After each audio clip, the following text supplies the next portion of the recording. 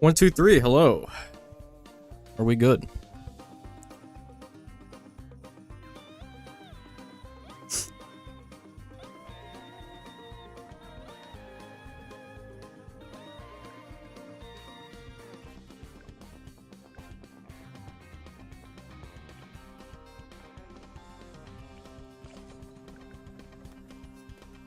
Let's wait a couple minutes here.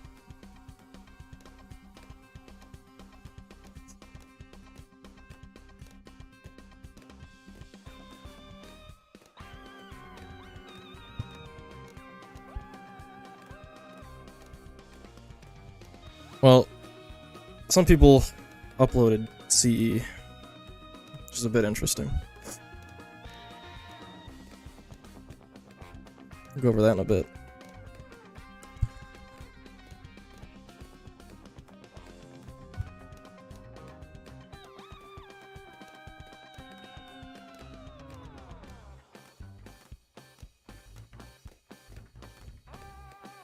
This is what the game's all about right here.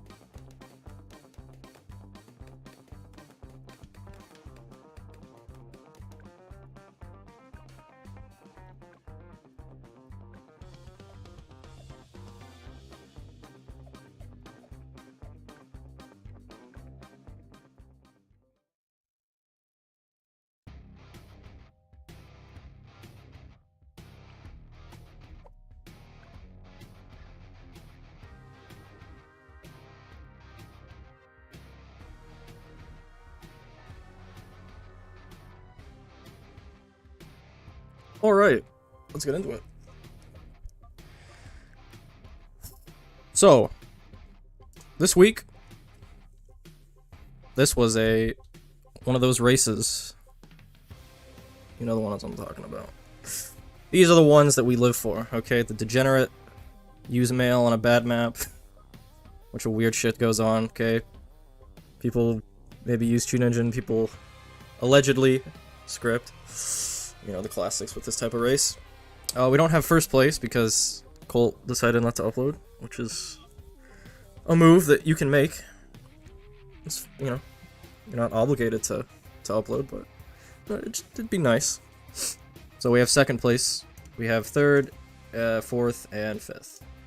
And this is a split in half. 55-8-6 second, 59 third.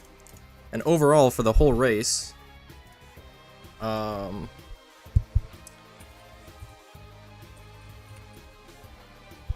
not gonna be able to find this, am I? Someone link me the Mindcool thing. The, you know the one? Whatever. We'll get to that later. Okay. So let's just take a gander at second here by Tyler.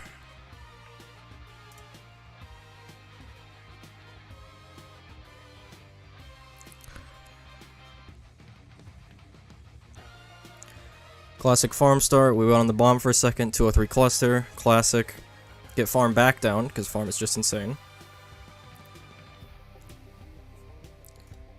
We got the cross path on this, right? Yeah, we did, okay.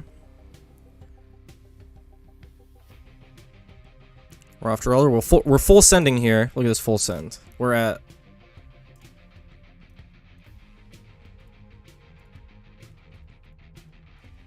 about a 20.3 full send.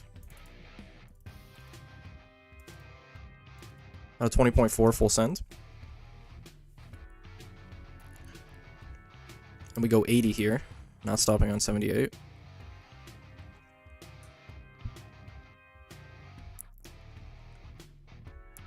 Alright, let's see the micro. Boom. Couple things I'd like to see changed here, but we'll go over that. And after this Spirit Cell, we've pretty much won the game. We've stabilized about here. Technically, we have this top right fortified that we have to deal with, but past this, we've stabilized. And now the game's basically over.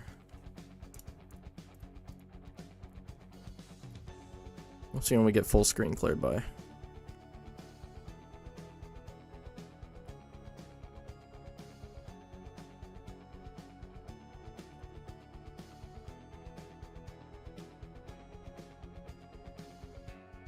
Alright. A little time to spare.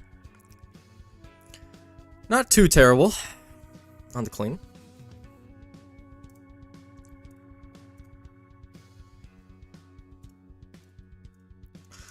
Alright, let's just dive in.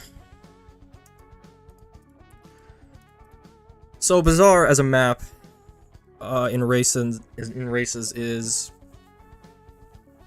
probably on the lower end of good maps. We have the classic double exit on the opposite side of the map, so you have balloons that are simultaneously exiting here and exiting here. What that means for the full send is, obviously you're not gonna split your towers, because in races most of the time that's not good. You want like one centralized hub where shit's happening. And this is naturally, I mean, it's in the middle here, right? So, the cluster is here, because it's the middle, right? I was experimenting with cluster here, to possibly get a little more AoE on these turns, but in the end, saving lives by having it as centralized as possible is better than getting a little bit more coverage on these bends, right? And then obviously we have to put mail here. Well, we put mail here for a couple reasons. Actually, I'll get to that later.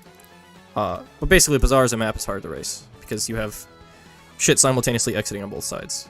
And also, a huge part of races is snowballing in the early game off of a start, right? So most of the time, what are we starting with? Maybe we're starting with a Spolt, maybe we're starting with the Ace, right? Maybe we're starting with Ice, 0-0, right? The problem with Bazaar is that most of these aren't great because the map is split, right? So like, where are you putting Spolt? Like, Ace is still fine if we have to like micro it, but it's not ideal, right? Like, we're missing a bunch of shit over here. Ice, we have to split up, right? Like, you have to, like, double ice here, or you, like, mortar micro. So the start on this map is pretty rough, even if you have MK for, like, our regular start towers, right? But thankfully, in this race, at least, we do start with enough money for farm, which actually, I mean, obviously, starting with farm in any race is going to help a bunch, but especially in this, it just excels early game a lot, because we immediately get that 203 bomb.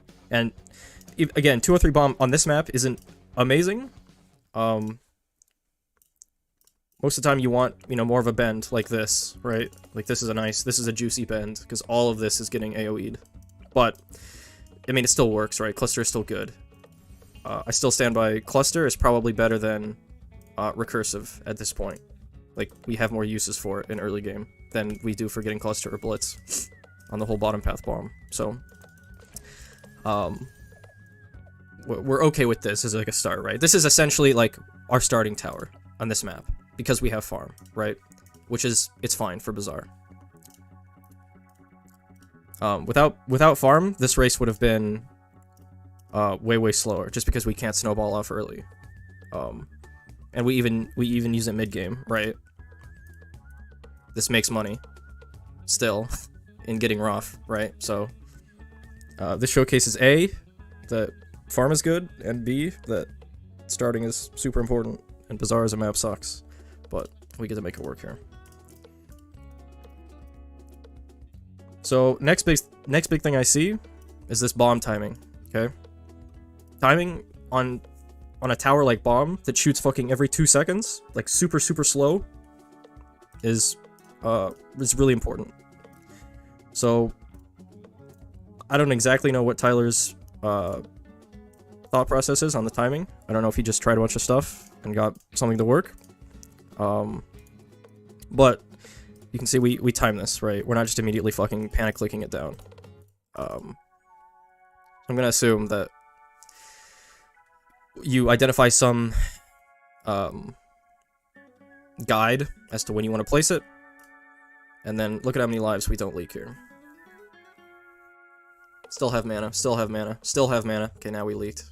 But, I mean, 174. Boom. Another thing here, look at this. Mana Shield, as an MK, is insane. Because you don't have 200 lives. We have effectively probably 275 lives here, if not more. Maybe 300. You'd have to go through and actually look at it. But, if we look at how much we actually leak here, right? We're leaking, but we're sending it at the same time. So we're sending, still leaking and sending, right? It's a constant leak-send battle with this Mana Shield. So now with the full send here, we're leaking all this shit up top. Boom, still leaking, still getting mana, still getting mana, still getting mana, still leaking. The amount of effective lives we have from Mana Shield is a lot more than you think. And this isn't even, like, we're not really sending based on Mana Shield. Like, we're just sending because we have to send early, right? It's just, we get the added bonus of having Mana Shield. Timing was to afford 203 bomb shot early. Yes, I also saw that it's very tight with this timing. You get bomb down, boom, explosion. So this is second explosion right here, right? Explosion. Second explosion fully. This is timing that is important, right? Every little life counts, and this cluster needs to be 203, not just 103, right? We need to maximize stuff here. Boom. That saves lives right there. Okay, we go back to farm, because even at this point, farm still makes money. It's worth it. I didn't check the equivalence of 100 versus 002. I'm assuming some people did that, and they found 002 was better, but I'd be interested to see. Because of that sellback. Okay, let's just talk about, like, round timings here for just a second. So we sent round 31. I'm gonna assume... Well, actually, I played it. And round 32 was a bit rough. So... I mean, again, you go to as much as possible without leaking a shit ton. I think you probably could go 32 here, but you would leak way more than would be beneficial to you. Like, yeah, you send out 32 earlier, but you're also losing a fuck ton of lives, right? So we strike the perfect balance at 31.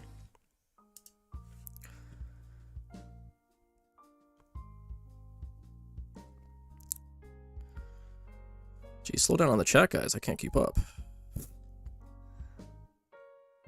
We're just gonna assume that none of that matters. Okay. Assume 100 doesn't pay off. Use 022? True. Alright, where were we? So we're sending 31 here, okay? Now the next send we do is 40, or 50, excuse me.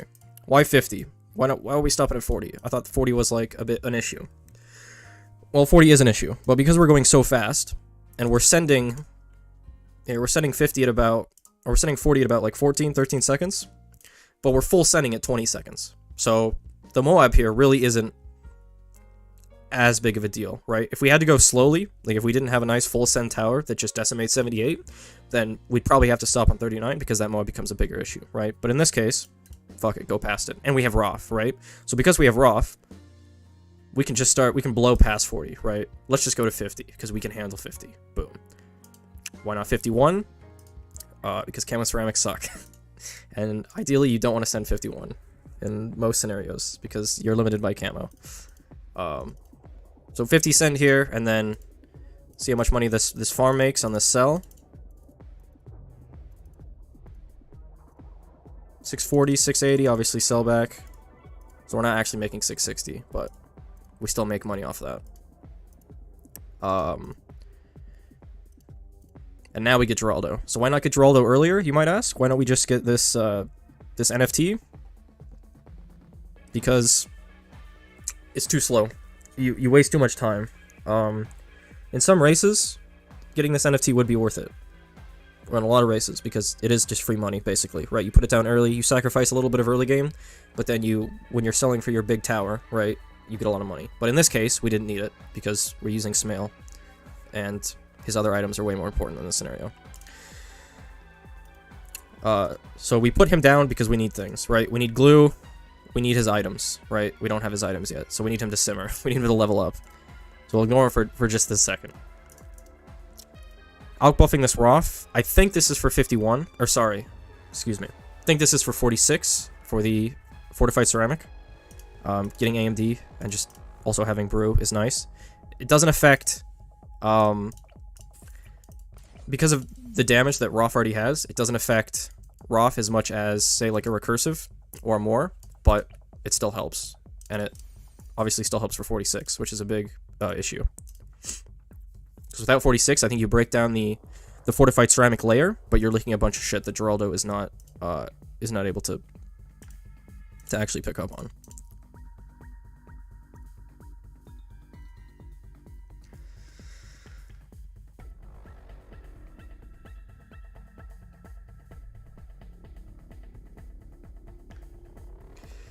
Can't NFT still pay off in a few seconds with rot ending rounds? I feel like most of the times I ever tried NFT, I put it down, and shit it takes so long for it to recoup. Like, I just watch it, and like, no rounds end, nothing's happening. 2 rounds end, and it still fucking gives nothing. Like, you really have to let NFT simmer. For a while. Yeah, it's based off the, yeah, so that's why it's... You really have to let it simmer. Again, it could be useful. Like, we've used it in races before, but it's somewhat specific. If we have to go into, like, Solver immediately, Solver is a pretty expensive tower compared to something like U-Jug or SMael on the price difference, right? We might need that bump from NFT, right? If we have no intermediate tower to get to, like, a Solver race, right? Like, we have to get Solvered. We have no U-Jug, we have no SMael, right? So we might need that boost from NFT to get Solver. But in this case, we have SMael. And NFT is just not, it's not doing enough for us here to be worth it.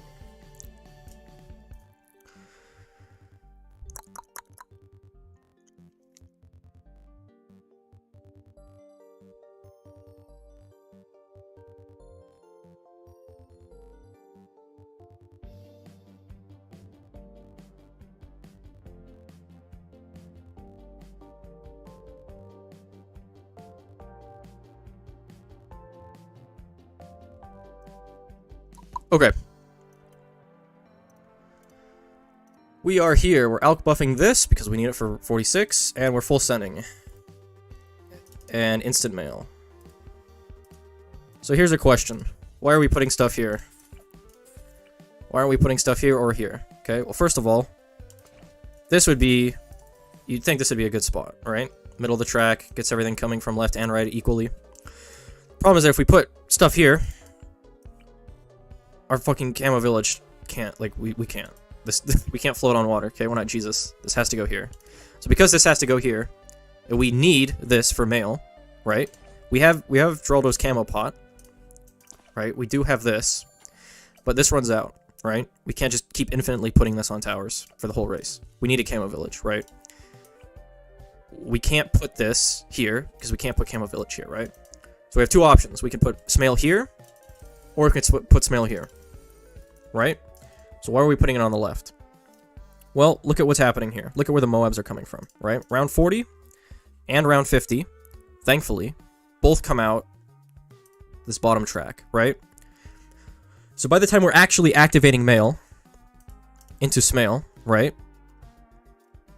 Look at where the Moabs are. They're here, right? So let's imagine you're activating this here, right? And the fucking Moabs are all the way over here, right? We're gonna tickle them. We're tickling them here, right? We have to have so much more effort in order to pop these down. We have to get like a Roth. Maybe you have to get down like an OD, right? So the Moabs here suck, right? By putting mail here, these don't become issues, right? Decimated. And obviously, we don't really have Moabs up here, right? We have a bunch of camos, but we don't have Moabs up there. So that's why we do left instead of right SMael in this particular scenario.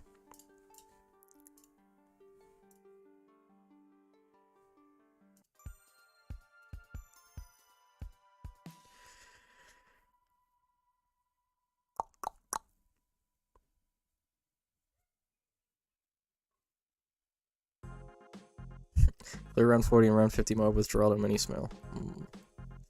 If I had CE...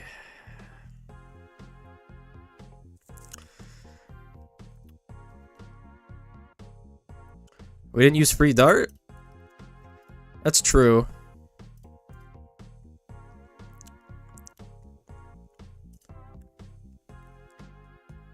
I probably still would have put it down. It's a bit of a chore because you're actually just immediately selling it. Like, we place this and we'd have to immediately sell it. We have like 7 seconds worth of value on the start, which, I mean, we still get pops out of it, right? Still technically there, but on this race it's not too big of a deal. Like 8-second dart, it's doing something, you know, but it's not. I don't think it's gonna be the game changer, but something to look out for. Okay, so we have male positioning on left side. We're gonna AMD this twice. I think this is fine. We have Roth. We have, yeah. We don't need to 4-stack this AMD. I don't think 2-stack is fine. 1 sell 2. Okay, Geraldo's items. Let's just go over Geraldo because he's good. He's good. He's a good race hero. In my opinion, probably the second best race hero. It's between him and Ben for me. Not quite sure who I would favor over, but I'm pretty sure I'm gonna favor Geraldo here. For a lot of reasons. With Gwen, it's pretty simple. You have level 3, and it's insane, right? That's Gwen's reasoning. For Geraldo, a lot more nuanced, okay? Number 1, he's an item hero, right? We have a bunch of shit that we have to do. So, on their own, these aren't great. But together, right, because we have all of these at once, on one hero, in one race, no, Gwen is the best race hero. And then there's a steep drop-off, and then, maybe not steep, but there's a slight drop-off with Ben and Geraldo.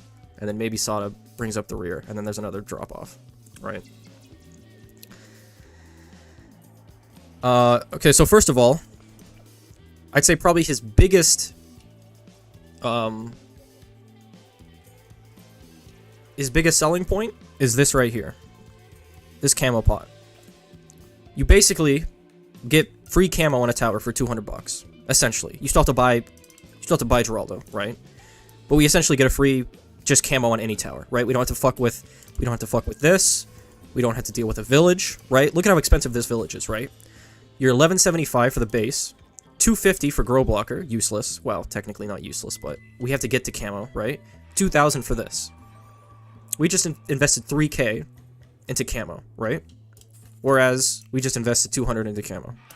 Boom.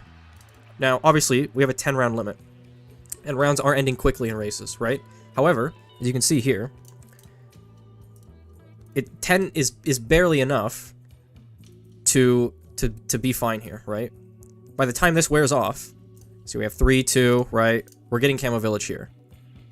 So it's actually pretty perfect timing. Boom, camo village, right?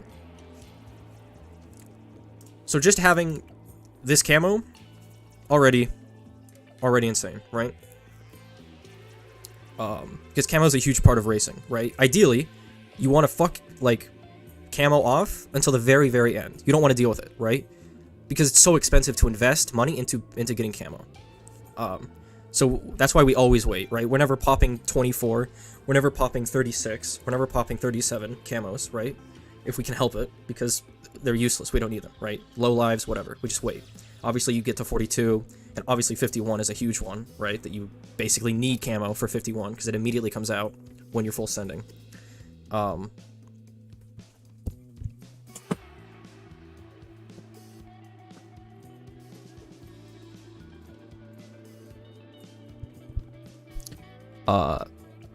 So that's why we have camo here. Number 2. Numero dos, okay? Glue. Now, glue doesn't have insane pierce, right? Like, you can put it down, and it will somewhat get quickly overwhelmed, right? What makes glue good is that glue also sees camo. So we have a lot of camo-centric focus things here, right? So glue also slows camo. So you can see here, we can wait so long to put to put camo on anything, because look at all these camos that are getting glued. Look at this. Right? So we're not using glue to slow the entirety of the wave, right? Because we kind of have Roth here as a buffer. So Roth is popping everything early, right? The early full send that we do. And it's leaving camos, right? So we're basically leaving every camo all the pierce that's on this glue to be exclusively used on this. Right? Boom. Still camo. And it's still going, right? We've used mail. Still glue is here, right? Honestly, you could probably put glue even further up. Because I'm seeing this right here. That's why glue is good. Every camo is slowed. And even if you have a race where camos aren't an issue, it still helps, right? You basically have 3 glues. All that pierce being used up. It's just stuff is being slowed, right? And obviously slowing stuff in races, you just get that extra 0.3, 0.2, 0.5 seconds of time, which is huge in top 3 runs. Next, Jar of Pickles. Versatile. We use it on Jungle's Bounty. You could use it on Recursive if you wanted. We use it on SMael. Low damage towers, obviously, because if you're using this on some shit like Roth, it's just going to be a nerf, right? Because we already do so much damage. I mean, you could even do... I've never seen this, but you could do some weird tech where you do, like a Blade Shooter early, and then pickle it. And there's some applications to that in races. Yeah, his pickle is also very good. Just +1 damage.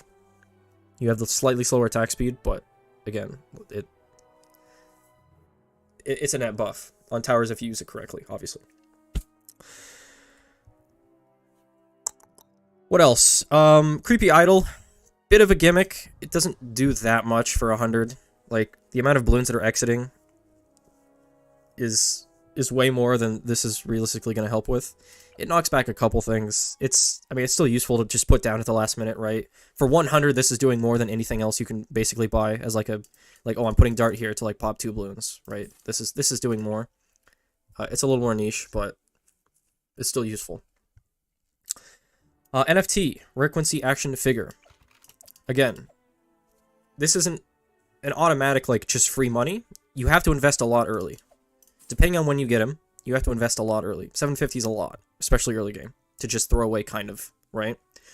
With a hero like Ben that also gives you money, you're immediately getting that return on investment, right? You're immediately getting end of rounds, and he's basically paid off instantly. With this 750, you've dumped this in the world, and it has to simmer for a long time, right? Rounds have to end, earliest rounds have to end, and if that's not happening, it's worthless, right? So it doesn't make more money than Ben usually, because the immediate return on investment we get in Ben makes us snowball harder, right? Versus like bosses where Geraldo will like out farm Ben because Geraldo, right? But in races that's not the same. Ben still out farms Geraldo by a lot, but it's still useful. If we need to use a tower, right, like Solver. And we have no intermediary towers. We have no Roth. We have no, like, recursives we can spam. To get to this, we have no U-Jug, right? We might have to take early game a bit slower, right? Pop him down, let him simmer for a bit, and then by the time when this has, what, 7, 8, 9k on it, boom, sell, and suddenly we can easily afford Solver, right? So it's race dependent, right? Obviously this race, we're not using it because of the nature of the race. We didn't have to. It's too fast, and we have SMael, which goes into Mail, or Mail which goes into SMael, which is super nice. We don't really need like any intermediary towers for that, right? What are we talking about here? Jesus Christ. A lot of question marks here. Ben outfarms Jerry early game and bosses. How much of that is the first couple rounds though, right? I assume once you hit the 30 mark, you're leapfrogging what Ben made you early, right? I mean, I don't know. I do bosses. I watch boss runs, but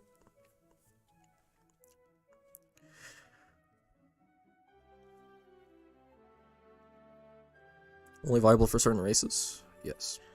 What are we talking about here?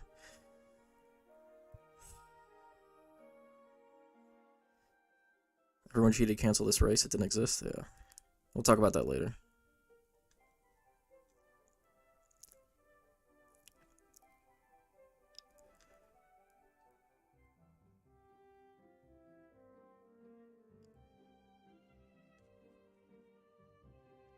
It's only after fertilizer the Geraldo farm's been. Okay, that makes sense. So I'm assuming that's like 50, right? 51, 52, you're getting your 520 farm.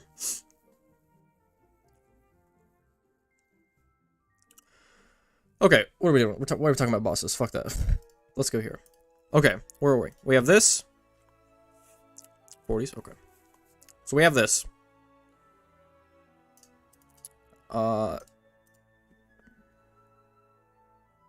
So I like to use the term stabilization in races. Okay, what is stabilization? Basically, you have your early game, right? And everything early game is leading up to your full send. So this is still early game. This is all early game right here, okay? Now we've approached, this is mid game, okay? We've transitioned from early game to mid game. Why? Because we've started the full send, right? Mid game is surviving the full send, right? Early game is make money enough to be able to full send, right? That's the entirety of early game. Mid game is survive the full send, right? So this is still mid game. And I would classify late game, or stabilizing, as you have survived the full send and you can't die, but the race now transitions into clean, right? It's now no longer about survival, it's about clean. So even though we have SMael here, right? We're not done. We're not late game. This is still very much mid game because we have to stabilize, right? There's a bunch of shit happening. Stuff is leaking. We need to start mail chaining, right? We need to do a bunch of stuff here. So these are crucial moments, right? Just because you have SMael, the race is not over, right? At all. So the first thing we should do is get camo on this village. Because this camo pot's about to run out, and we need some camo ASAP, right? So I like this. This is fine. Boom. Okay? Next.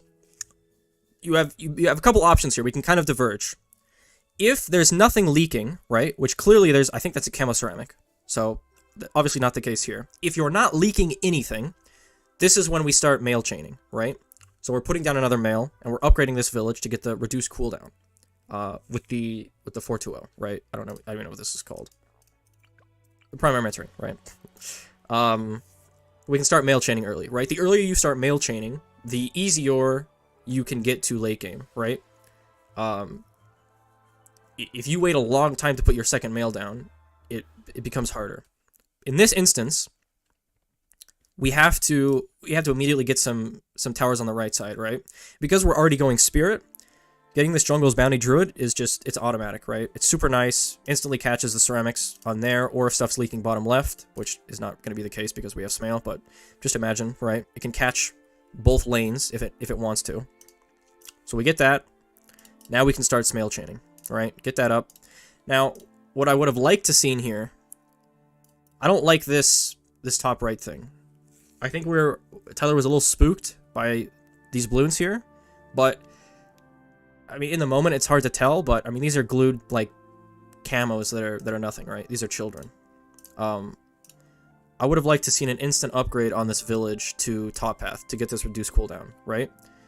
It's not much. I think it's about 10% for primary abilities, but the earlier you get that, the easier the second SMael is, right? There's less panicking. It's better. So obviously, if there's a shit ton of stuff leaking here still, even with this druid, I would be inclined to get something. But in this instance, I don't think it was necessary. I would have liked to seen this village upgrade. So here, right? If we got this village, we're basically almost using SMael right now, right? But instead, we have to wait a little bit here, and now we have to. Right, stuff is leaking down here. We gotta get a Roth here, which is fine. Like, you might still want a Roth here, just because, right? It's better to be safe than sorry, right? Over-defending is fine in this scenario. So again, we get Roth here, right? And this is still fine, like, we're still cleaning. Because after this, we only have to SMael chain once. We sell everything. And we get this. Now, I did see this fortified Moab over here. It's a bit scary. I think if we got SMael up a fraction of a second earlier, this would be less of a problem, but obviously it's a problem now. He goes Jug Alked, which is interesting, because you assume that the Moab has really low health, because, I mean, it did just get SMaeled, right? And And what's nice about this is it still does okay-ish damage to the Moab if we have an Alk buff. I mean, it's not going to do a whole lot, right? But we assume it's super low, and we have this knockback tech, right? So we kind of knock back balloons. Now, obviously, we also have Druid, which is... We have Spirit Druid, right? Spirit Vine attack, which is buffed from Drogo's Bounty. So that wipes the floor, right? But I think this is a nice safe tech. I like this. This is fine. And now we've stabilized. So at this moment, we basically can't die. In theory, like, we're pretty fine. We have almost no vines here on this bottom track, but we're essentially fine. Okay? So now, at this point, we've transitioned from mid-game to late game, right? We've stabilized, everything's fine. Now everything is about clean, right? Now, in this particular race, it's not super difficult because it's a round 78 race, and round 78 is super long. So in this instance, most of this game is early and mid game, right? Those are the two big factors on this race. Now, some races are different. Some races, it's late game is really important, early game maybe not so much. Some races, mid game isn't important, and early game and late game are really important, right? It just depends on the race. Usually, most of the time on round 78 races, it is heavy emphasis on early and mid game, and after you've stabilized, it's fairly easy. It's a walk in the park. I would have liked to seen a town on this village. We start cleaning a bit early, I think. I mean, again, it's round 78. It doesn't really matter. Maybe could have put down like a marketplace too, just an 023, recoup a little bit of money. Again, it's so little from that it's not a big deal. But I would have liked to at least seen a town here.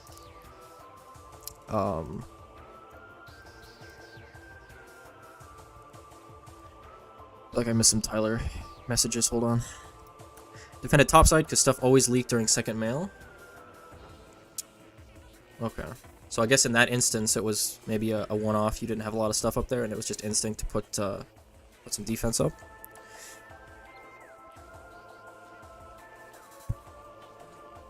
Ring of Fire is an index joke and recursive is a good race tower. I don't know about that one. Is that a real message? Are we doing some baiting here?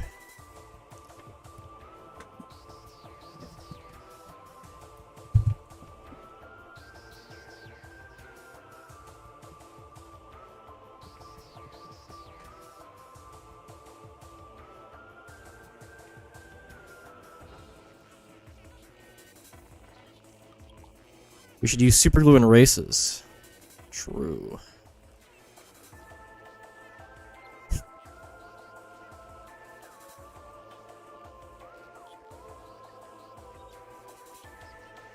Okay. So, yeah, we've stabilized here. There's not much to talk about past this. I mean, the game is just over. We do big trap, and then we have vines from Spirit. Apparently he lost 0.06 seconds here to clean.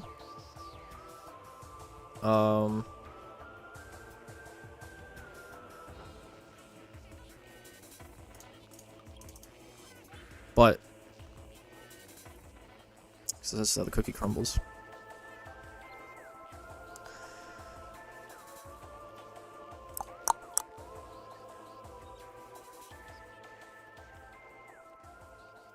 All right. So that was first place. Overall, I liked it. A couple things maybe you could maybe say could be improved, but it's a nice run. I like the lives here. We're not like at 2 lives, right?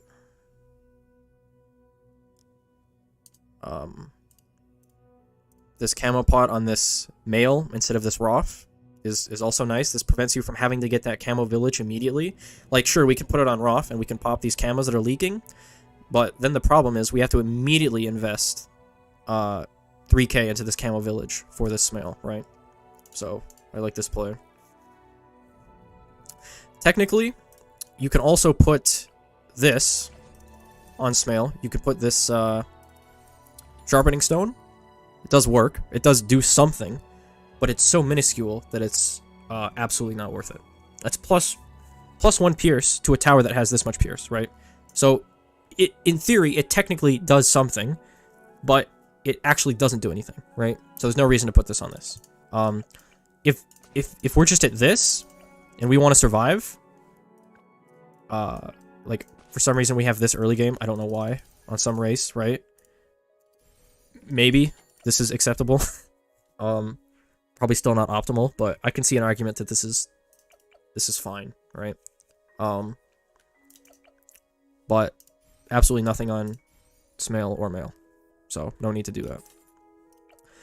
Are there any other Geraldo items that are... Oh, I guess I can continue talking about why he's the second best hero. I feel like I got off on a tangent on something else before I was done.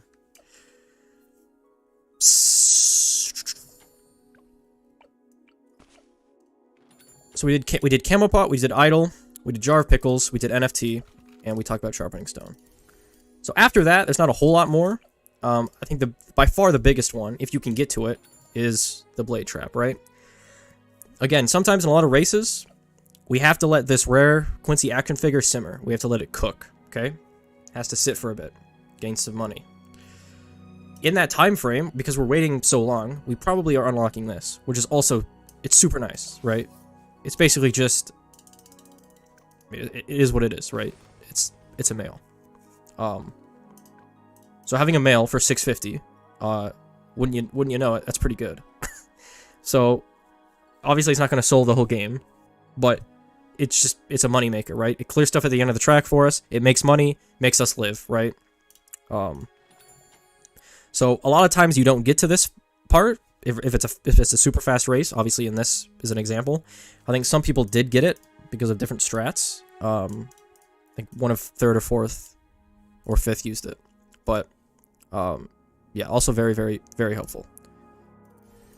Past that is not a whole lot left. We're not really fertilizing anything. Jerry's Fire we're not doing much with. The best thing I can see here is Rejuve. So on races where we have kind of tight clean, this can be super helpful. Rarely. For some ability towers, I actually can't even think of any right now. I mean, maybe you can double GZ.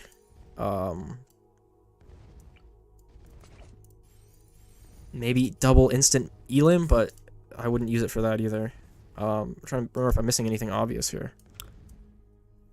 I think it's mainly just for SAR GZ having that instantly up if your clean is super tight. And then past that, it's, yeah, there's nothing much here. We don't get to use most of these level 20 items because we don't get level 20, or not necessarily level 20, but higher levels, right? Like, yeah, Sharpening Stone is good, but the game is over by the time we get this, right? We don't use Paragon Totems, like any of this, right? So, yeah, but I'd still say easy second place, tied maybe-ish with Ben. I'd have to think about that, but basically second best race hero.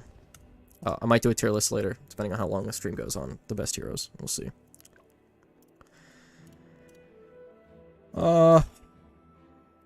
Okay, so that was first place. Or, excuse me, that was second place. First place did not upload, but it was basically... I want to assume it's probably the same. But I'd be curious if Colt could say, or upload, what he did.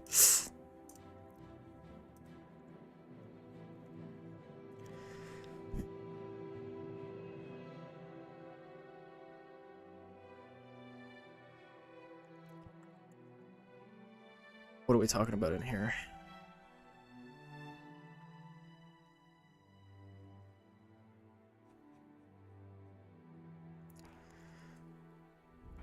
First place has a different strat. Ooh, classic.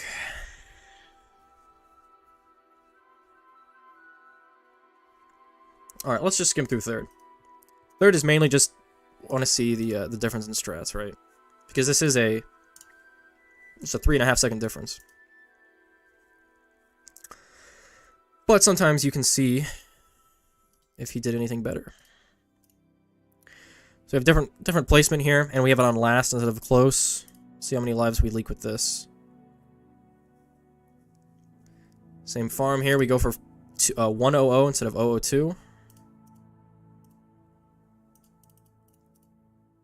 Stop at 45, so apparently 46 was a big issue here.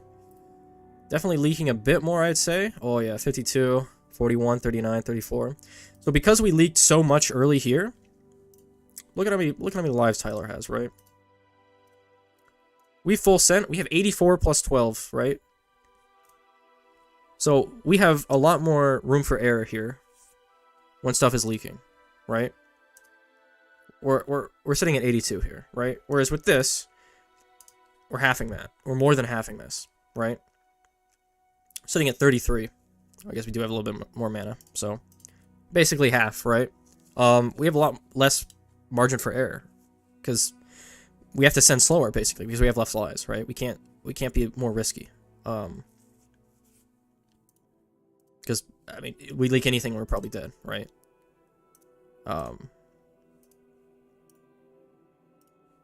This Moab is interesting.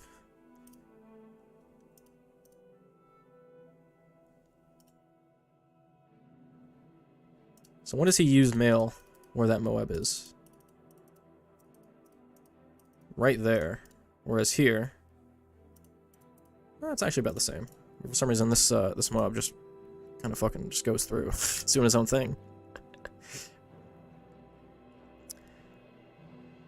I like that trap. So what you could do here is like put a whole ass Roth or like an OD. But that's a lot of investment on this just one Moab, right? So let's play it smart and let's just assume, or maybe a little bit risky, right? But let's assume that this SMael, right, is going to kill this Moab, right? Basically, we just have to deal with the ceramics. And the easiest way to do that is just pop a trap down. And when you pop a trap down, you can immediately sell the NG after. So you basically have your money's worth, right? Like immediately back. It's not sitting here on a raw for an overdrive, right?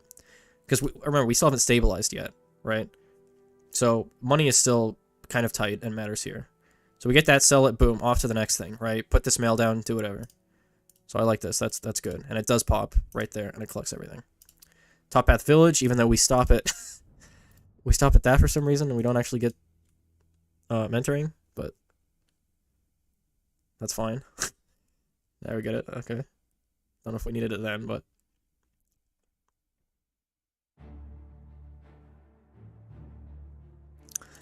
and now we've stabilized here. Technically, we might. Yeah, I mean, you could put a Roth up there. That's fine. I like this. I like town. I like city. All good stuff. All good stuff. Mailing that. Okay, never mind. Getting OD.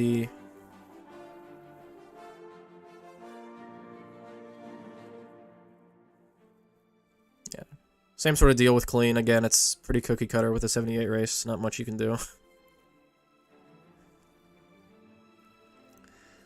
I like the use of Geraldo's SMaels here. I think that's nice.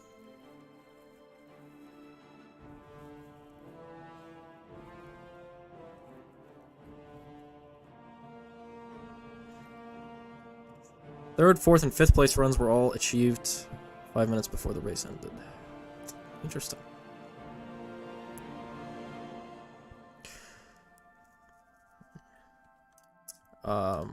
Now some people might call that sniping, but that's not sniping. Okay, sniping. You can't even snipe anymore. Okay. Back in my day, you physically waited till the end of the race and then submitted your time. Okay, you couldn't even see that shit. Okay, that was sniping. Taking someone's third place 2 minutes before the race ends. That's not sniping. Okay. That's you tried and you got a better time, alright? The race isn't over until it's over, alright? Technically, you could get a run where you've looked at your splits and you're 0.5 seconds ahead, right? Of third, if you're on fourth. And you could sit on that run until the race ends and then submit that run.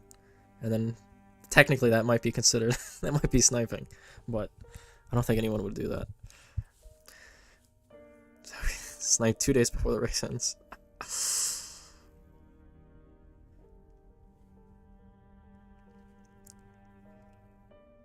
That's what I was talking about in my my last live stream, was just because you're first for the first 4 days doesn't mean diddly squat, right?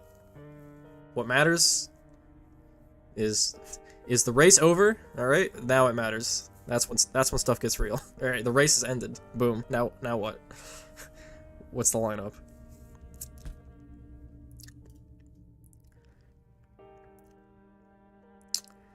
And that's clean. Okay. So that was pretty... I mean, I don't know what else to say about this. Like, we do some stuff differently. I'd probably consider this a worse bomb spot, considering what I saw from Tyler. We get 100 instead of 002. We don't send 50 immediately. We stop on this 45. Kind of have to do this really interesting 023 dart. But I like to see some of this stuff, right? It's a different strat. It's not just the same. It's not just the same as first and second, right?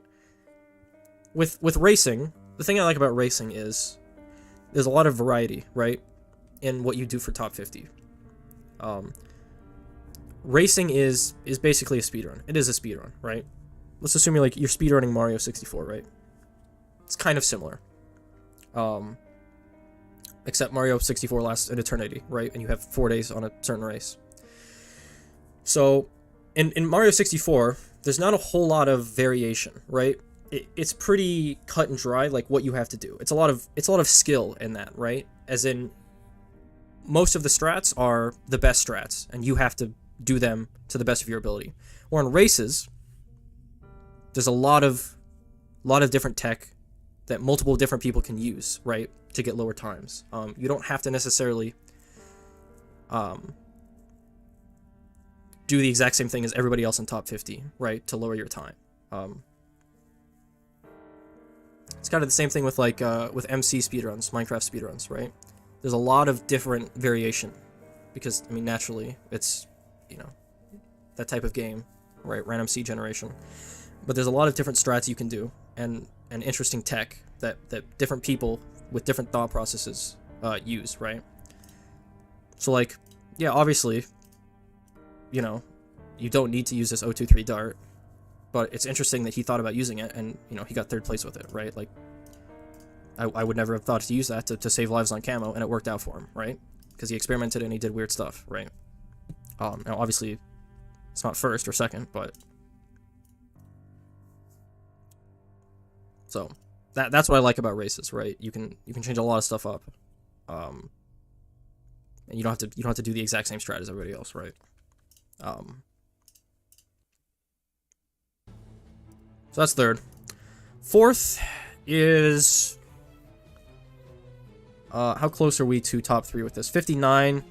They're about 2 seconds off, so this wasn't really... I don't know if this was like an actually trying to get top 3 time or just let's get a top 5 time from ZT. Last bomb here again. Bottom path send, just to 49, no 50. So basically sort of the same stuff. It's just we send faster for the lower times. The no bro was submitting, okay. So did we camo potted on this Roth, okay. So that's a difference. I'll buff that. Send mail. Glue in roughly the same spot. Yeah, we have to get that early camo village for that. And then sell it and then get this back.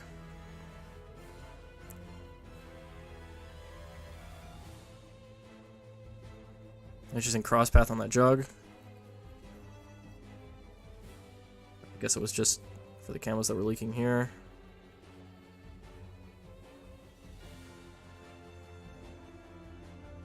That's a bit scary. So in this scenario, obviously you can't just put a fucking trap down because the Moab is still it exists, right? Like you have to pop this Moab and you have to hope that Spirit is grabbing it correctly. So OD is fine here. We just want to pop this down as fast as possible and let the vines clean up, right? Apparently there was some shit where it's like instantly sending. I don't know, dog. Just this questionable 80 send here. Like a 0.2 second time difference. I guess I could go into the scripting and cheat engine allegations part of the stream. Alright.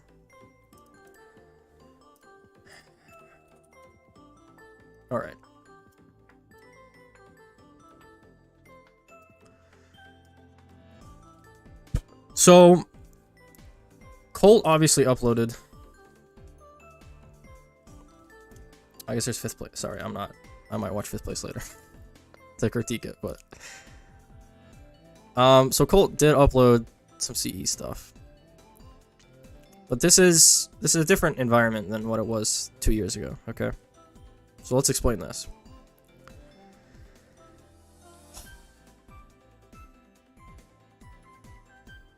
Am I blind? No. Okay, so here's the thing. This is my stance. Okay. Cheat engine is not inherently immoral, and it's not inherently like the devil, right? Back in the day, you could use cheat engine on a race, and it would submit a time, and they couldn't detect it. That was obviously a no-no. That was pretty bad. That was pretty fucked up, right? That's obviously, I mean, that literally just destroys the entire integrity of racing. When you can slow to that precise of a degree, right? Fast forward to today, in today's landscape, you can't submit cheat engine runs, right? Or you can, but it doesn't actually submit to your account, right? You get flagged, whatever, yada yada yada, right? But you can still use cheat engine as a tool to aid in a race, right? So here's my stance on that. I think it's cool to see tasks in games, in speedruns, right? For those of you who don't know, tool-assisted speedruns, right? Basically, you use a bunch of shit to your advantage, and you meticulously use tools, external tools, to go as fast as possible, right? In any speedrun, in any game, right? That maybe humans can't replicate. That's not inherently wrong. It's super cool to see that, right? It's super cool to see how low something can theoretically go, right?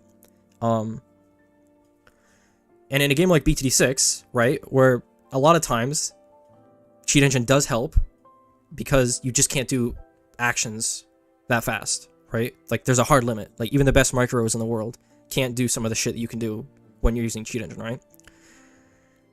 So if you're in a position where you're not going for top 3, maybe you've already submitted a top 50 run, you're using an alt, and you're not sharing this information with anybody else, I think using cheat engine on a race to just see how low it can go is fine. That's fine. I'm totally okay with that.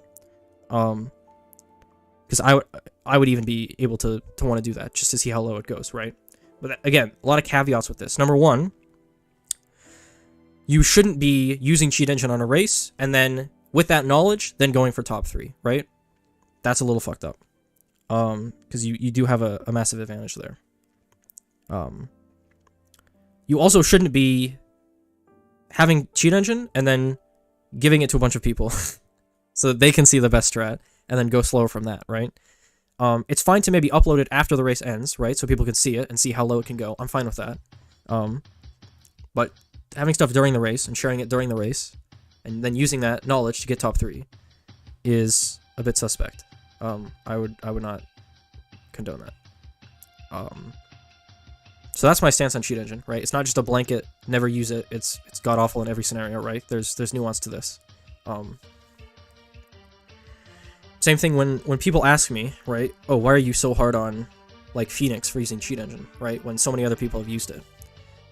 It's not that he used it, it's that he got called out and then refused to admit that he actually used it, right? And then deleted the video, and then deleted other videos that showed him slowing, right?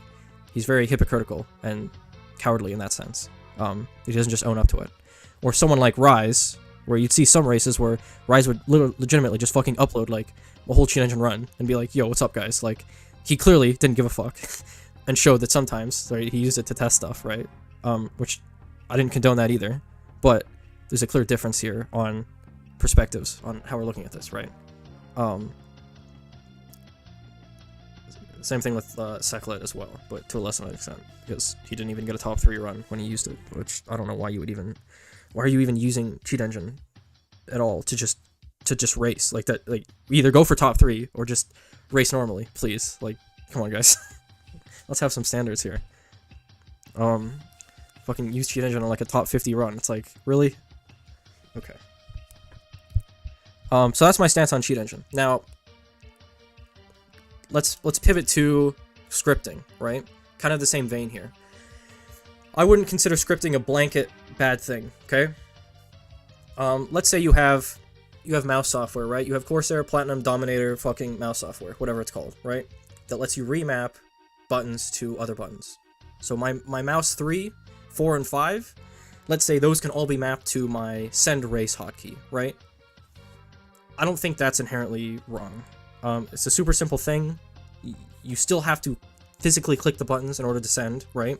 Or do any action. It doesn't just have to be sending. Maybe it could be selling, right? That sort of stuff is fine. I'm okay with that. There's nothing wrong with that. What does become an issue is if you start scripting massively, degenerately, right?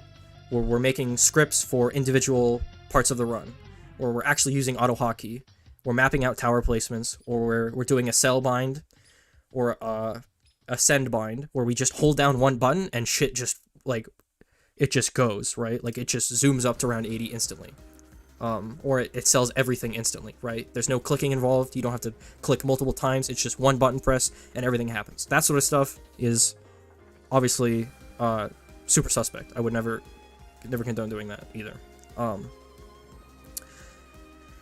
So again, there's two sides to it, right? This scripting, technically, quote unquote, with like mouse software, right? Macroing, I guess you could say. I guess there maybe is a difference, like macroing versus scripting, isn't inherently bad. But when we start getting into scripting, that's bad, right? Because now you do have an advantage over everybody else. Like if you had Cheat Engine, right?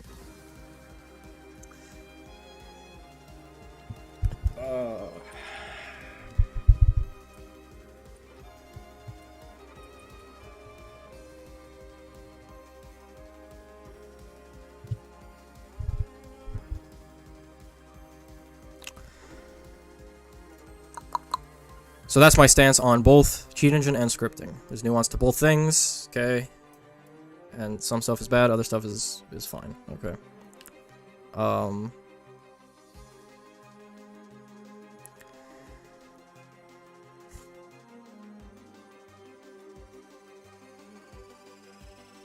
So again, obviously my stance would be different back in the day, because back in the day you could use Cheat Engine to actually submit runs, so that it was a lot more hairy, right? It was a lot more a taboo of a subject. But nowadays, right, it's pretty clear that, I mean, most people know what Cheat Engine is. They know it's kind of fucked up, but you can't submit times with it, right? So at least that part's okay.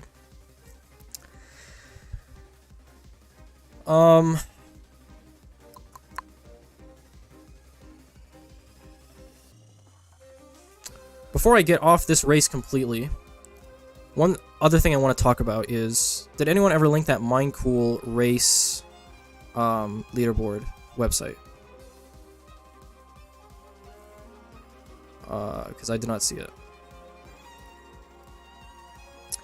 Did you ever use CE for a top 3 run? I have never, and I'm proud of it, I've never touched CE in my life. I think maybe I touched it on my old laptop once for, fuck, what was it? Schwax was bitching about something, and I had to make like a whole new alt account just to use it to do some shit. I don't even know if it was 4 races. It might have been for like late game or something. But I've never used it on a top 3 run. The most that I've ever done that's degenerate is we're all in this together, race like 40 something. I massively natural slowed by taking my GPU out of my PC. It was a Seclet vid thing. Yeah. Okay. To demo the Cheat Engine. So I had to download it to like fucking demo it. To see if it matched up. Yeah, the most I've ever done is natural lagged on deliberately one race on we're all in this together. and then kind of pseudo, because my laptop is not amazing, but I use my laptop for some races that, yes, were a little bit slower, I will admit that. Definitely was not the full 60 FPS experience.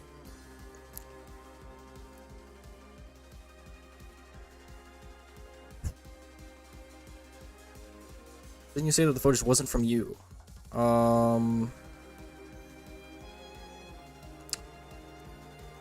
Was it Schwack's footage? Did I say it was from Schwack's? I definitely downloaded it for something, but it might not have been for that then. Maybe that was Schwack's footage. You'd have to look at the. You have to go back and look at the video. I might have said it was Schwack's footage. So then maybe I'd use it for something else.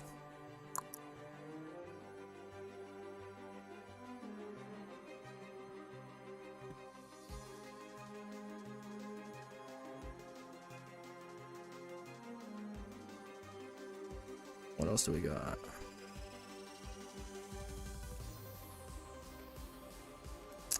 Okay, before we get off this race,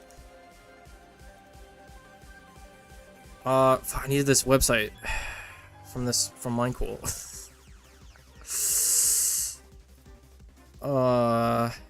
Where, I don't even know where to find it, where to look.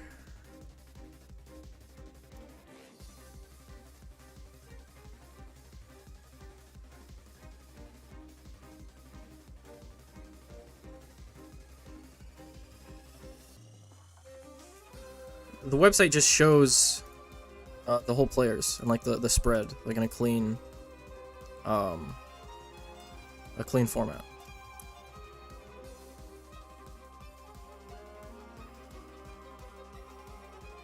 Opinions on race mod? So I don't know. I mean, it's whatever. Like at this point, fuck it. Just race on race mod for the whole thing and don't even spend money. I don't know. Technically you could do that, right? You don't even race on your main and you just practice on race mod, and then when you want to submit a time, you just then you do it on your main, right? And you save money that way, or race passes, right? I mean, I kind of want to say that's unethical, but at the same time, like, holy shit, the amount of monkey money you have to spend on a race if you're going for top 3 and being forced into race pass is... It almost makes me want to say that it's okay to do that, but I won't. But, I mean, I'm not gonna berate you for doing it.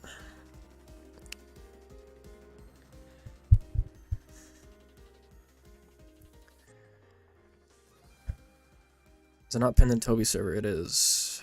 Okay. Pins. Live website? Oh, yes. Okay. So on this race, 155 was first place, alright? Top 50 was 225. That's a large spread, okay? That's a large spread. 30 seconds. So, why is it so big? Well, number one, YouTube strats were not exactly fast, per se. I think the fastest public YouTube was... Well, let's ignore Colts for a second. Because, yeah. Maybe Salo's 204 here. This race, again, super micro-intensive. A lot of shit happening, right? Top 50 people are kind of more based on strat than micro. So giving them a race like this, there's gonna be a wide variance, right? There's a lot of selling, there's a lot of timing, you leak a lot, maybe a bit of RNG.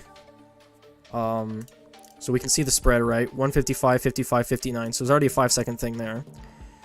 We get some 01s, some 02s, some 3s, 4, 5. And then it really starts picking up the spread here. I mean, just from here to here is roughly 4 seconds, 5 seconds, right?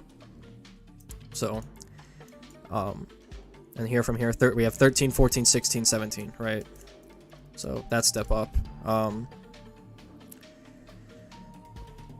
I do kind of feel like there's a split in top 50 for this race at least. There's 3 splits. There's the people that actually tried for top 3. Maybe I could just... Honestly, I might just say these 2, because there is a gap here. But we'll say maybe these 4 or 5, right? Then there's the people who tried to have a respectable top 50 time, right? Maybe down to... maybe here, 12 or 13. And then this is just, fuck it, I want to get top 50. Like, can I try to get top 50? Because there's a massive spread here. So, maybe around ISAB we'll cut it off and say that most of these people probably were just like, alright, let's see if we can get top 50, right? Whereas these people, it's like, okay, we can get top 50, let's just grind it down and get a decent time, right? So that's how I would categorize this race, or split it rather, to 3 different sections. I'm curious to see the spread from 50 to 100. So 100 we have 251 versus a 225. Let's maybe go 200. Here we have a 313. Fuck it, let's go all the way down to 1K. Here we have a 504. So out of 21,000 entries, top 1,000 being a 504. I mean, to put that in perspective, I mean, that's crazy. I don't know. Like, that's a lot of people getting, I don't want to say slow times, because, you know, like, compared to the average person, getting 5, 6, 7 minute times is still pretty fast, right? Because think about how many people are in this race getting 20, 30, 40 minute times, right? 21,000 people. And at 1K, we're already at 5 minutes, right? So we still have 26,000 to go, and we're already at 5. But obviously, you know, you see it tapers off at even here, right? We got 5 minutes, 01, 01, 01, 02, 2, 2, 2, 2, 2, 2, 2, 3. So it gets a little bit finer. So there are probably a lot of 5 and 6 and 7 minute times, right? But yeah.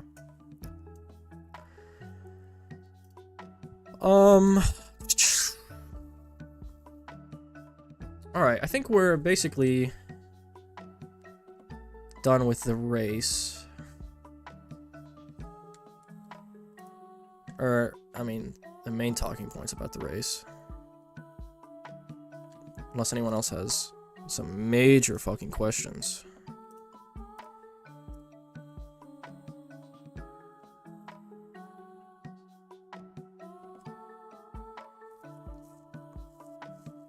I mean, I guess could look at the CE runs, the 57. Again, it's cool to see this, but not in a setting before the race.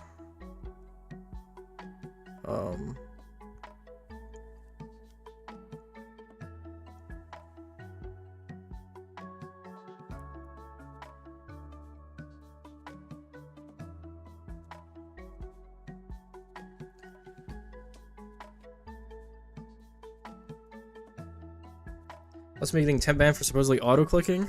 I mean, to me, this looks like it's a bind. Like, it doesn't look like you're clicking multiple keys. I don't know how the fuck I don't know why they would do that. Like, this is what they ban for? When they don't do anything else ever? But I mean, technically, it's a bit sus. I would probably call it, like, I'd probably say this is a hotkey. And not just like you have stuff remapped, right? But, I mean, even drag clicking, I don't know. They banned because Colt reported. Right. Will I do these more often? I mean, I want to do them every week. We'll see if I have the energy, time to keep doing them. Or if people still want me to keep doing them. What did Kalpus get? I don't fucking know. 67th? He's up there. He's a racer, okay.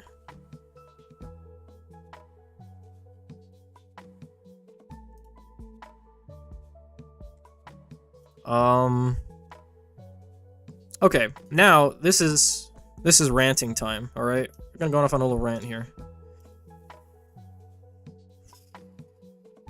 Game balance. Quick rant, okay? Quick rant. Game balance.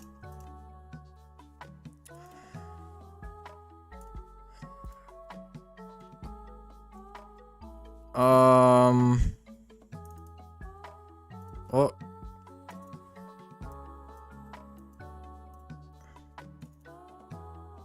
Where is this at?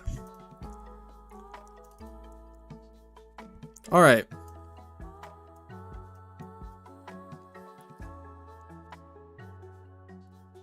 Nothing against smart person. I think he's a smart guy. But when it comes to races, I think his brain shuts off a little bit. Oh! Why did it just go away? Stop. Okay. So, a little background, right?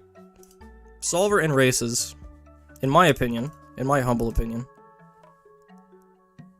super fucking insane. A little bit too good. A little bit overtuned, some would say, okay? There's not many towers I would say that about. In fact, probably it and Roth are the only two I would say currently in races are like overtuned, right? Too fucking good. Now, that's a very small sample, right? That's a small request. 2 towers that I'd been like, you know, maybe we could slightly change this to be less good in races, right? I'm in the thumbnail, but you haven't even exposed me for cheat engine? True. So, yeah. I consider 2 towers, right? That's not a lot. Out of every tower in the game, I'd say in races there's like 2 tower issues, right? Solver and Roth. Why is this not sandbox? Okay. My take on this is, well, fuck, I don't know how to do this. Okay, let's keep it simple. Game balance in BTD6 should primarily be focused around chimps, right?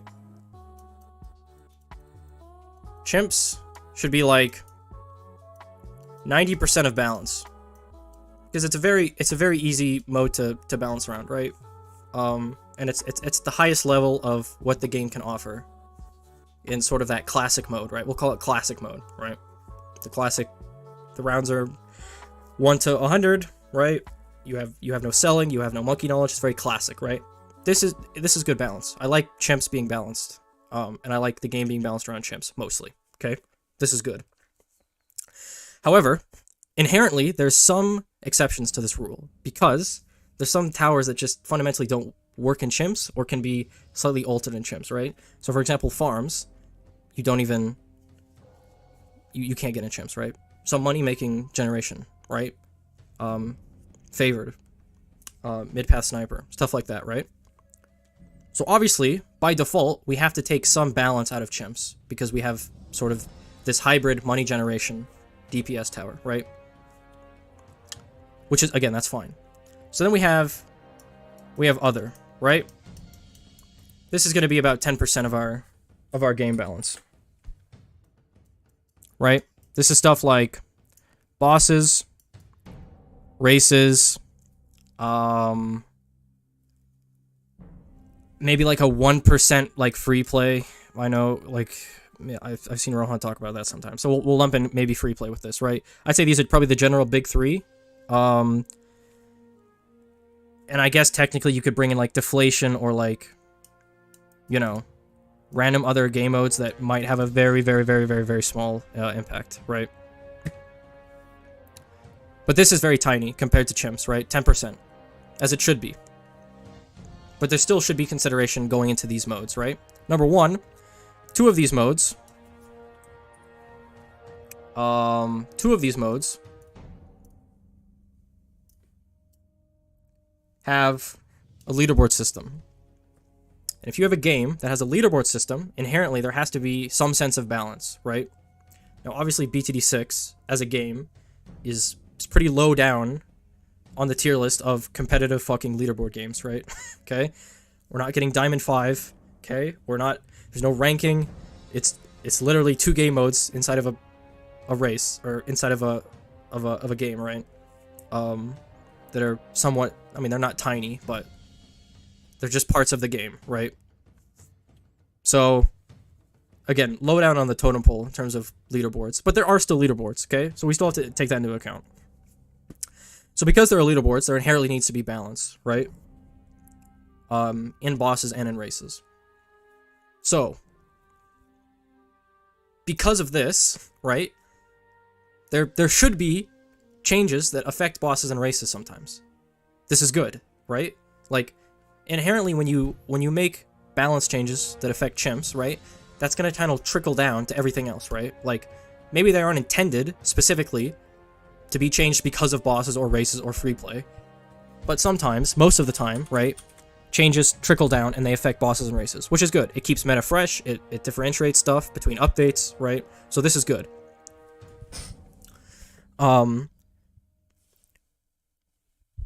This happens 90% of the time, right? Changes are made because of chimps, and then they trickle down to this, right? I think it's okay to sometimes have changes 10% or 5% of the time that are kind of focused towards bosses or races or free play. This is fine. These parts of the game exist, right? Not everything is chimps. It's a large part of it, I agree, but not everything needs to be fucking meticulously, like, dissected to be like, well, wait a minute, this has no effect in chimps. Do we really need to do this? It's like, okay, well, hold on.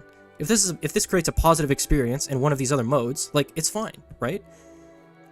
Just because it doesn't affect chimps doesn't mean it's, like, worthless, right? So, to carry on with this, right? I believe Solver is unhealthy. It's dumb. I don't like just getting it and having the game be over, right? Now, let's counter that argument, right? And try not to strawman it and say, why don't we just disable it completely so we don't have it, right? Which is fair. We do that sometimes, right? We don't have SMael in every race because it is very good, right? But it's not overpowered or broken. It has a fun interaction. You don't instantly win the game if you get it. Most of the time, right? You're going to be doing a lot of damage, and you're going to be clearing a lot of shit, but it's not like an instant win button. It's not like I just SAR'd the map, right? There's still some stuff that has to be done, right? You have to SMael chain, you have to get some stuff up, ability cooldowns affect it, right? So you can play around with that a bit, right? You can keep it a little bit fresh. So just disabling a tower every single race is in my mind a pretty cheap cop-out. Instead of saying, well, hold on, let's maybe make this tower a little more tuned or balanced, just fucking get rid of it, disable it, never think about it again, right? I think we have the intelligence and the smarts to work around this and create something that pleases both sides, right? Where we can make Solver fine in chimps and great, but not insane in stuff like races, right? So this is my stance on balance, right? Because a tower is good in races, because a tower is bad in races, right? Just because 420 Heli is bad in races, or actually I should go 320 Heli. Just because 320 Heli is bad in races does not mean people should just immediately start suggesting, well, hold on, let's give Raider Rosers like thousands of Pierce, because then it'll be good in racing, right? Not everything has to be good in racing, right? Or bosses, right?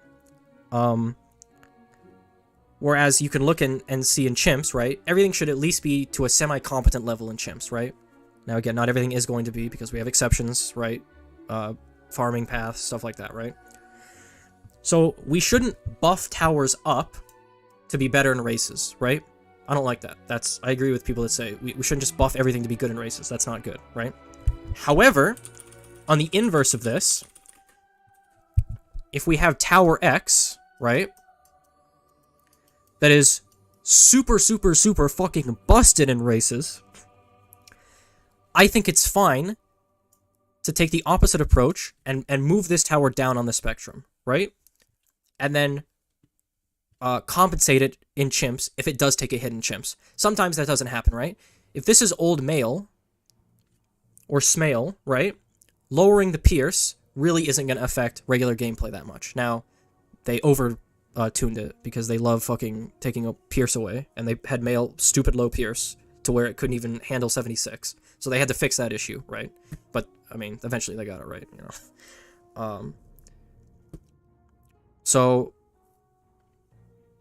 yeah, towers that are super, super busted and bosses or races, right? Because they've done these changes before. They've changed boss towers that are stupid OP, and they've changed race towers that are stupid OP. Now, sometimes, I will admit, that does negatively affect its usability in chimps. And in that case, I think, again, we have the smarts, we have the intelligence, we have the technology to craft the tower in a way that we could nerf it if it's overpowered in bosses and races, while still keeping its viability in chimps, right? So again, don't buff towers to be good in races, but if it's super fucking broken, then take it down a notch, right? Again, there's only 2 or 3 or 4 towers, and both bosses and races combined, that you can maybe make an argument for that's like, maybe let's tune this down, right?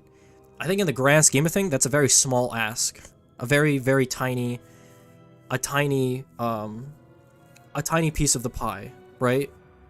To have that be asked of balance changes, right? Having 5% or under of balance being at least somewhat acknowledging the existence of bosses and races, right? I think that's a fine ask to do. So that's my opinion on game balance on a whole is that.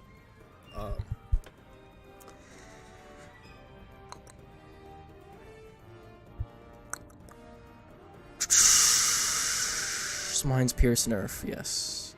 My was pretty over aggressive as the solar response could have been. It's pretty good, for instance, but main intent was to stop races as a reasoning because balance is a real thing where a few racers immediately demanded revert of every single change that affects races all. I just want that to be over.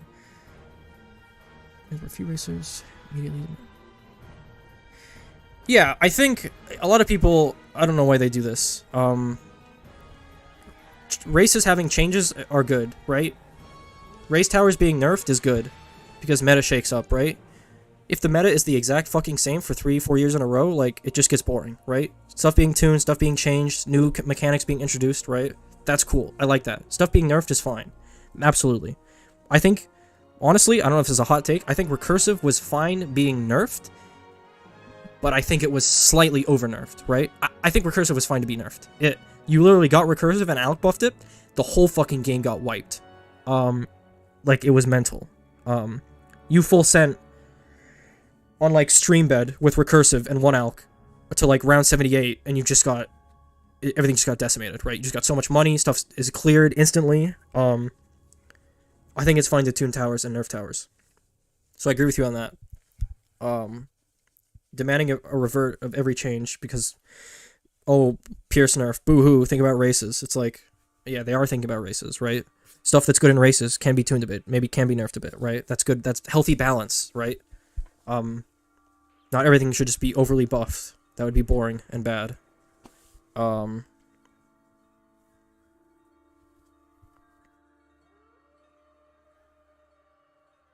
Yeah, and again, I don't think races should be brought up anytime like a balance change exists, right? As like a cop-out to changing it. I'm trying to think of an example. Yeah, races shouldn't be as like the end-all be-all, or like bosses, right? Like, again, events in general. Like, you suggest anything in Chimp's balance. And it's like, well, hold on. This affects races in this way, so it's probably shit.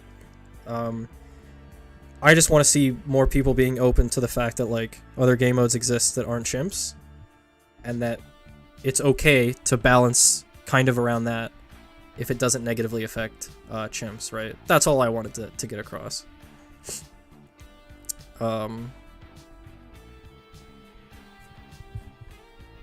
Yeah, I think I did that pretty well.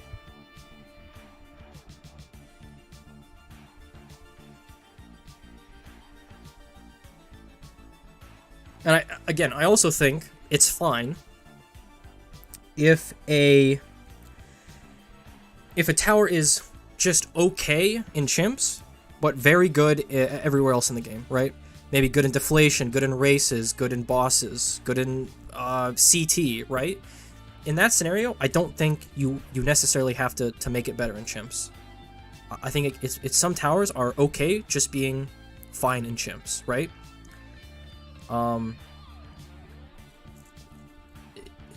Not everything has to be A minus, B plus tier, right? On a hypothetical perfect tier list, right? We can have some B minuses, we can have some C pluses, right? Being average in chimps is fine if it's good everywhere else, right? It has a niche, it's fine. That it's solid, right? As long as there's no D or F type of towers and chimps, other than farms, etc., right? Then that's fine. So just because something is okay in chimps and not everywhere else, if to buff it in chimps you have to gut its use everywhere else, I'm not so sure I'm 100% on board with that. Necessarily.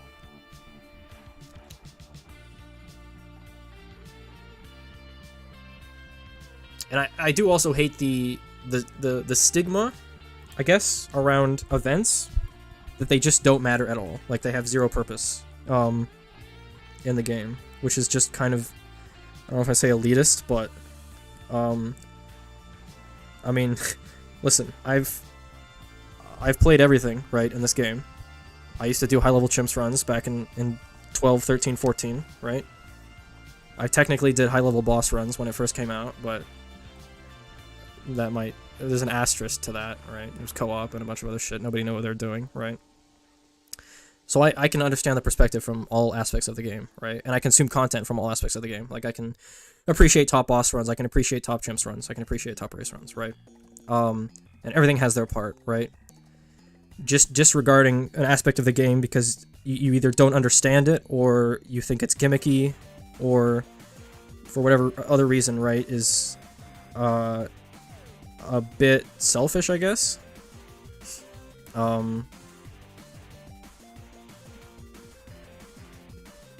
Because, I mean, listen, I've played everything, and there's a reason I like races more than anything else. It's because it strikes a very good balance of strat and micro, and engagement, and being able to be entertained by viewing it and watching other people do it, right? It strikes a good balance of everything.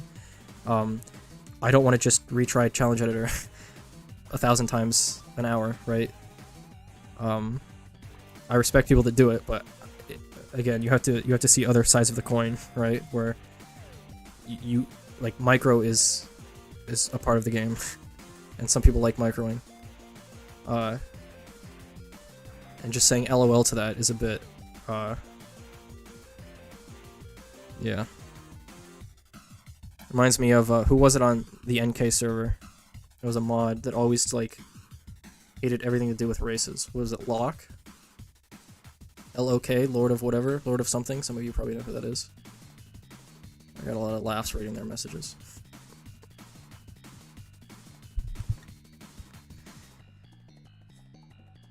Oh, we got paragraphs coming in. Jesus. Top Path Boomer's job is being the worst tower in the game, so the Glaive Lord nerf made the perfect sense, yeah. That was... Listen, I don't know what the fuck they did with that. Not only is it bad in chimps, it's bad in bosses, and it's bad in races. What is this tower's use? At least just give it its Pierce back, because then we can say, okay, it's at least a race tower, right? It has something. It has some niche. But we can't even do that now. I've seen some similar things. Some chimps players love to make suggestions about farms. Yeah, I sometimes check in on the balance server on the farm suggestions, and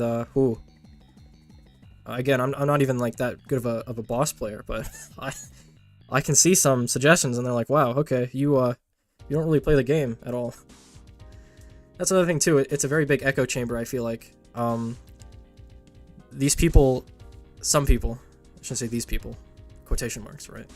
Some people, they don't actually like play the game. Like, they have no medals, they have no badges, they have no achievements, they're like level 110, they have no skins, they have no monkey money. It's literally just Challenge Editor, the game, right? It's like, that's fine, but you have to realize that there's a lot of other aspects of the game that have to be taken into account. It's not just that, okay?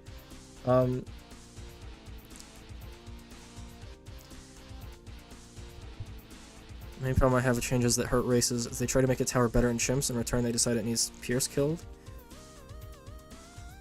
I think nerfing Pierce is fine in some instances. Like, not everything has to have gajillions of Pierce. It's cringe when it's overdone, right?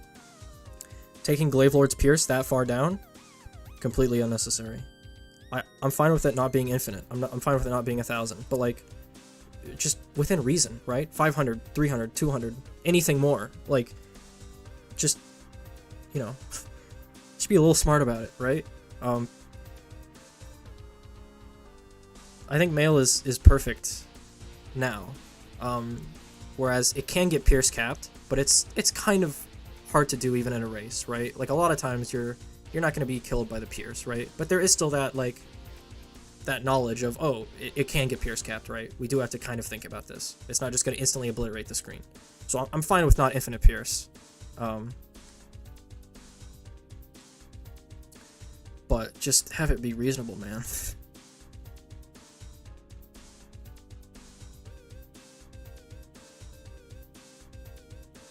Chimps isn't competitive? I don't know about that.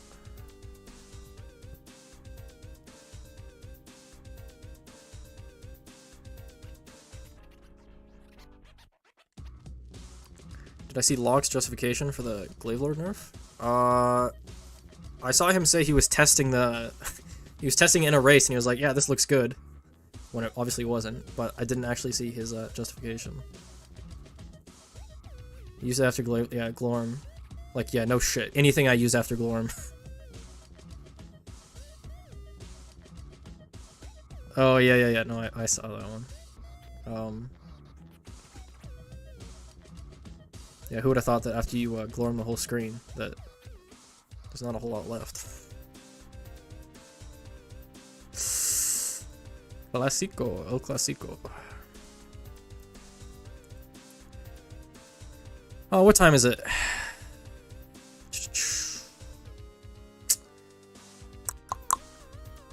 Did I get through all of the shit I wanted to say? Balancing, different levels of CE scripting, top 50, balancing the game as a whole. Solver in reference to balance versus SMael soft. I guess I could go over this quickly. So, again, you could say that Solver is on the same level as something like SMael or Spirit. If I were to do a tier list right now, which I might, or it might just be a hero tier list, I would probably put these three in SS or S tier. I might move them around slightly, and maybe move one a tier up or down. But generally, this is what it's going to be, right? So, what makes Solver above these two in terms of why I want it changed, right? Let's start with Spirit. With Spirit, it is expensive, right? Let's look at the price. So we're sitting at 33, 22, 15, right? We have clear progression here. These are different parts of the game. Different strokes for different folks, right? So number one, Spirit is decently expensive, okay? So it's not like an instant win after we SMael once, right? We may have to SMael chain, or we have to have U-Jug around for a long time, right? And then sell everything for Spirit. So its buy-in cost is expensive, right? That's number one. Number two, it doesn't instantly solo the game. So if we're sweating, right? And we have U-Jug like back here, right? And balloons are literally eating ass at the exit, and we sell everything for Spirit, right? These balloons are going to be fine, but we have Moabs coming right here, right? And sometimes fortified Moabs, if they're undamaged, they waltz through, right? Even if we have this, if we don't get this in time, right? Again, real time, right? We've just bought this. Boom. Moabs are already, they're here. We're boom, boom, boom, right? So we do have the main attack, which is nice. But it's not like an instant win sometimes. And also, sometimes you have to get Spirit here. Or somewhere else, right? We're forced to, we can't get it at the very back exit, right? Because of the fact that it takes time for vines to move, right? And if clean is tight, we want these to be in a centralized location so that clean is easier, right? So we don't necessarily just want to fucking park it back here because it takes 7 years for everything to actually grow, right? Which is actually a cool way, I think, that Spirit is balanced in races, is because of the, you know, the slow time it takes for it to actually start doing stuff at the other side of the map, right? So that's why Spirit is not like insanely fucking broken, right? It does have some downsides. SMael, okay, is good, obviously, because you have mail, boom, upgrade, boom, okay? We have SMael during the mail activation.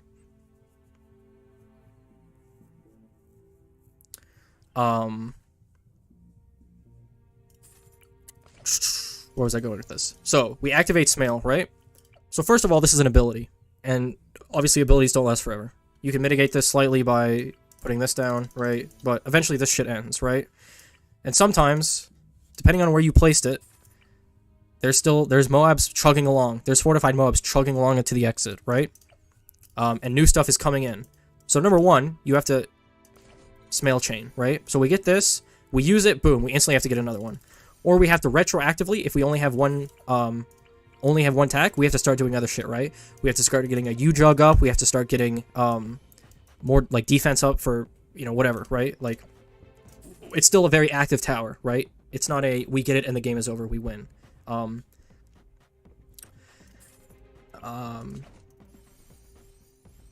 Yeah. And especially for past round 80 races, right? This thing falls off. Because super ceramics exist, right? You don't want to be SMael chaining in the 80s. Because, unless you have something else, obviously. I mean, it still helps, but you can't main DPS this past 81, right? The thing about Solver is you get it, and the game is essentially over. Or at least I should say, you are incapable of dying, right? I can park Solver right here on a full round 80 send, right? I can have balloons right here. I can have fortified Moabs right here. I can buy Solver, and the game is over. Everything is just cleaned because of puddles and, yeah, because of puddles, right? Everything is just instantly fucking decimated because it's parked right here, right? I don't care if it's a fortified ZOMG. I don't care if it's a fortified BFB. I don't care about anything, right? Well, I mean, okay, disregard my fortified ZOMG comment. Obviously that would get through. But like BFBs and everything, right? It's shit's getting stopped, right? And you don't even have to put it back here. You could put it like here, right? So it still sees this part of the track. So we're still actually doing decent clean, right? Because of how Solver works, right? With children and puddles, it's impossible to kill it. It fucking like duplicates and duplicates. It doesn't actually do that, but it feels like it's just like duping puddles. Okay? Because of children. And it just, the more you send at it, it doesn't matter because it just dies. Moabs just die because the puddles have damage, right?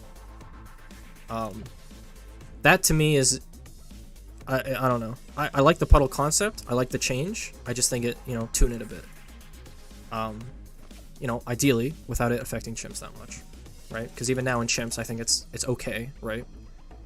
But it's not like a world beater. But again, it doesn't have to be a world beater, right? It can just be okay, right? As long as it's not like garbage to maybe mediocre, right? It's fine. Not everything has to be,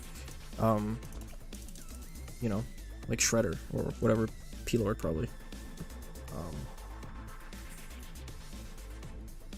So that's my take on the balance like that, right? Just getting a tower that's this cheap that you fucking just basically instant win button. Obviously, you still have to clean, but yeah, it's a bit much. I think old Solver for races was, I mean, it was a little underpowered for how much you put into it. Like, we still use Solver in races, but man, a lot of times it would just instantly get Pierce capped and it would do nothing to Moabs and you would die and it'd be like, wow, Solver kind of sucks. Like, we'd have to use it and it was fine, but... So I like the change, and I think it is good, right? That it was changed to the puddle system. I think, again, just a tiny tune, and boom, right? Now, on the same vein, I can maybe throw in Roth with this. A slightly lesser extent. It's not like a fucking super huge, like, oh my god, this is insane. Yeah, old Solver was, it was fine. Like, it was acceptable, right? Like, you got it, and it basically, it did enough, right? Unless you're regrow farming 76, like, it was it was basically cleaning stuff up. You had to do a bunch of stuff for Moabs, right? You had to get maybe some ODs, some recursive instantly, but generally you were okay with it.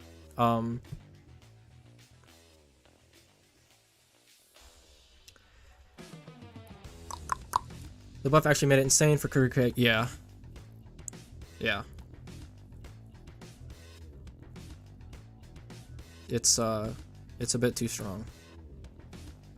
Like, I mean, in some instances, fuck. I would rather have Solver than Spirit, right?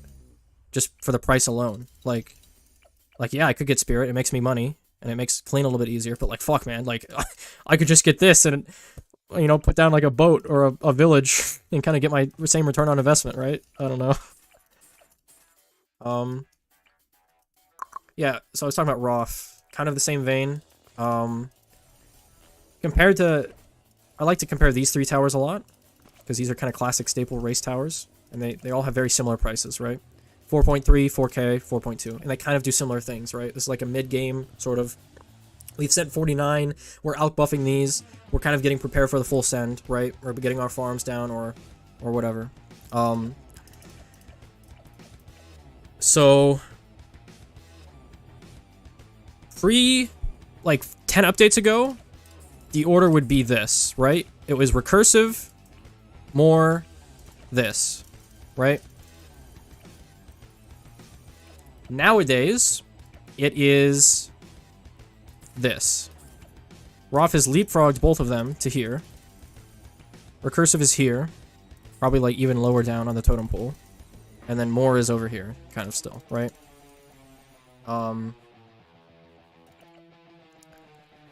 There's almost no reason to use either of these two towers if Roth exists.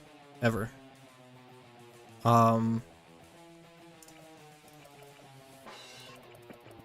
Yeah. It's... yeah. I don't know how to try to explain this. So... a lot of times what these towers are used for is we get them down, we get an alch buff. Oh, hold on 1 second.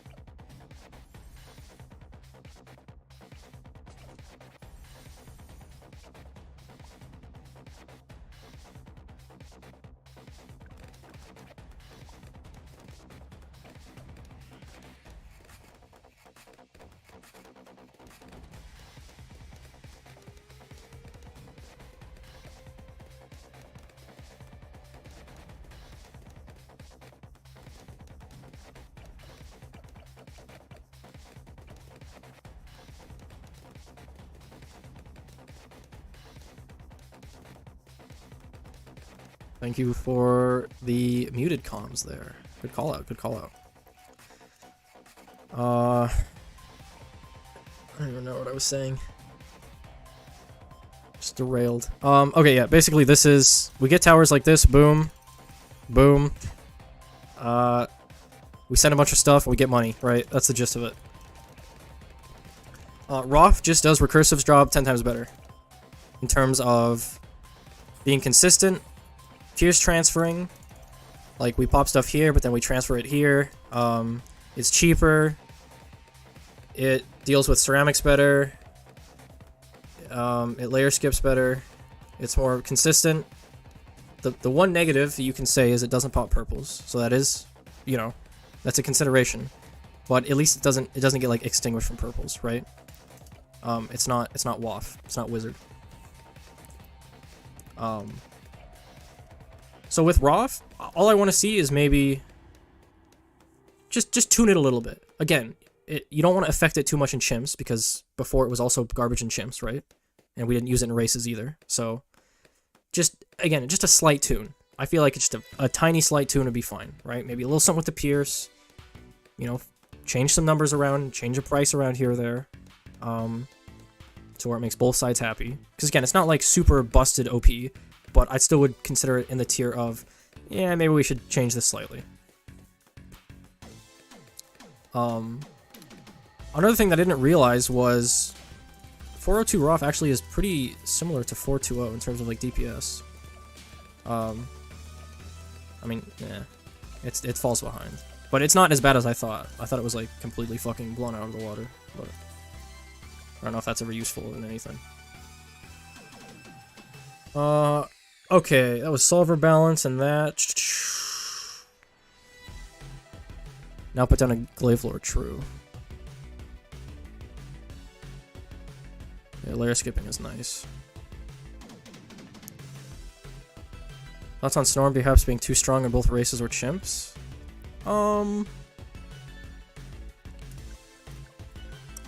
After the Arctic Wind nerf, I think it's fine.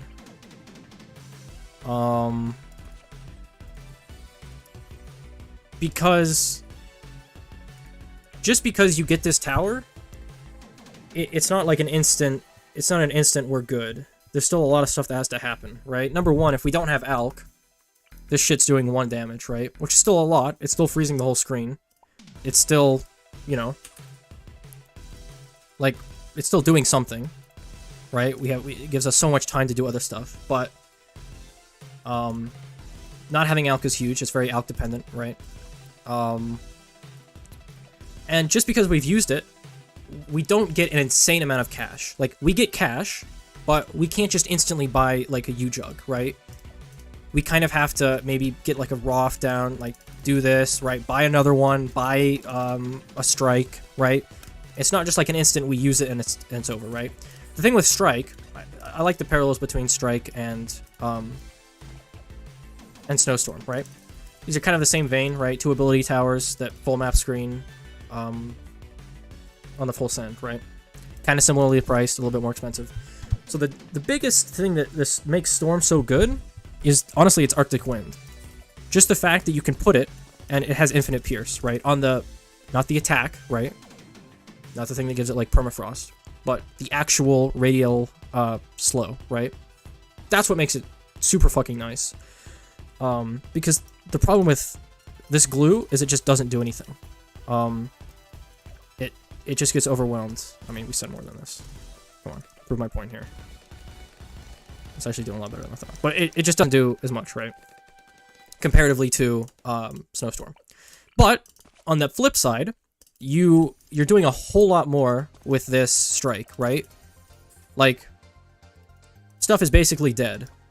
And you get way more money, which again is nice, right? And we get on the bonus of +1 damage if for some reason we need that, right? We put a Roth down quickly or other towers, right, to take advantage of that. So, you know, we get less money and we do less damage, but we stall and we freeze blimps as well, which is another nice thing. To then go into something else. So I think it's fine. They reduced or no, they didn't reduce the Arctic Wind because that's only on tier 3. I think, pretty sure. Flight plus 2, yes. Did I say plus 1? My bad.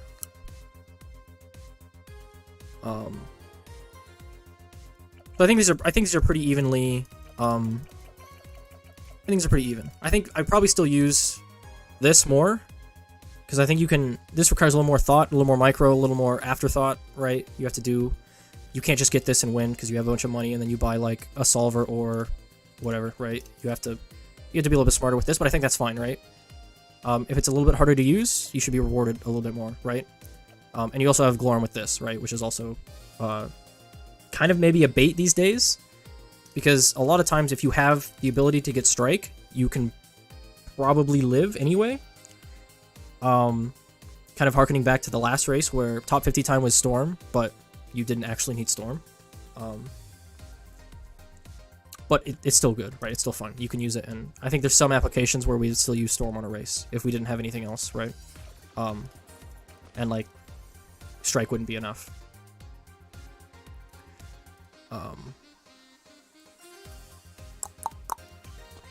The plus damage on mobs is nice too. It doesn't slow them, but I mean, you know, at least we can... We're not gonna maybe immediately die at the exit if we have to use it. But the slow R really makes it better, even though Glyke itself makes more money. Yeah. It that slow is super nice.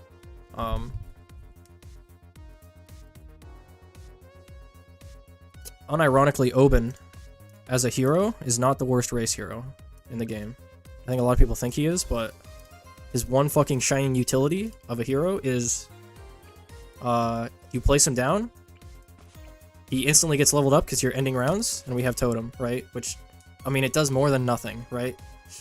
And this tech has been used before on races, where we've done everything after the full send, and we're just trying to live, and it's like, fuck it, just place Open down and give me free slow, right? So it's like a poor man's Arctic Wind, kind of, and you can't target it, and it doesn't freeze, and it's random, and it has downtime. But beside all those factors, it's somewhat useful. It's more useful than like Quincy, right? In fact, fuck it. You know what? You know what? Oh, BTD6 hero.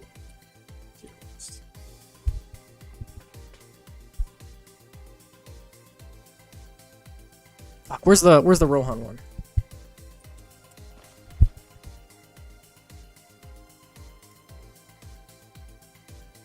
God damn it. Just...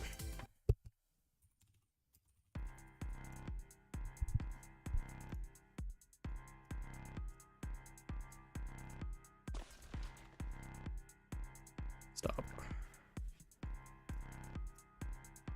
Where did it go? Hello?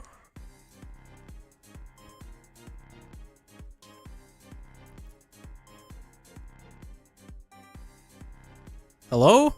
Hello? Am I blind? I actually can't see it. The Rohan one, the good one, not these shitty ones.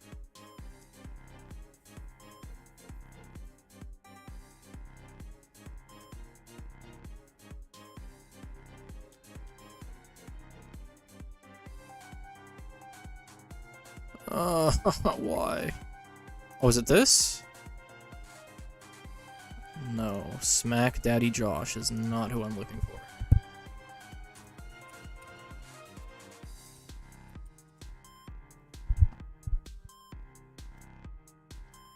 Okay. Let's do this. Well, honestly, I could probably make this into a YouTube video, and it would do numbers. By numbers, I mean 50 viewers, but... Okay.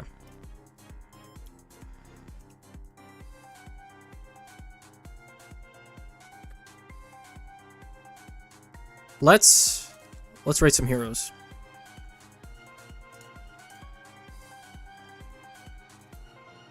How do you retroactively change this?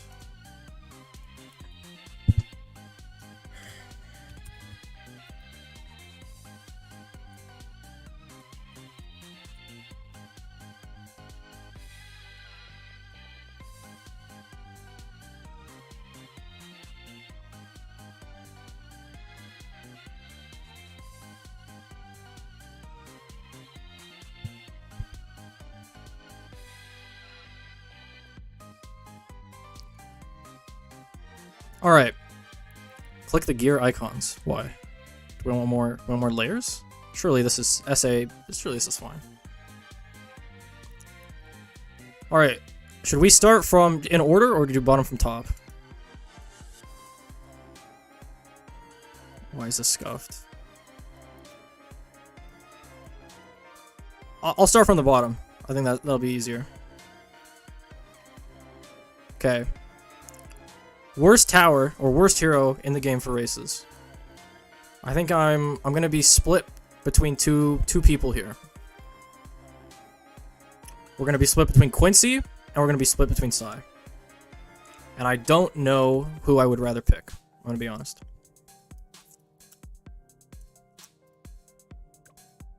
Let's see. What's the problem with Quincy? Let's deep dive. Okay. Number one.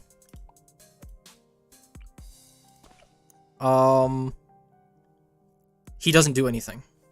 As in, he has negative pierce. This is our DPS counter, okay? This is our DPS counter when we have an ability active.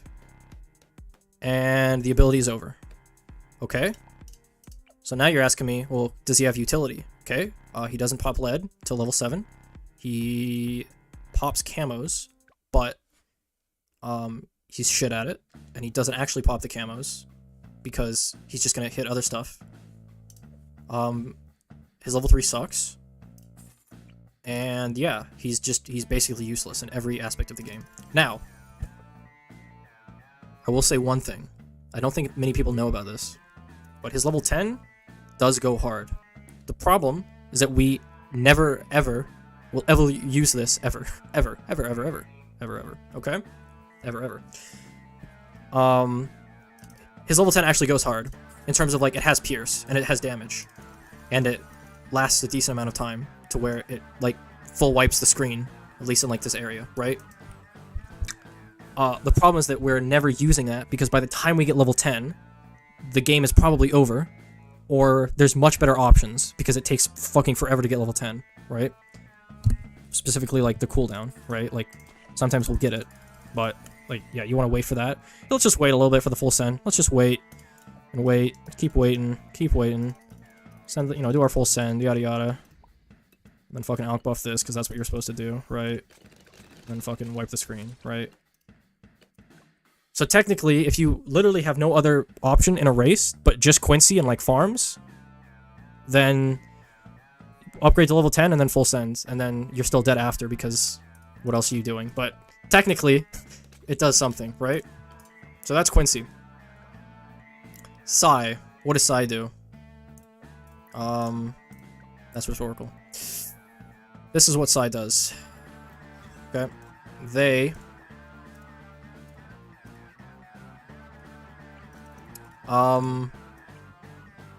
probably even worse early game. Maybe not. So, they attack very slowly, right? We do something here. Again, we can't pop ceramics at this level. I don't. When do they get the ceramic shit? Right, 7, right? So we can't even do tech where like we place them down later and then put them on strong. Unless we like let them level up. We also have the ability. What does the ability do? It stuns. Now, I don't hate the stun. The problem is, it has 100 pierce. And it lasts a decent amount of time, but it has 100 pierce, right? So you could be saying, okay, we'll just put him down at the end, right? After we've done the full send, and then use it.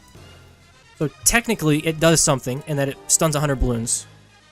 The problem is that there's so much shit happening, like, so much stuff is coming out from a full send, that 100 pierce is nothing, right? But, it still technically does something. So I'm inclined to put Quincy at the lower end, right? Because of that. We also have the tech where, if it does get to level 7, I don't know... Again, this is like hypothetical, probably never happens, but at least we can put it on strong and maybe destroy like 46, right? Level 10 is useless, everything else about it is useless. It literally, the only thing is level 3, right? So for that fact alone, I think this is probably fine.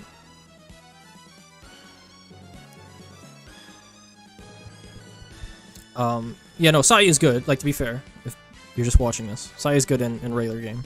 But for races, this is, by the time we get that, the game is already cleared and it's over, right? Also, the worst round chance is still wrong game mode issue. Well, also, it's very expert map dependent, right? Or I should say, like, you probably don't want to use Sai on beginner and intermediate maps in terms of enchants, right? Like, I feel like they're probably relegated more to experts because of that leveling. So I think this is fine. I think both of these are F. They have absolutely no utility. I hesitate to call this a utility because it just has nothing. Now, if this was bumped to 200 Pierce, maybe we can start talking. Maybe we have some merit to putting this up a tier. Maybe. I still have to think about it, but so that's just tier F, right? We have nothing going for these people. Never use them in a race ever. Never place them down. You actually are actively hurting yourself by placing these towers down because you could have used that money somewhere else. I see some Azili slander, and I won't have it. I think you guys are underrating Azili slightly. We have a couple heroes before we get to Azili. Next, I think we have Adora. I think it's a tie between Adora and Oben. I mean, Oben is better than Adora, but I don't know if I would put Oben at D tier, right?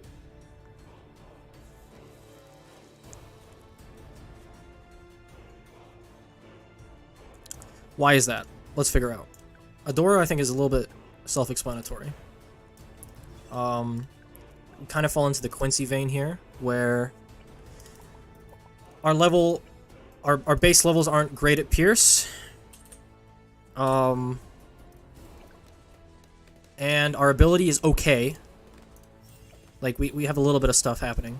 But, again, it's still a bit rough. Again, better than Quincy, but we're still a bit rough here, right? So, I see two scenarios where Adora is good. And I remember this race that we had this on. Number one is, for some unforsaken reason, you have to pop shards. And clean with, like, an ability, right? Like, you pop shards and, like, you use this ability that gives plus 1,000 range. And you're proccing shards, right? I think we used it on a... What was it? Infinity got first on it. It was a snow race. What was this? I don't know maps. Skates race, right? He put Adora down to, like, proc shards and, like, clean at the back. I think because we were heavily restricted, but yes. And the second biggest selling point of Adora is level 7. Very hyper-specific utility, specifically in races. In a regular game, you use this because you want to level up Adora, right, and gain attack speed. We don't care about that in races. What we care about is the fact that we get rid of towers if we can't sell, right? Goodbye, right? So we've had exactly one race out of the 229 races so far that this has been useful on. But technically, on a technicality, it does have a use, because without Adora in that race, it would be way, way fucking slower, right? So, Adora, this is like the utility, right? This is like,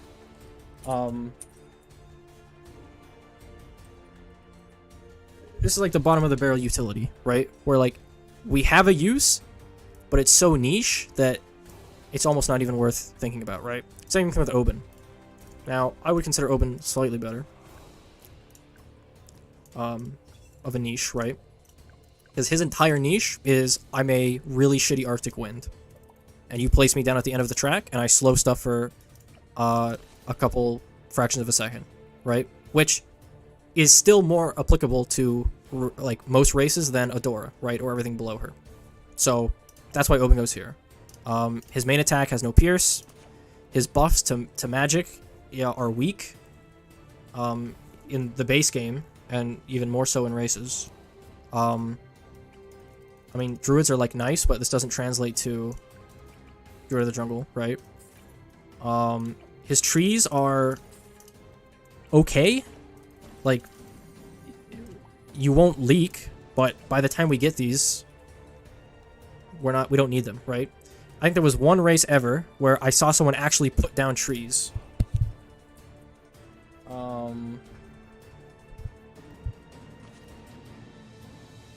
And it was amazing. This is the only time I've ever seen someone put down trees in a race.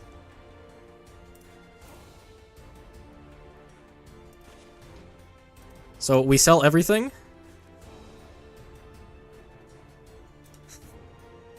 And wait for it. Oh.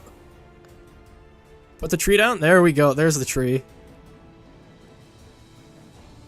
And we kill it. The deflation race used trees. Did it? Oh, yeah, it did, didn't it?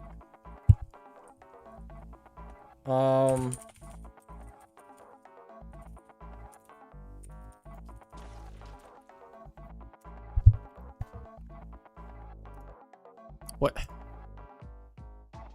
Right.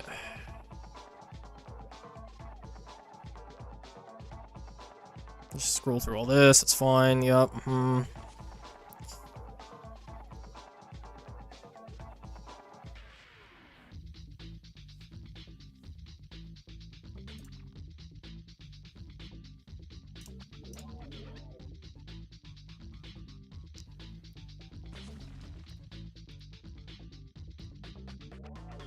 Because we had this was actually a super. If we had this race today, it'd be actually interesting because 65 is obviously a hard round to clean, right?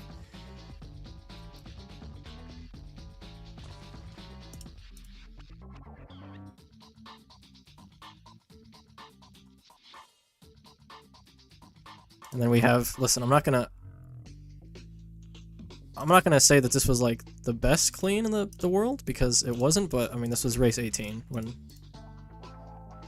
we're just gonna let that lead. We're not gonna sell anything. It's, you know, we'll just pop it eventually. We'll let open clean it up. Trees were RNG. I'm pretty sure it wasn't even targetable, right? As in first, last, strong, close didn't work on it. I remember they changed that at some point. So this actually would have been fine if the trees were maybe slightly lower. And then you could have maybe sold this bottom tack after the other Moabs after this fortified, right? So we'd sell this and then buy a tack up here, and then fucking pray to God that Oben puts the trees in the right spot.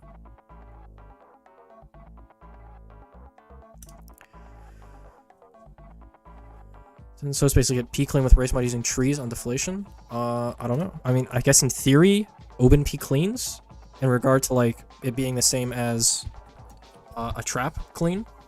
So like kind of pseudo perfect, right? But I don't know. That'd be interesting to see. The trees were also used on a town center race double DDTs. I remember that race because I got second on it, and I don't think you needed trees. I think it like kind of helped. Actually, no. Now that I think about it. Now that I'm thinking about it.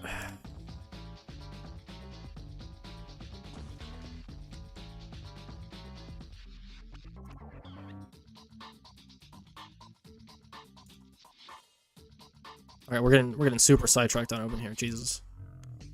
Yeah, so this is Oben's use case, right? Budget Arctic Wind. Puts the totem down, and on Town Center it's actually not bad because we get double track section, right?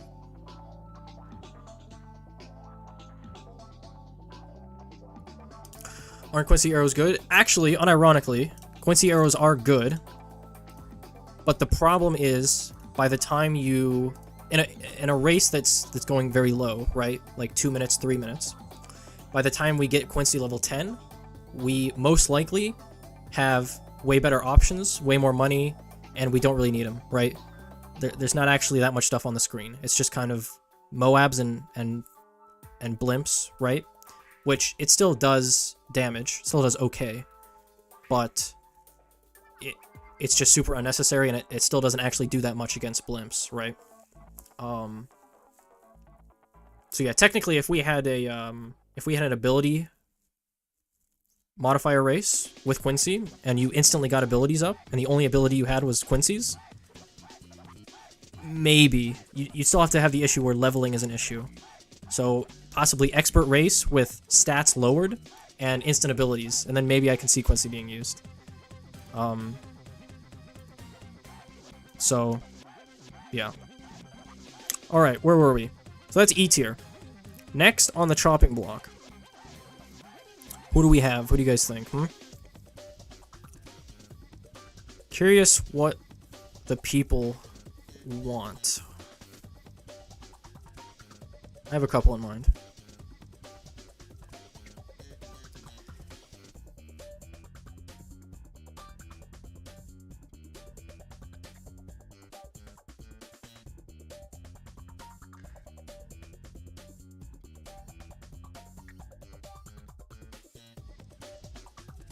A lot of variety.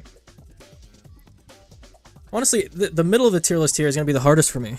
I think I have a clear understanding of the bottom and the top, but I feel like a lot of stuff could go either way in the middle section here. I'm tempted to go with Etty. But Etty's a weird edge case. For a couple reasons. Number one, he's a niche tower, right? Or he has a niche role. He has a hyper-specific niche role, right?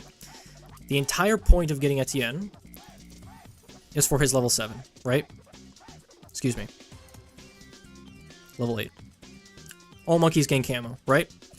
So if you're in a race that has every single camo option disabled, Etty becomes god tier, right? Because fuck, how else am I getting camo, right? I have to get Etienne. So it's this weird conundrum where if you have camo, he is absolutely worthless, but if you don't have camo, he is 100% necessary. So, based on that, I think I have to put him here. Because if we had a choice, let's say we had every race tower enabled, right? Every tower enabled. No restrictions, and we have a choice between every hero in the game on a race, right? You're going down the list of heroes you would choose, right? Give me, give me Gwen, give me Ben, give me Geraldo, give me Sada. If that's not on the table, give me Pat or Azili or Churchill, right? But in some instances, I would choose Oben over Etienne, because fuck it, like, if I have camo options, give me the slow on Oben's totems. Yeah, why not, right? Why do I need Etienne? So Etienne's a really weird one to rank. I think D is fine because he's too hyper-specific to be good, right? But there are some instances where you are actually forced to use him, right? Yeah, and a lot of times by the time you get level 8, you're not dead to camo, but it's at the exit, right? Most of the camo races are, or most of the Etienne races are, we have a little bit of camo, but not enough for the full send, right? Like we can handle 42, right? We can handle the mid 40s, but once we get to 51, like we need to start getting this Etienne camo ASAP. So that's basically Etienne. He has UCAV, which again, it's one of those level 10s that just takes so long to exist that you're not really using it ever. It does like okay against blimps if you're really strapped on clean, but it just comes up so late that most of the time you're not getting any value out of it. And then obviously levels past that are pretty useless. So I think I'm fine with Etienne being here. Next up,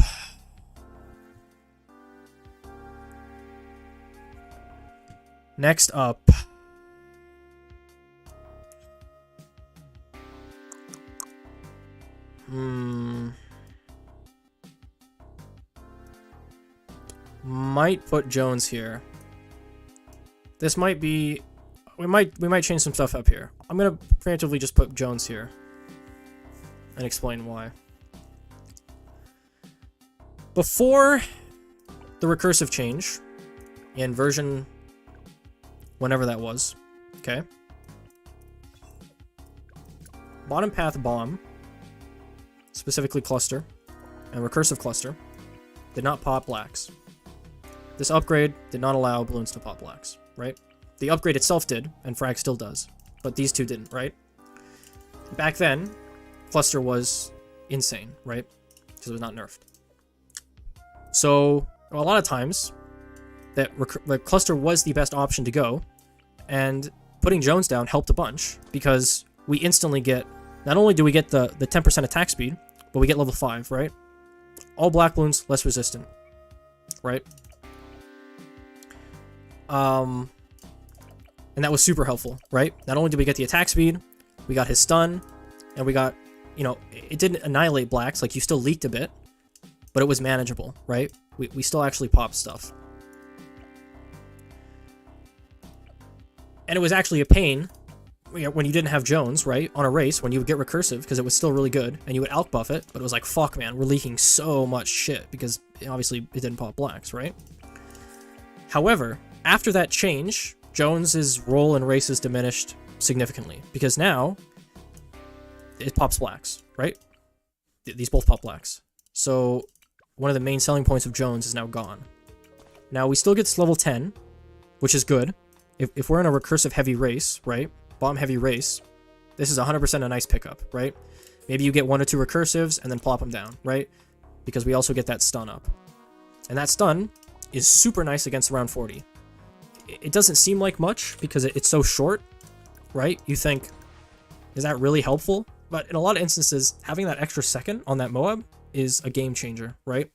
We're sending so fast that every bit of stun on this Moab helps, right?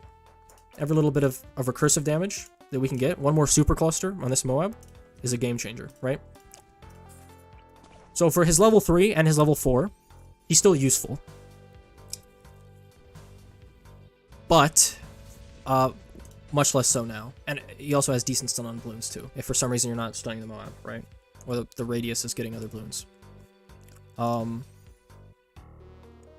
We also do have a Pierce increase, level 8. Range and Pierce. Again, now that recursive is actually kind of nerfed, that it helps it more than you'd think. But again, you know, level 7, a little bit up there. We have placed him maybe early-ish, but you know, in some instances I can see this being useful. And the range is nice too, right?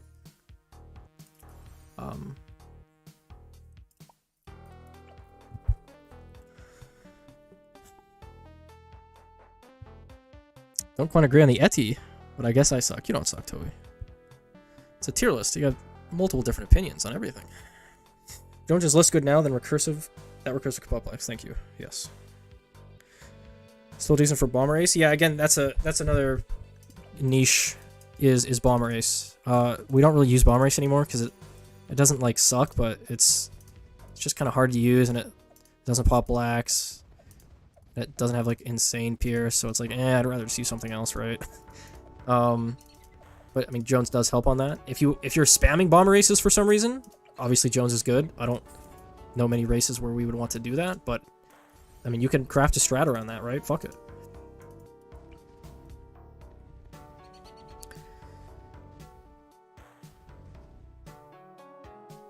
Jones below Eti? I can see an argument there. I just think Eti is too hyper focused on camo. Too niche. Level 10 is useless in races. I think we've used it once or twice, which is shocking to say. But it has been used. Right. So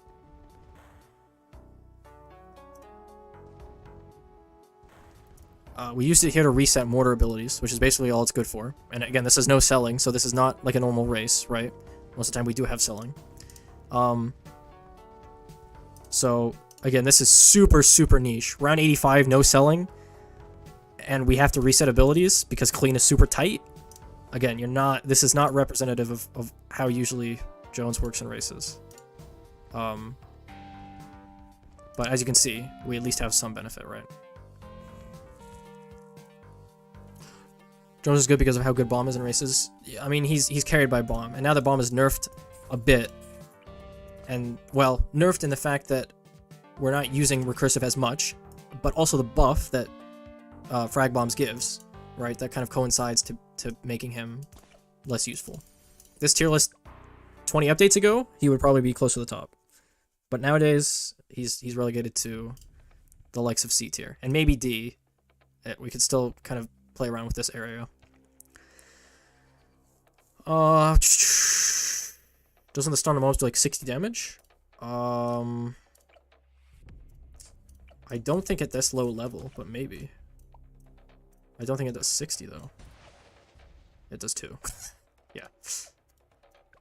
Maybe at later level, I think it does, but definitely not that. Okay. Next on the chopping block. Whole bunch of people here. Just kind of crammed in C tier, I think. Azili, Brick, maybe Pat. I gotta kind of think about these placements here.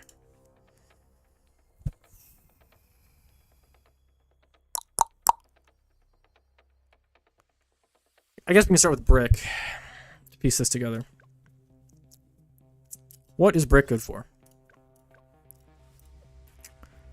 What is Brickle good for?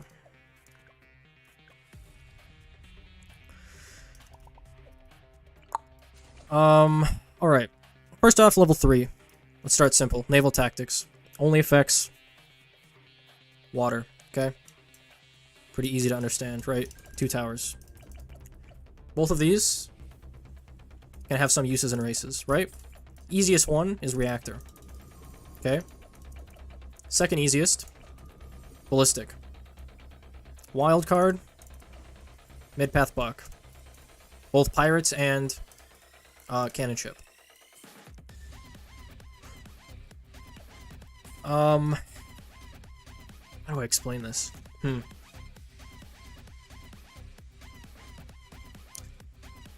Even though we have naval tactics, we have towers like reactor and ballistic, these aren't like the cream of the crop when it comes to race towers, right?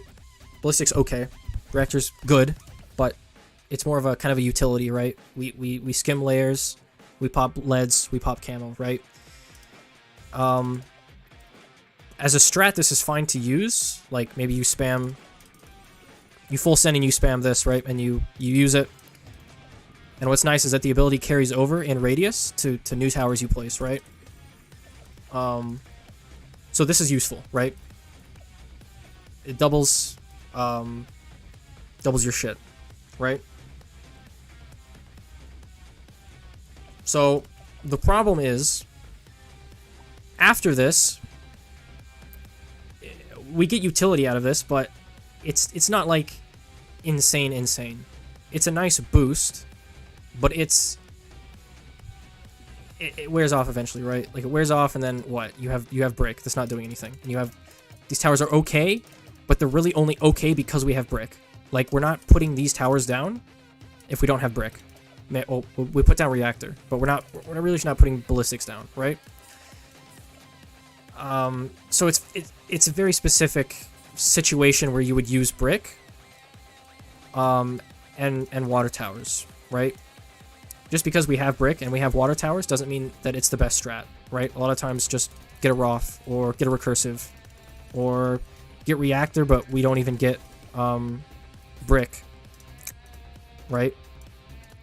My friend, but level 3 brick does not affect reactor. It 100%. It should it not? The 1 extra pierce. Yeah, it's not. Again, right? You're mainly using it for like this. For the attack speed.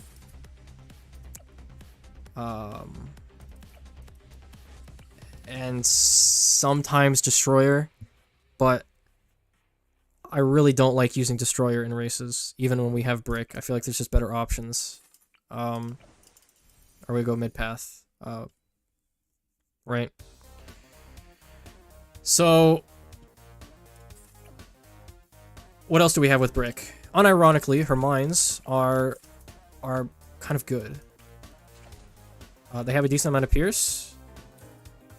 And they help clean up and clean early game, right? Like again, this isn't, you know, like we're doing something here, right? Pistol is nice. You know, a couple shots on a ceramic that's coming out. It's not bad, right? It's not useless. I'd take the DPS over like Adore or Quincy, right? Because at least here we like focus on a ceramic, right? That's coming out, or a Moab. And we also have, what is it? Level 8. With camo and the Pierce again. For these towers, it doesn't do a whole lot because we probably already have Reactor down, and we already have Pierce. But it's at least something, right? Yeah, Brickle's just weird for me to rank because there's not many races I feel like saying, oh yeah, Brick, that'd be a good Brick race, right? But there are some situations where, you know, obviously Brick is useful. You can see it. Like the recent Spice Islands race we had where we used Brick. So I think being relegated to C tier with Jones, maybe, I don't know. I still have to think about this one. Azili. Again, I feel like people are sleeping on Azili here for a couple of reasons.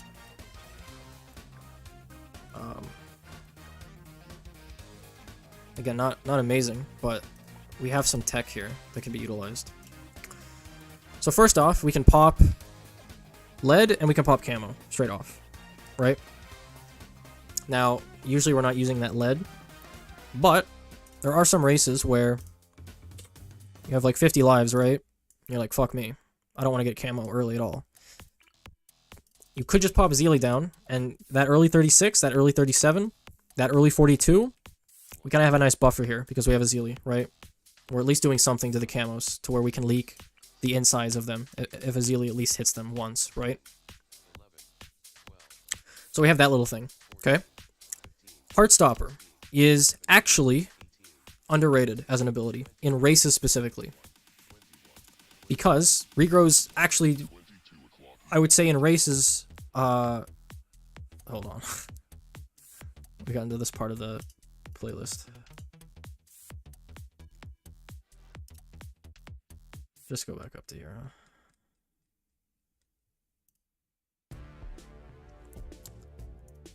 huh? Because in races, right, think about all of the regrows that are coming out at once, right? Think about a recursive cluster, right? Think about how much shit is coming out, right? Using its Pierce on all of this, and then guess what? You have regrows. Boom. This recursive is hitting the regrows once, and it's never touching them again. That shit is regrowing, like, all the way over here, right? So unless you have something that preemptively stops this, it's not going to end well, right? Especially 76. 76 is a run killer if it regrows, right? And it's especially easy, again, to regrow in races, because you're Pierce capping, right?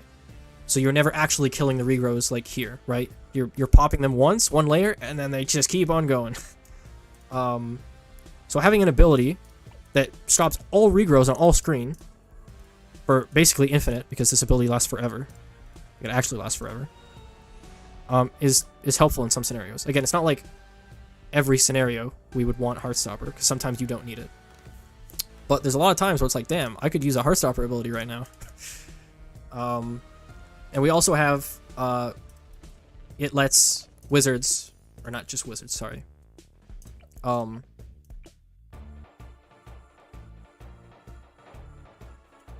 It stuff pops purples, right? I just had a fucking brain aneurysm there. Stuff pops purples, right? So if you have WAF on the board, or what else would we even ever consider using? It's probably mainly just for like D-Breath WAF, right? So again, very small tech, but useful, 100% useful. to have that harp, basically just free purple popping, right?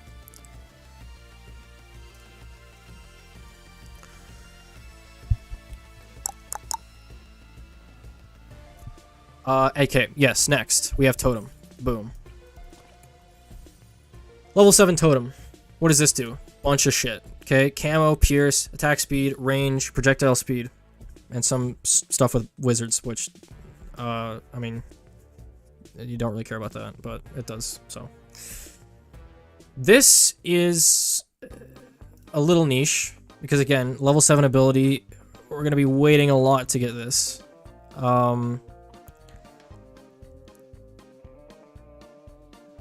It has use. I'm just trying to think how would I use this in a race. If you put a Zealy down at the start, we're gonna get this eventually. If it's a slow early game on that specific race that we have a Zealy on, you might get level 7 by the time you're full sending or stuff's exiting, right? So what do you get? Well, you get camo, you get pierce, right? That's always helpful in races. Attack speed, that's great in races. Projectile speed, I mean, that helps. Range, that, you know, just a little thing, right? So it's just a bunch of little shit that's coming together to form something that's okay, right? Again, if we got this instantly, it would help a lot more, but we have to wait for it. So, yeah, what I would argue is better is the life leaking ability. The fact that you lose lives. Which affects basically just 2 towers, right? Blitz and Sniper. Bottom path Sniper, right? Again, even these are pretty niche, because by the time we have Blitz, we don't necessarily need a Zealy. Maybe it's helpful to just time it, in a you know, like you said, 65 race. If we literally have no other towers that can P-clean, or P-clean is super hard and we have Blitz in the back, a Zealy's helpful there, right? We time it, press it, boom, screen's cleared. This Sniper, we're not really getting a whole lot of value out of this one. Unless you're really tight on ZOMG clean. So let's say we have around 80 race, and we send, and for whatever reason our towers are in the back of the map, and we don't have anything. We have nothing. But Sniper, I mean, it helps, right? Like, fuck it, you get this and then you use the Zealy. Again, super niche, mainly just Blitz. You can apply it to this. It buffs Druids too, true. Forgot about that one, yeah. Why does the Zealy have wizard-specific buffs again? I think they just looked at her and they're like, you know what, let's buff her. Maybe we can, I mean, Pod kind of looks similar, right? I mean, this, you know, this magic, fuck it, just buff Pod. And then they're like, I mean, wizards in general, like, fuck it, just buff wizards, man. Magic, yeah. I don't know. I don't even know what this buff does, I'm gonna be honest. I think it's, or I know what this buff does, the level 11, but I don't know what the 7 does. I think it's just attack speed, right? I think so, but don't quote me on that one.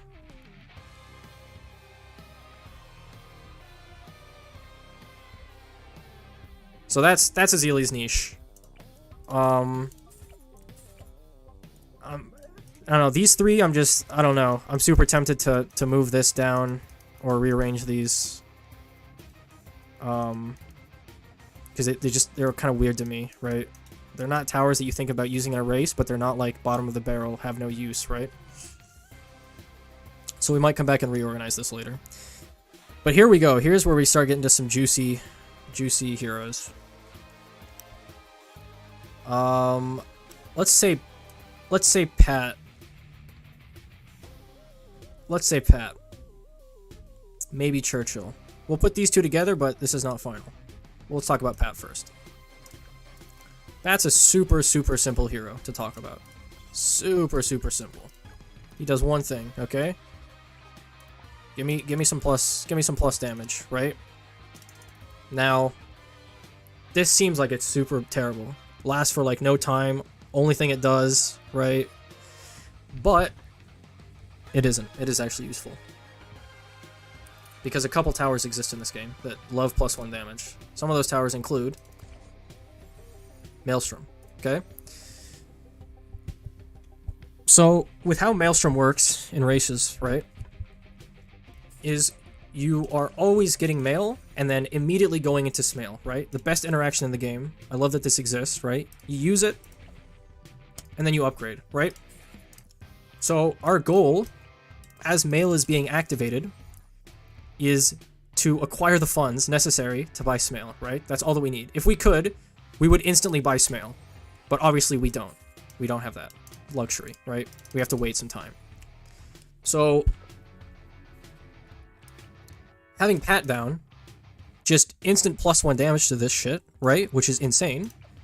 It basically guarantees that we get this SMael, no matter what situation. If it's on hard, even if we don't even have that many AMD buffs, right? Like, I only just got 1 on this guy, right? We're still probably making this money to get SMael, right? Boom. And it's perfectly timed, right? Use Pat when you use Mael, and it almost perfectly syncs up. I mean, it does perfectly sync up. And you can even use it way earlier, right? So you could use it here, right? Then use it and still have it. And then get into SMael. Now, it's not just for SMael, right? Obviously, other things can benefit, like recursive benefits from it. Technically, boomers benefit from it, although be it less, right? Most race towers that we use will probably benefit from Pat, right? Maybe not mortars. Actually, no, I wouldn't use mortar. But yeah, a lot of things are being helped by Pat, right? Even getting +1 on a Snowstorm or something, right? It doesn't guarantee, but it's super fucking nice. Like, if you have Pat and Mael, you're probably gonna die to stuff leaking rather than not getting Mael, right? Unless the map is super, super bad. Like, you have to put Mael in a really weird spot, right? Second useful thing of Pat is he does have Moab knockback. When does that happen? That's level, what's level 5? But I thought the Moab slap was... Oh, I guess it is level 5. Huh. So he knocks back Moabs, right?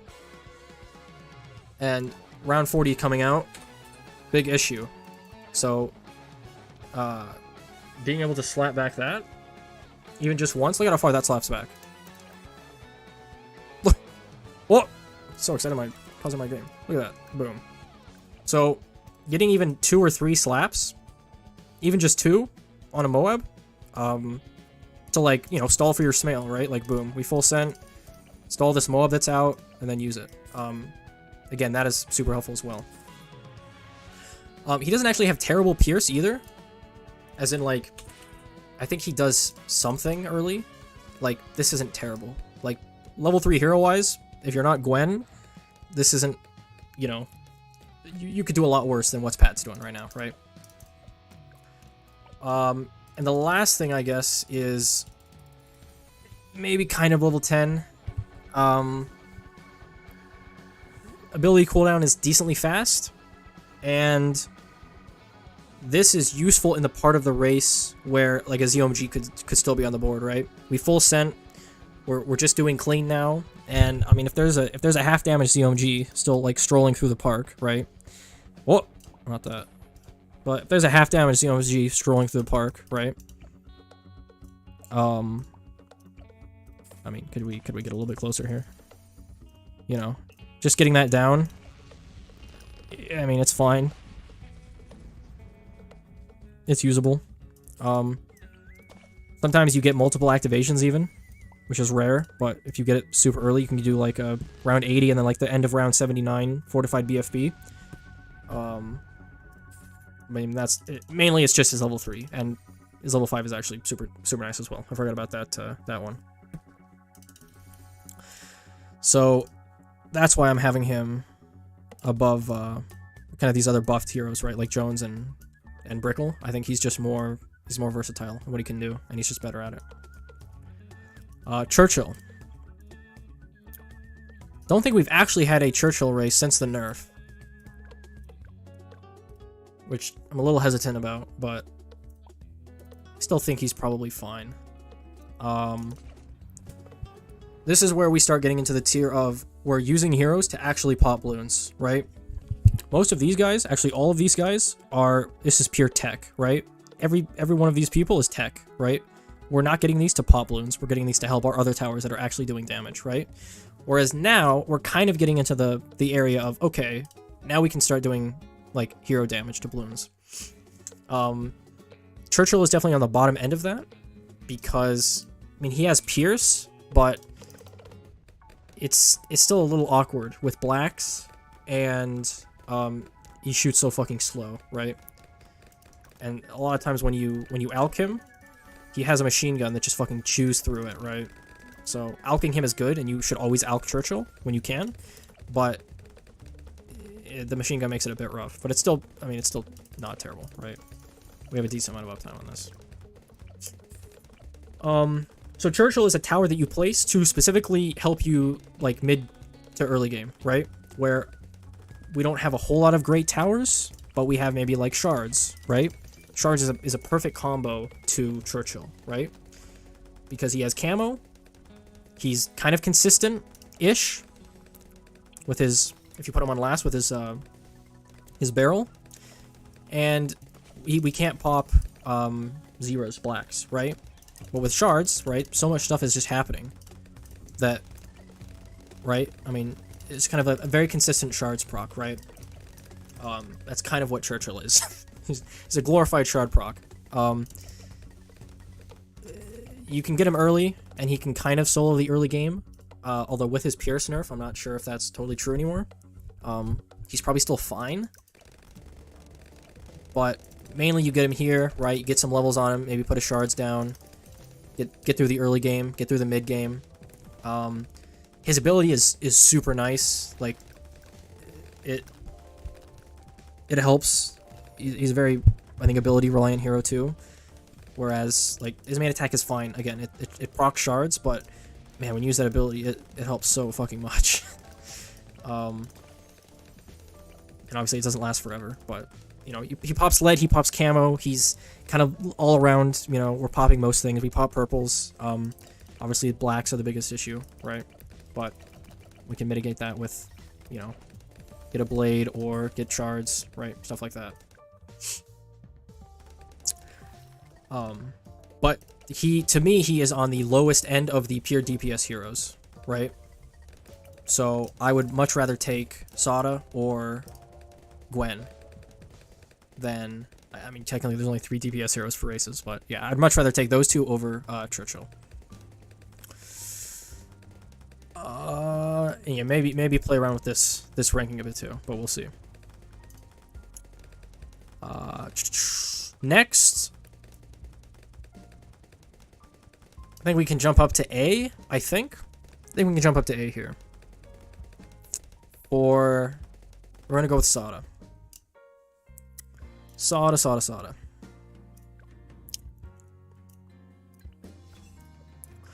Why is Sada good? Basically, her level 3.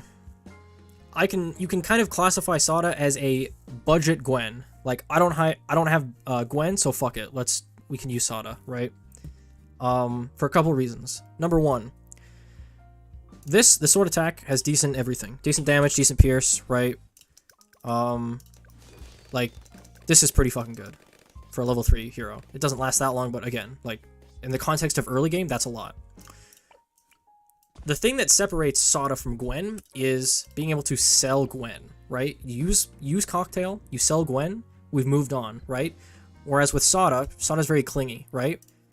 So we use her, and then she, you know, it just goes away, right? We sell her, and she just decided she didn't want those blades there anymore, right? And that's huge, because instead of having blades up, right? Having blades up on the track, and then we sell it and we get another one instantly, right? Or wait for it. You can't really cycle Sada. Well, you can, but not effectively as much as Gwen, right? And that really hurts her. Otherwise, her ability is not that bad, right? You can pop leads, you can pop camo, Alk buff is super, super nice. Always Alk buff Soda. Please, please. Always Alk buff Soda. I beg you. So much nicer on the ability when you Alk buff her. Same with Gwen, right? Obviously. Alk buff is insane. What's new? And in general, it does slightly less than Gwen. Like, a cocktail is not equal to a, 2 swords, right? It's not. It has less DPS. But it's still fine, right? In the context of early game, it does enough to jumpstart you, more than, like, putting an ace down or a spolt down or something like that, like some other starting tower, right? And again, starting early, or getting a jump start early game is super helpful. Always super helpful. That's why Gwen is so good, right? It's because you get that jump start early. You get to snowball way faster. Again, not much utility after that, but it makes up for it in the fact that we're blazing through early game. So that's Soda's main advantage. We have the camo, we have the purple. That's really it. You only use Soda for her level 3. Again, not terrible either, just like with base damage. Especially if this is Alk buffed, right? We kind of clean up a little bit. Okay, this isn't like great, right? But it helps, trust me.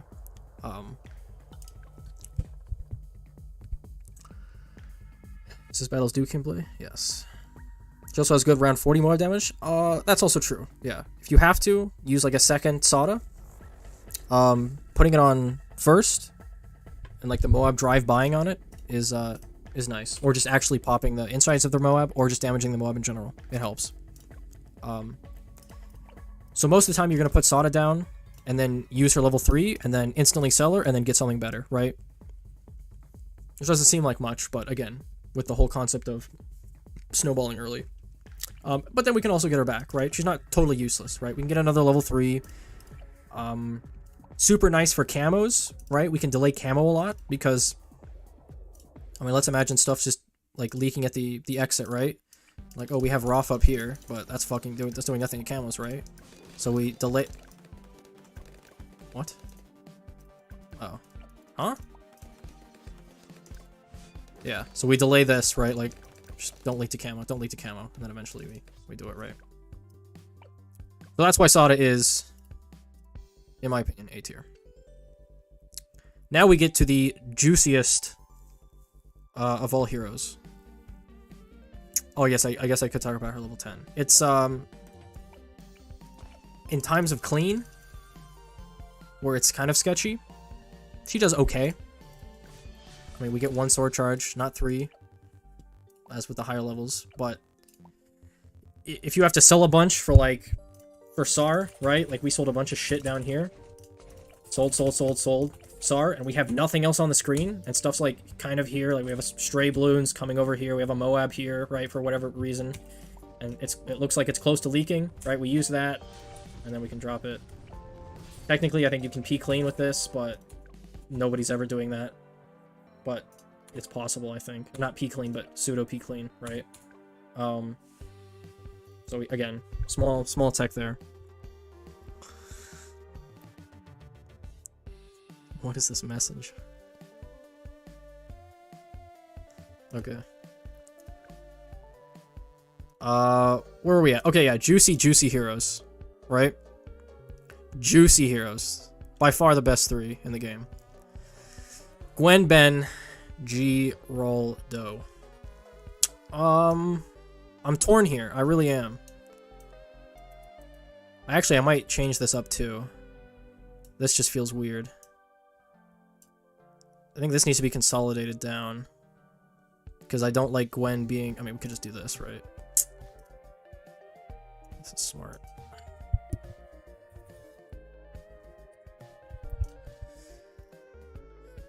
Surely, right? Oh, that's a fucking terrible color. Gwen. We'll save that for later. Okay, I like this. So...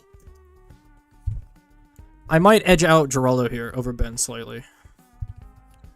But let's explain why. Let's explain why both of these heroes are insane. Let's start with Ben.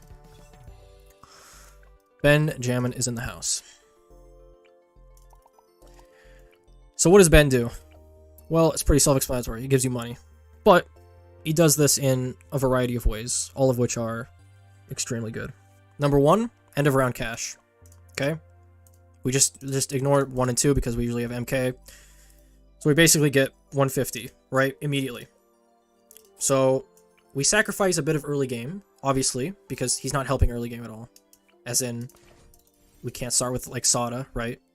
So we're falling behind a bit. Let's say we have, like, a tack shooter, right? This tack. And we're just sending out rounds, right? We're going to save up to this Ben, right? We could save up to this cluster. We could save up to something else, right? But I want to save up for Ben. Why? Because the return on investment is basically instant with how early game works in races, right?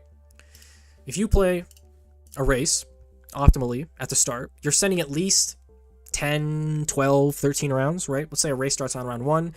Most of the time, we're at least sending up to mid-teens, right? Maybe low teens to mid-teens. 12, 13, 14, 15, 16, 17. Those types of round, right? Maybe even 18, 19. And we're letting a tower do some stuff, right? So let's say 10 seconds have passed, 15 seconds have passed, right? Now we're starting to get to the point where a lot of these rounds are considering ending themselves in a video game, right? They're going to off themselves. It's over, right? This round has ended. So we're going to get some money from whatever tower we have, right? We're going to place down Ben at around 15 seconds, 20 seconds, right? Maybe 25, I don't know. It depends on the race, right? And we're instantly going to get end of rounds. Instantly. Boom, boom, boom, boom, boom. Back to back to back to back. We're getting end of rounds left and right. So not only are we getting the end of round money, we're instantly getting this 150 back for Ben. So in 4 rounds, we've essentially paid Ben off, which could take like 1 second. We could get like 400 rounds in 1 second. Boom, just like that. We've already paid off Ben, and now we're just making free money, right? Skimming, insane in races. Why? +1 for every new balloon. Guess what? Guess what you do in races? You send a lot of balloons, so you get that +1 earlier than you would in a regular game, right? So that's great. Bank hack, not that useful. Move on. Level 6, cybersecurity. Okay, actually useful. Restoring lives in a game mode where you should use as many lives as possible to your advantage is super useful, right? You could have early game that's scuffed and be at like 10 lives, get Ben down, and fuck, we're just pumping that shit back up, right? 5, 10, 15, 20. We're back at 50 lives now, right? For the full send. You have a little bit more of a buffer zone with Ben because of that, right? And let's talk about his level 3 as well, because we didn't even talk about this thing that you instantly get, basically, when you put him down, right? Biohack. Basically, a budget pad, but in some ways better, because you don't have to put him next to the tower, right? He can be all the way over here, and boom, we're still affecting this, right? And we can affect this guy, and this guy, and this guy, right? We can affect the whole party is here. Now, you might be asking, what about this downtime, right? Obviously, he has some downtime. It's not just free damage. That's true. However, in the context of a race, especially most races that you're selling in, you can just sell the tower, forehead, right? It's just that easy. We're constantly getting towers, and then selling these towers to then get better towers, and then selling these towers to get better towers, and so on and so forth, right? So, let's say we're using this on a couple towers here, right? That's fine. Boom, we're using it. We're sending a lot of rounds out. And with that money that we just made...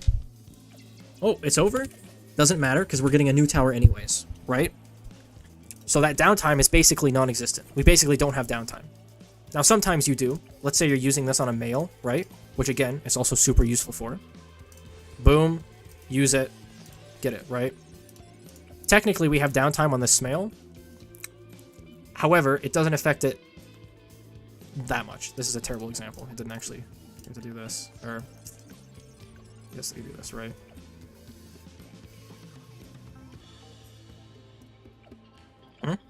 Can you downtime me?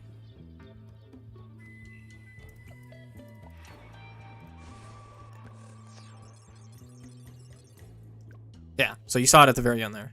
It stops. Which you somewhat have to consider that. But most of the time, male is dicking anyway, so that it's not that big of an issue, right? So yeah, Ben is just so much utility and money, right? He gives money, he gives lives. And even he has level 7, which is Trojan, which is, let me say, niche, because a lot of times you don't get it in time for the Moab, and a lot of times it just goes to somewhere else that's not the Moab because it doesn't actually have targeting. But you can influence it, right? We can hide. A good example is this town center. We can hide him in some faraway place. Where is this? Am I blind? Here we go. And then he can only affect the Moab if we want him to, right? So put him back here. He gets level 7. I mean, this Moab's going to make its way all the way around, but it's fine because by the time it gets here, it's probably going to be pretty damaged. And then it gets Trojaned, and then just give it a little tickle, and it's gone, right? No children. Boom. So, Trojan can be used there. Blocking Trojan is only useful in normal games. That's just not true, though. Then we just had a race. We just had a race where it was useful. Making sure you target the Moab, though, yeah. I think it's good tech. Very epic contact. Oh, true. From a non-racer. Sure, non-racers love this content. Not for money. What do you mean, not for money? Saint Tech is to block level 3 from specific towers by placing a dart close to Ben. Yeah, that's true. I've thought about doing that a couple times. And it can be helpful. Okay, so that's Ben. He makes you live. He gives you a fuck ton of money. He makes your towers... Like, he's a better Pat. He is a better Geraldo in terms of making money. He gives you lives that nobody else does. Like, he just does so much. Ben is just so useful. Always get Ben if you have him in a race, obviously. But then, a new challenger approaches.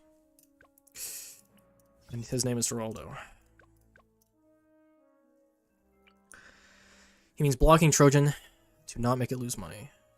I mean, yeah, that's also useful in races, though, right? I mean, it's not useful, but you should retroactively be doing it, right? Just putting him somewhere where he's not affecting stuff. I already covered Geraldo. Here's the thing. We're going to do a crash course, okay? Crash course. Mainly versus Ben, right? So, he's not out generating money, right? This NFT is good. Most of the time, I'd rather take Ben for money. If it was just pure money, I'd rather take Ben, right? Even though this is good. Don't get me wrong. This NFT is good, okay? And sometimes it can outproduce Ben in certain scenarios if we let it cook for a long time, and we have to let it cook because of certain tower restrictions in the race, right? We could get more money than Ben, but it's rare. And it also sucks because we have to wait for rounds to end, and then we have to sell it, and it's just a whole thing, right? But Geraldo is pure utility, right, through and through. Again, we already went over all of this. If you want to check back the video, you can. But just look at how much shit we can just do everything. Just put this here, just put this here, give this camo, put this down, like, just fucking put this down, pickle this again, pickle this, right?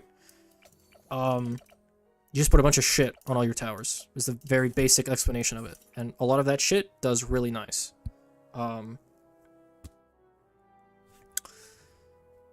Now, having him versus Ben, I think you can make an argument either way. Ben speeds up the early game tenfold. If you have a slow early game, Ben, without farm, Ben is helping tremendously, right? Because of all those end of rounds just coming in one after another. But if you have a tough mid game, right? Depending on the race, maybe we're a little bit limited on camo. Maybe we don't have a lot of slows. Maybe we're not using Storm or Strike. Geraldo takes the cake in terms of mid game because we have that tech of let's slow some stuff down with this. We don't have camo. That's fine. We can use this. We have mail. That's fine. We have pickle. Right? Use this again, blow some stuff back out over here. So if early game isn't that big of an issue, or we don't get that much benefit from having a Ben down early, for whatever reason, right? Geraldo takes the cake. We also have this. I mean, this is... I undersold this a bit earlier, but just having a fucking free mail for 700, or 650, or whatever difficulty, is, yeah, it's super nice. Like, this has Pierce. This has Pierce. Doesn't have infinite Pierce, but it has Pierce, and it's clearing stuff for you, right? So if you're able to get to that mid game, then Geraldo sweeps, right? Hands down. So that's why I'm inclined to put him slightly above Ben, but I can hear arguments either way, right? For them both being S, right? So then obviously, I don't think this is a surprise to anybody. The Queen of Races, hands down, is Gwen. Has been since day one of races. And in fact, she used to be stronger. She used to be up here. She used to be triple S, right?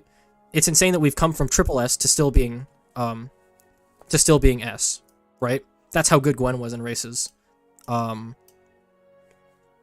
Pre-nerfs. So Gwen is basically, she's an early game tower, obviously. But instead of making money or giving you lives like Ben, she just pops balloons. And I guess in turn makes money, right? We can start with her. She solos the early game. She gives us money. She's cheap. We can constantly buy and sell her. Right? And we can alch buff her for even more. She takes buffs really well, right? On top of that, on top of those things, she's very versatile, right? So we could use her early game, or we always will use her early game, right?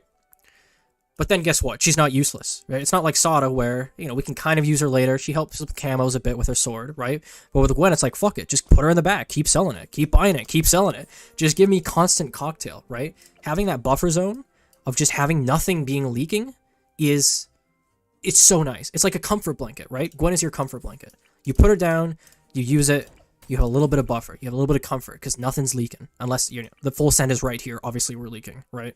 Or like a 50 send. But even then, an alch-buffed Gwen is handling a 50 cent pretty well. Assuming we don't have purples, we're doing okay, right? Is her cocktail affected by alch buff? Yes. And, she's good without it. Don't get me wrong. Like, you can literally start up to 31 and use alch. But she is insane with alch, right?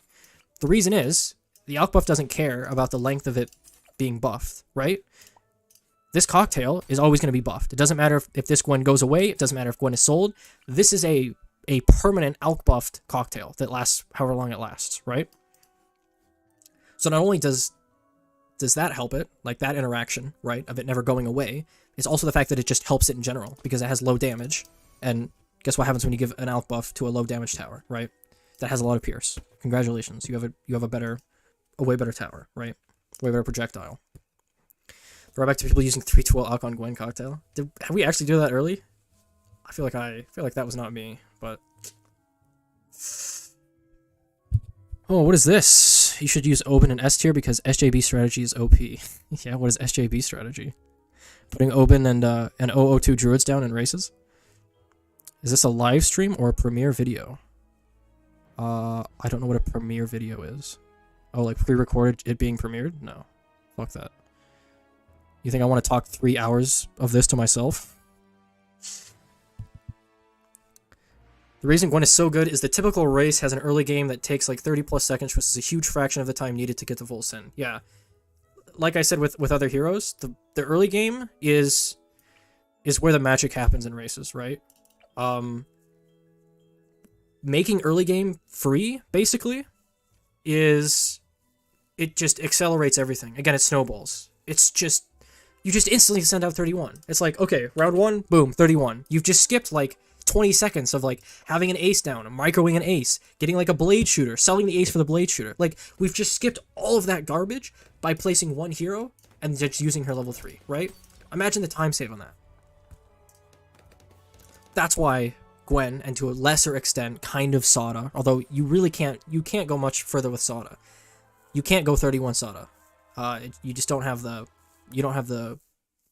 damage, right? The pierce. The DPS, you might say.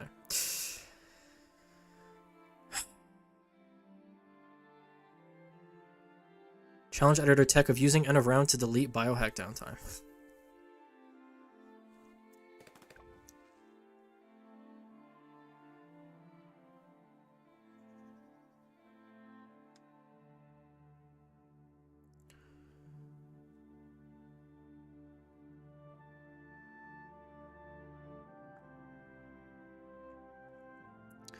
Wasn't it because Colt did it in his CE video? Did... what exactly? Don't follow that conversation. Is it a pre-recorded vid? I just knew exactly what you guys would say. The entirety of the time.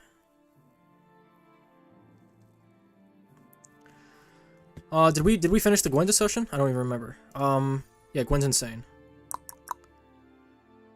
Even some of the things you don't think about a lot help. For example, after we've kind of stabilized and we're no longer using Gwen, she then turns into utility, right? Waff is good. Guess what buffs Waff a little bit? Boom. Level 5 Gwen, right? And again, 10%, not massive. But if we have a D-Breath in the back that's killing camos, if we have a Roth somewhere else, just getting that free 10%, it's just nice, right? It's just nice. Signal Flare too, I mean, listen, the Signal Flare tech, I feel like we don't use Mortar enough in races. I feel like an 022 Mortar is actually kind of a sleeper. As in, we never use it because usually there's better options, but it's not actually the worst thing that you could do with your money if you were forced to buy a tower, right? It's just we never really have an option to use it. Or like 302 Mortar, another sleeper. If these ever get like any tiny buffs related to chimps, these could definitely become something in races by far.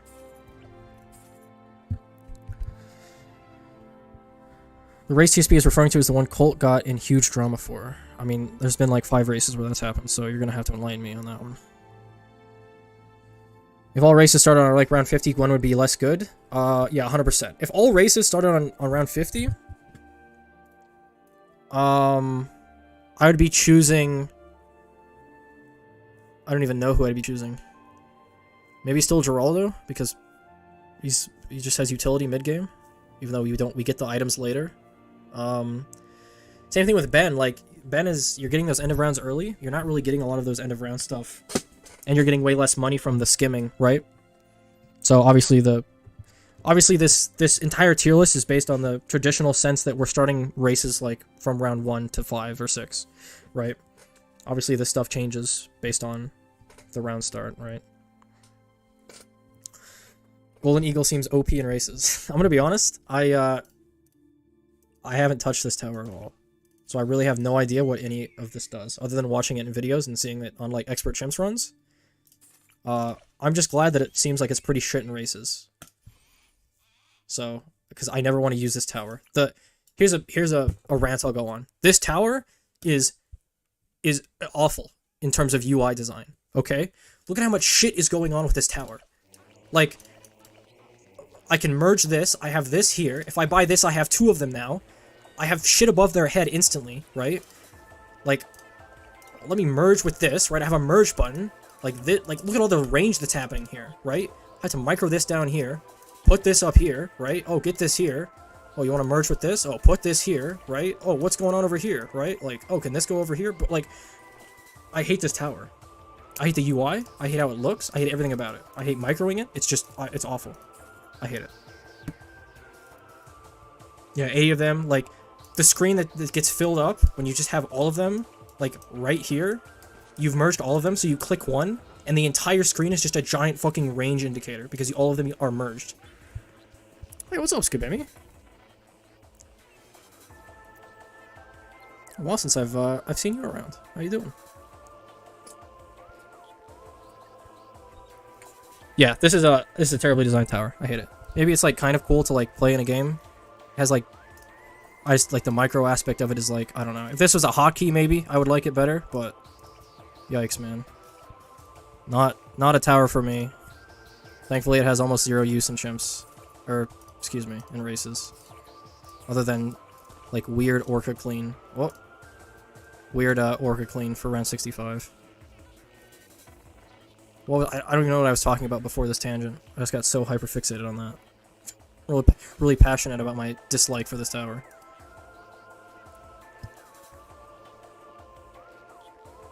Did bees change races even in the slightest? No. I'm gonna give a hard no on that. Technically, we had a race where we used it because every single other tower was disabled, right? So, I mean, yeah. If you disable everything else in a race, but Beast Handler, you probably have to use Beast Handler. The only tech I can ever see it being used for in like a regular race is Orca. Perfect cleaning around 65. But even then, it's super niche and sloppy. Because you have to have water at the start for one.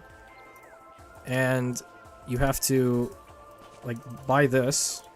But then you have to sell it immediately and then buy it again.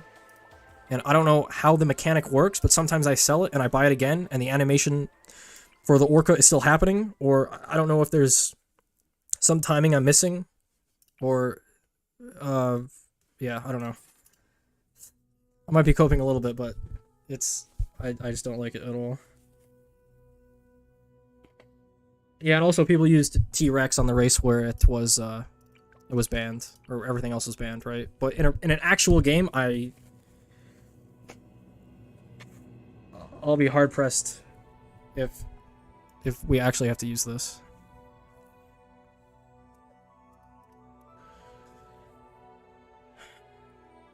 Immense impact on chimps because it's the new best early game. Yeah, I've seen expert chimps runs with it, and I mean I feel like it's used a lot.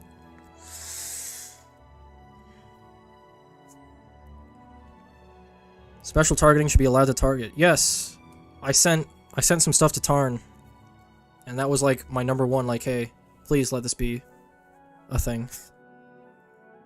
I have a little bit of hopium and copium mixed together here, but I'm pretty sure we'll probably get it next update. Okay, don't quote me, but this is not coming from Tarn. This is just my like hopeful thinking of. It's been suggested so many times in so many places that surely they've seen it and are implementing it. Does selling Orca while it's dragging the last balloon instantly end the round? You know, I think it does, but I don't actually know. Because when I did it, it didn't. But apparently it does. Because I watched some people do it, and it instantly ended. So, you know, I'm not the best person to ask that, to be honest.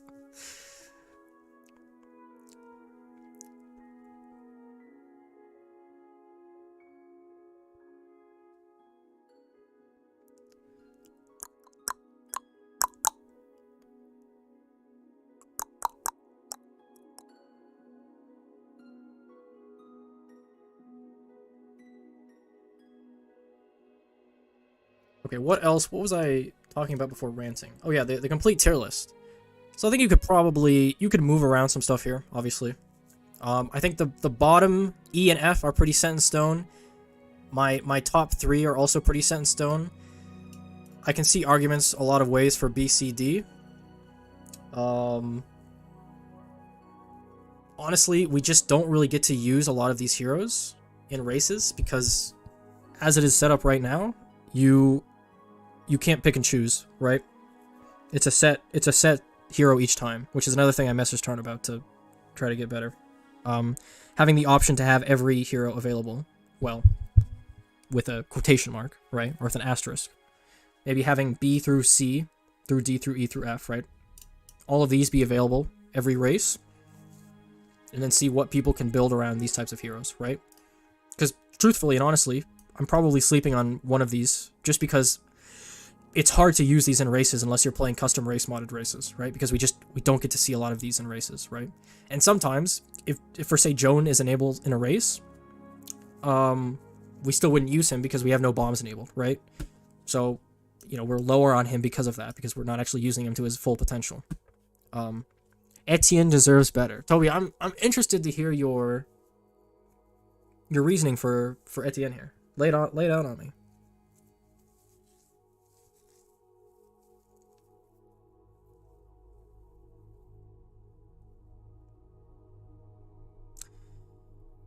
What does Azili do? Again, she's kind of in this weird middle zone. I kind of like C for her. Mainly, her entire purpose is level 3. Not her entire purpose, but level 3 is nice. In a regular game, I think this is pretty terrible, I still think, even with the purple. I don't think many people like this ability. I don't know. Chimps people will tell me otherwise, maybe. But in races, when you're sending a lot of balloons, right? And you have regrows as well, what happens a lot of times is it's not going to be precisely always on these regrows, right?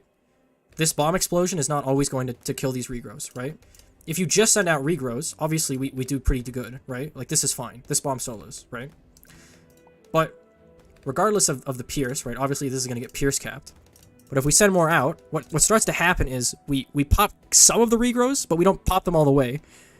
And because we're getting pierce capped here, they keep regrowing over here. Because they're regrowing here, now we're using more pierce on the regrows that just regrowed, right? And it kind of spirals out of control, and then it just fucking regrow farms, right? And when you send every round in races, right, especially 76, and a lot of other rounds that have regrows, right, they all kind of consolidate together and make this big fucking mess, right? So if you're a race, and you have towers like back here, right, it's not that bad, because we're not really regrowing that much, right, for our tower back here to get, like, fucked on, right? But if for some reason you have your DPS here, which is fine, right, kill shit as the front, as a famous man once said, right, put your stuff in the front, kill shit at the front, it could become an issue, right? So having just kind of that free, like, nothing regrows, as well as purple popping power, as rare as that is, still useful, is nice. Another super niche thing with Quincy, or, excuse me, with Azili, is we have base lead and camo, right? So, let's say we really just don't want to get camo for some reason, right? Like, we have 50 lives, and, like, this 36 is coming out, but it's like, man, I really don't want to get camo for this. Like, just leak it, dog, right? You can kind of put Azili down to just... Okay, 36 might be a terrible example, but you get what I mean, right? Like, we do some stuff here to 37, to 24, to 32, excuse me, 33, to just kind of leak slightly less camos, right? This is also rare. Usually we don't want to get, like, a dedicated camo popping power, right? But in the case of Azili, who has a decent level 3, it's somewhat worth the investment early, right?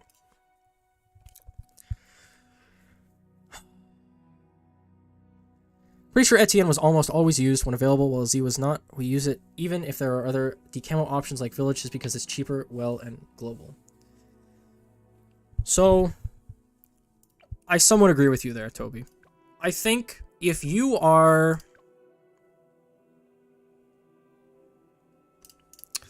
how do I word this? If you're going super fast in a race, right?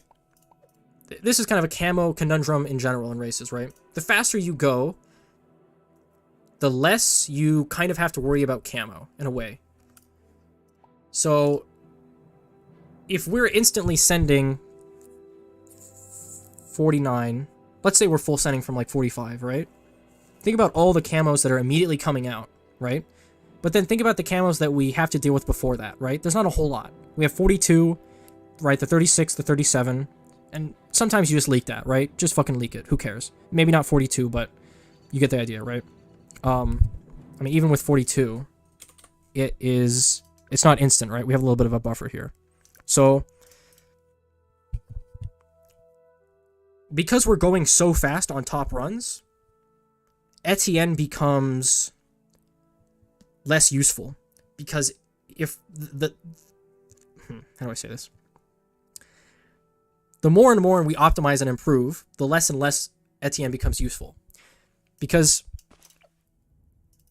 we have to... The limiting factor is level 8, obviously, right? So we have to get to level 8.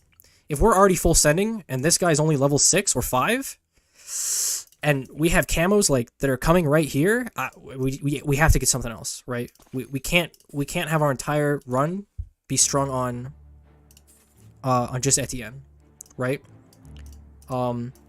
And because all the camos are coming out at once, like right here, we don't have to worry about, like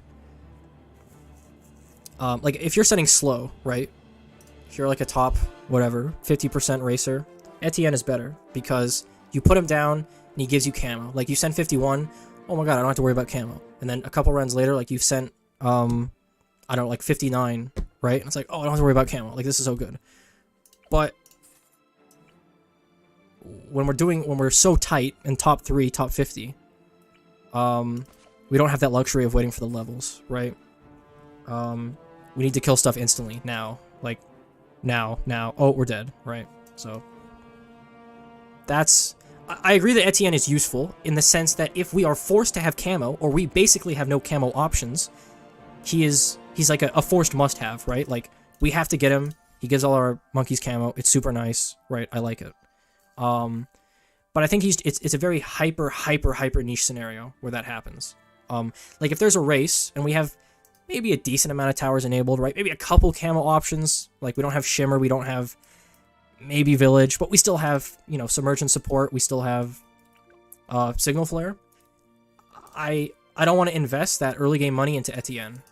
I don't want to invest that 825 when I can later on just get a reactor or a Signal Flare, right? Because investing that 825 in early for basically no return on investment until you get that level 7 is rough. Or excuse me, the level 8 is rough. Whereas like with other heroes you put down, right? Like I'm basically immediately getting a return on investment on Ben, on Geraldo, on Sada. Even Pat, I'm getting that level 3 decently quick, right? There's not a whole lot of time I have to wait.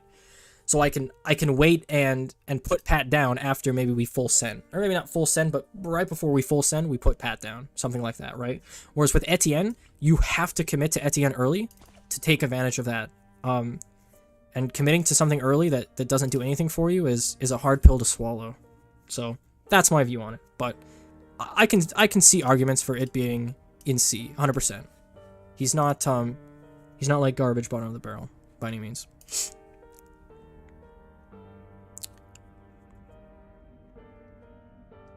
Yes, the putting stuff at the front was a Schwax quote.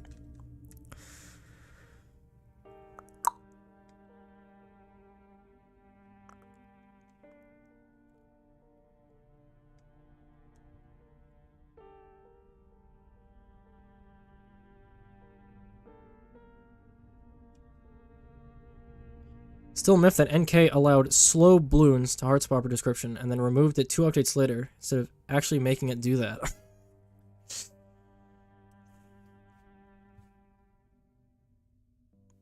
Yeah, the Azili niche is somewhat, or the Azili level 3 is somewhat niche, right? Like, it's not, again, this is kind of the tier of like, we have a very weird niche that kind of gets used sometimes, right? I mean, I could see arguments again either way. Maybe above Etienne, maybe at the end of Jones' Brick.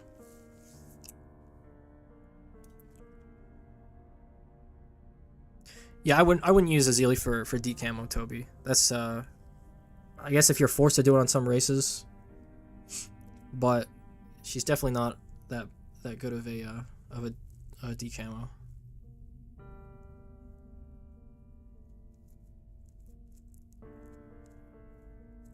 I really do wish we got the option to have every hero in a race, or at least B to F, right?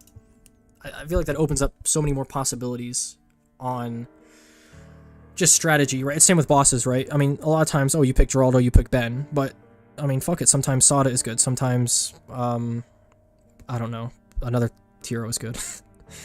I'm pretty sure there's a couple other things you can do in bosses that aren't just the main, like, oh, we have to go Ben or Geraldo, right?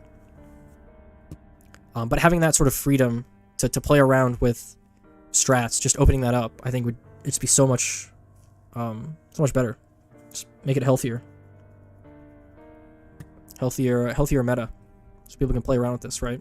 Because I mean, if you gave me a list of B, C, and D for a specific race, right, I would actually have to look and see, okay, I mean, what are we using, right? Do we have bombs as our early good? Do we have SMael? Do we have water towers, right? Do we have camo? You have to ask yourself a lot more than just, oh, every tower is enabled, we use Gwen, or, oh, we have one hero that's a door that we're not putting down, right? That entire aspect of, like, having a hero in the game is, like, completely fucking foregone if it's chosen for you, or you have every option and you automatically choose Gwen, right? So I think limiting it to this would be super nice. What are your opinions on custom rounds and races? Depends on how they're implemented. I'm not a huge fan of custom rounds that change round timings at all, unless they're done properly. Because a huge thing about races is knowing the length of each round, right? And then playing around that. So if you have custom rounds that have the same round lengths, but you do different things inside of them, I think that's fine. I think that's totally normal or acceptable. But changing round lengths is... I'm not a huge fan of that at all. Maybe I can be persuaded one way or the other on that. Maybe someone could put a good argument as to why that's healthy, but I haven't seen one be proposed that I like, so. Could you argue for Pat A tier? In a world where we only have Maelstrom races, maybe. Or recursive male races. But I don't know. I mean, we don't really use it on Roth, right? We're not really using it on... I mean, it helps Storm. Does help Bounty. Thing is, you know, usually you put it down after you get Bounty, right? And we have to wait a little bit. I think you can make arguments for Pat A, for sure.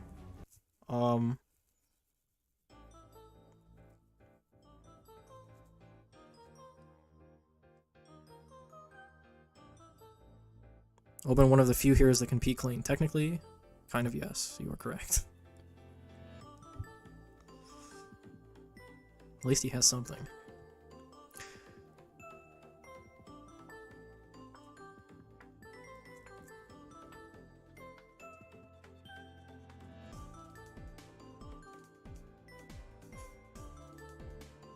And obviously game modes affect these hero rankings as well, right? Reverse, ABR, they're the two main ones. I'm trying to think if there's, I mean, prices, kind of, but not really. Or like hard, easy, and medium. Like,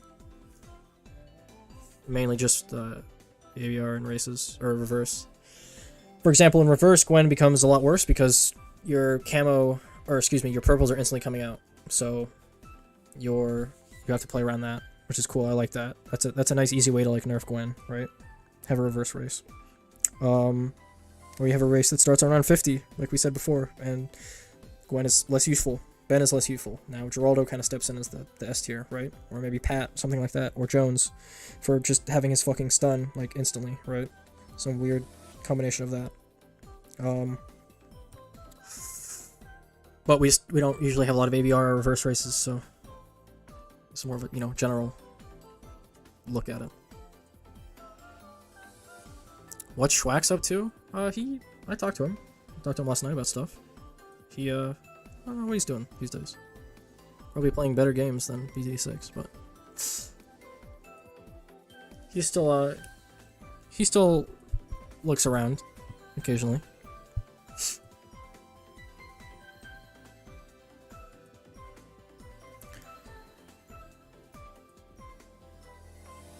One Scrapyard race was interesting, which had viable strats for all Sada, Ben, and Geraldo. Not sure if Gwen was enabled there as well. Yeah, having them...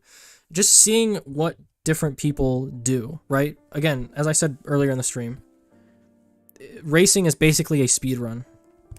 But unlike some speedruns, like Mario 64, you have a lot more flexibility, right? You can do a lot of different things differently than other people and still get similar times, right? So races have a very, in my opinion, high skill ceiling because you can know a lot of little things and have a lot of micro and game knowledge that enhances you little by little, right? You can be a top 50 player, right? And only have to play 10 or so races or race attempts and you're top 20, right? Because you just have that knowledge. You don't have to look at any videos, you don't have to look at any strats, you have that, right? And your strat might be completely different than everybody else, but I mean that doesn't matter, right? You got top 20, you got top 50, right? So seeing what different people do, what goes through their minds, right? And how they approach a race is interesting to me. Having top 5 be the exact same strat is super fucking boring. If it's just like micro that separates the top 5. It could be somewhat cool to look at, but people coming up with different strats that also work in relation to other strats is why I like races. It's just a combination of everything, right? Different strats, different levels of micro, all coming together to see who can be the speedrun, essentially, right?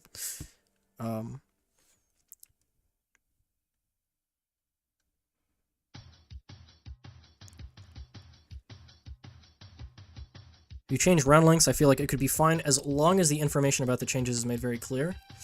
Yeah, that's a big one. Like, if it literally doesn't tell you, then it's like, fuck me. Like, I have to go through and figure out the longest round is. If it gives you that info, it's better. I don't know. I could go either way with it. On one hand, you could say, you know, just because it's different doesn't make it bad, right? Just because it's a different length on one round that you have to p-clean something different, right? You know, spice it up a bit. But on the other hand, I think round lengths are intrinsic to races. Like, round lengths are what make races races, right? 78, as I said before, is the single most important round in the entire game for races. Because that's what dictates sending, right? Round lengths. So changing that fundamentally is... You're changing a lot about the race. Or like 74 or 65, right? Not just 78, but the longest rounds that have clean associated with them, right? Fundamentally changing that is... I don't know how I feel about that. Even if it's just for a one-off race, you know? If no MK, I guess Geraldo always beats Gwen. Yeah, again, MK also plays into it. Some heroes benefit from MK more than others. Gwen is still somehow amazing even without MK, assuming you don't have any other heroes available, right? Like, we would still use Gwen with no MK because she's just that good. And it's a lot harder to save up for that, right? The whole having level 3 instantly is kind of gone, and you lose a lot early game to that. So still useful, but we lose a lot of what makes Gwen good with that early level 3. So Geraldo maybe comes in and you're then focused more on mid game, right? Because you're always gonna have slow as fuck early game with no MK because it's no MK. And God, we should not ever have no MK races, please. Just always have MK. It just makes everything so much better, more fun.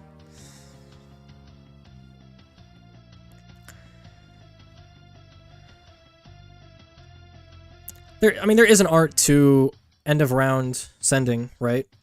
I mean, you could say it's RNG, which sometimes it is, but there is an art to sending perfectly, getting the correct snipes on Gwen, sending perfectly after that. It's cool to see that sometimes, but definitely don't always have it like that. Gwen not so useful if you can just start with farm instead. Yeah, I mean, obviously if you can start with farm, a lot of these heroes become, like Sada and Gwen are more of a, probably not getting that. Although, I mean, even starting with farm, I would take Gwen over a lot of these because, you know, you start with farm and then upgrade it and then maybe get Gwen in the back and then get your other tower, right? And then you still have that cocktail in the back if stuff's leaking, so... Yeah, Gwen is just, in almost every aspect of race, is just insane. Always have Gwen.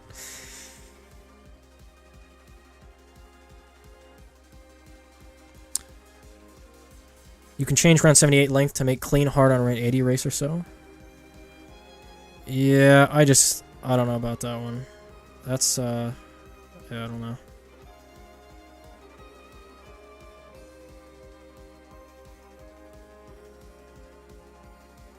Measure race with no 48, 65, 74, 78. Long speed like 79. I know 58 is kind of up there. 79 is up there. 70 is, yeah, that's up there too.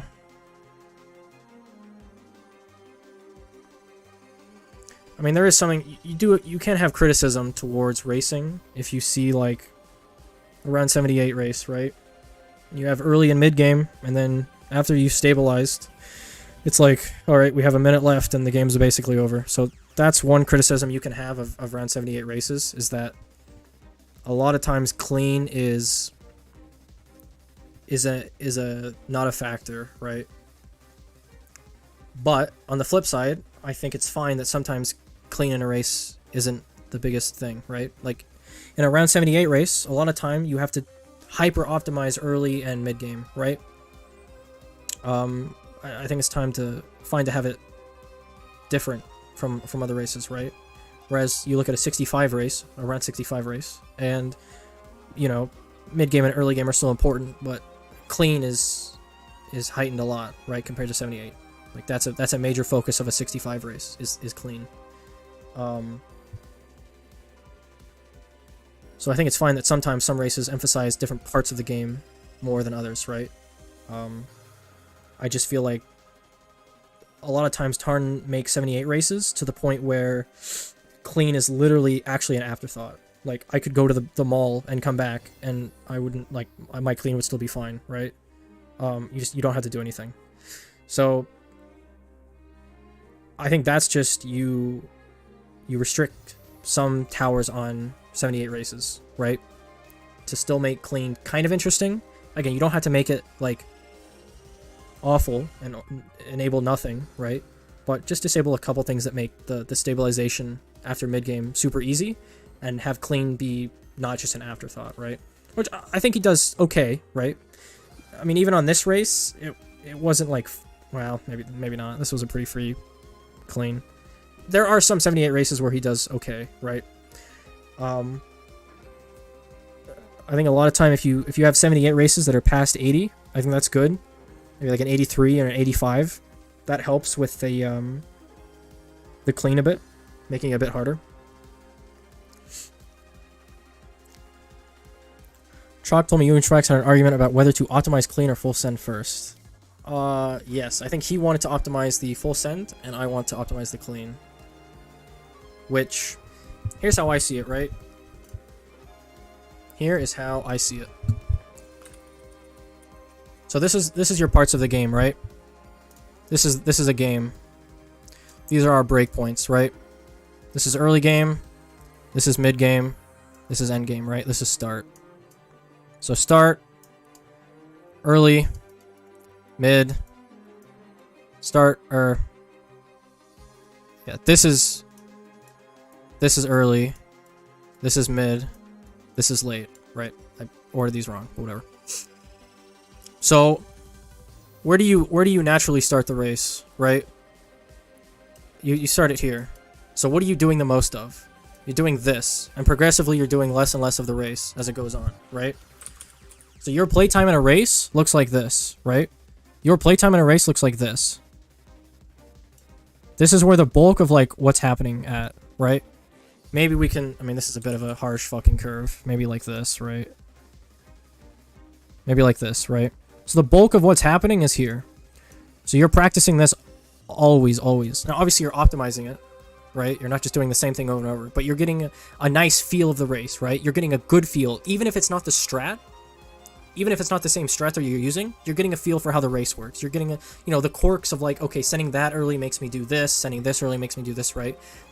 You have a lot more knowledge about the race, and its quirks here, because obviously you're starting here and you're doing most of it here, right? With late game, you're never getting here unless you're actually getting a run, right? Although, I mean, sometimes, I shouldn't say that always, sometimes the early game part of a race is easy, and the clean is the hardest, right? But in general, follow the line. You're doing this way less than this. So what do you have to practice more of, right? I want to practice this more than this, because I'm naturally getting this in on the hours that I'm playing, right? I'm not really getting this at all. So a lot of times, what I recommend people do is you don't have to play like a super safe early, right? Don't send like 10 seconds earlier, because then that really fucks everything up. Or, sorry, 10 seconds later, because then you're kind of affecting clean here. But just, 3, 4, 5, 6 seconds, just wait a bit, stabilize here, then full send, get your stuff good, right? And then practice clean, right? And just do that a couple times, right, here and there, right? Just get a feel for this clean. Now, obviously, if this is a 78 race, this doesn't matter most of the time. You still should have good clean, but it doesn't matter that much, to be honest. So mainly it's like a 65 race or like a 58 race that you can't send 49 really quick on, so the Moab might be an issue. But sometimes we have 78 races where, you know, it goes to around 90 plus, then 78 becomes an issue, right? And a lot of times I see people that clean and they just don't know what's happening. Like, they're not actually cleaning properly. They don't get any money, they put stuff in weird positions, they're targeting weirdly, and it still works, because a lot of times, again, it's a 78 race where you can do a lot of stuff and still be fine. But I think a lot of people lack knowledge on, like, proper cleaning, because they don't do it optimally and they don't do it often, because a lot of times it is easy. But I think this is a good fundamental skill to have, is knowing how to clean. Something I recommend people doing is, if you're new to racing, or just even racing in general, just hop on CT on a public team and just try out race tiles, right? You don't have to do banners, you don't have to do relics, just have MK on, and then just play some race tiles, and just get a feel for, like, how stuff works, right? Because that's a super nice way of practicing, because it's basically pre-generated for you, and you have a lot of variety, right? But you still have MK, so it's not, like, super harsh if you get a harsh race on, like, Rake, right? Like, you can still kind of work with that. And just practice, like, perfect cleaning, right? Because I feel like a lot of people grasp concepts early, like, we send early because we have Gwen, and Gwen is good, right? But a lot of people don't actually grasp, like, cleaning concepts. And this is especially true for races that go past round 78, right? If you have a race that goes to round 90 or 100, people are fucking clueless, man. They don't know anything about, like, what's happening. Some people don't even know, like, super ceramics are, like, existing, right? There's a lot of cool race tech that we don't get to use because we don't have races that go past that, right? Man, like, put, like, these druids down, right? Let them get pops. Pop your TT5, right? Clean with that. I don't know, there's just a lot of stuff that'd be cool to see in races if we had more late game races. And I hope Tarn also does. That's something I suggested to him. That we have. And races past 100, right? 120, 110, 120.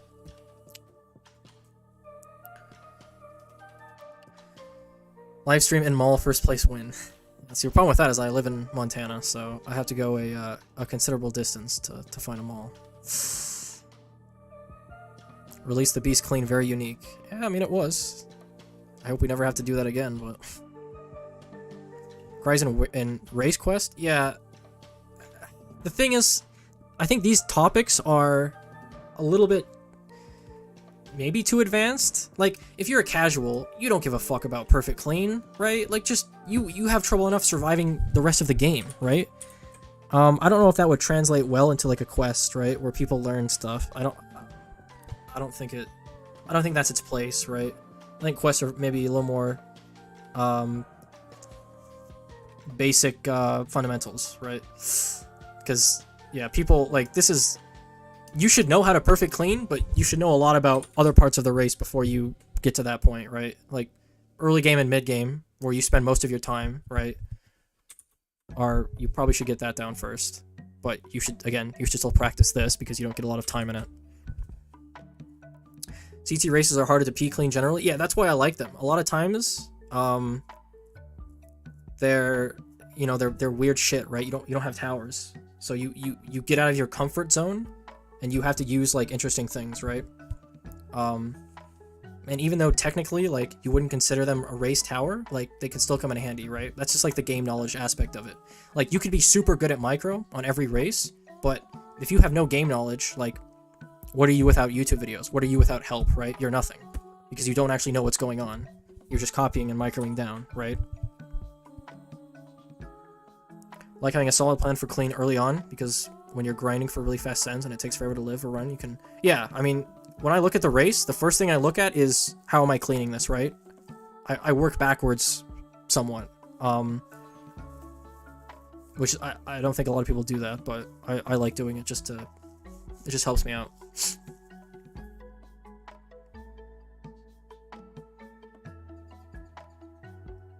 People also don't know Super Ceramics leak less lives. Yes, because obviously they have less children, right? 81. 100.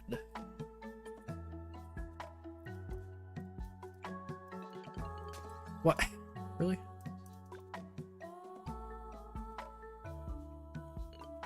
Yeah, you can see it. We passed through. We faced through the spikes. Why do you live in Montana? Well, my family's here and I haven't considered moving yet.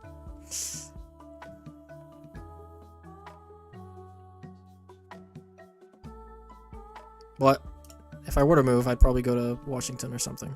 Because as much as I like Montana, it's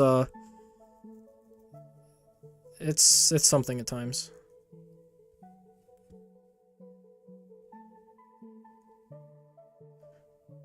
Quests don't tell you you have to send around in races. Yeah, that's another thing I told Tarn about. We need an actually dedicated tutorial, right? Some motherfuckers don't even know that the race button exists, right? Like, we need to have, like, pop-ups, like, we need to have Patch, or whatever her name is, like, literally 0.5 red arrows, right? Like, this is Patch, right?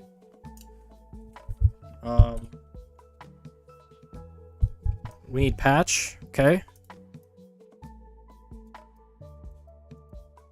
This is Patch. Okay. We need a bunch of, like, red arrows that tell you text. Okay. Send rounds. Okay. Very angrily telling you.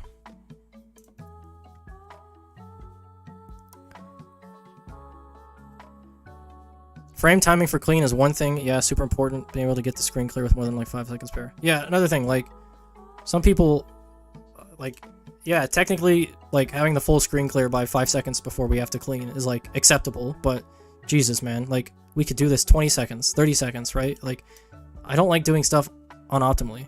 Just because it works doesn't mean you should do it, right? Always try to optimize clean.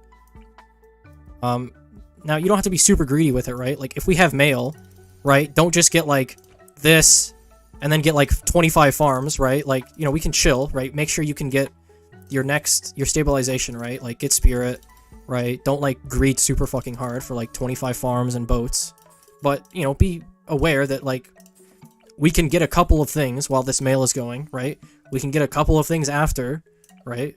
We don't have to immediately start cleaning. We can get some income, right? Just, you know, be aware of those things. Really? I thought everyone thinks about clean first? You'd be surprised. At least, you know, the videos I see on YouTube, alright? Clean 100% looks like an afterthought for these people.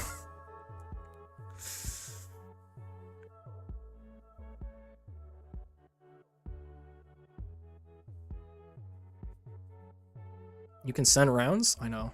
What a novel concept. Least questionable patch drawing. Okay, listen. I'm pretty sure I failed art in 6th, 7th, 8th grade. And I never took another art class again because you didn't have to. So I was like, fuck that. Just, that's gonna go on my whatever. Okay. I failed art, who cares? That's how the cookie's gonna crumble, okay? Not an artist.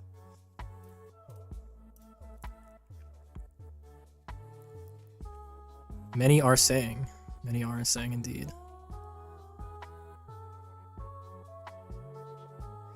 Sometimes it takes so long to live that you are either panicked or tired from all the micro. Yeah, another thing that people don't realize is that, I mean, it's BTD6, right? It's racing in BTD6. It's not like a high octane, like, you know, like there's a lot more important things in life. But man, when you get on a run and you're on like a 1st or 2nd, 3rd place run, like you get heated up, right? Like you get a little bit shaky sometimes, right? Like you've just survived the full sin. It's like, fuck, like what do I do? Like you panic sometimes, right? And that's normal for everyone to do that. Some people handle it better than others, right? But you know, being able to be in a state of mind where even though you're a little bit tense, like you have a plan of action, right? You know exactly what to do. You're not going to fumble the bag and fuck up clean, right? On a super easy clean race because you panicked, right?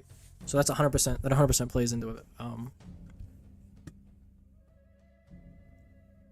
Yeah, and sometimes, a lot of times, maybe like a round 78 race, you sound round 78, and you're so fucking hyped up that you completely forget to sound round 79 or 80, right? Until it's the very end, it's like, oh shit, I don't even have this out, right? So just practicing sending, right? Like, oh, I sent 78. Okay, now guess what? 79 at this amount of time, right? I'm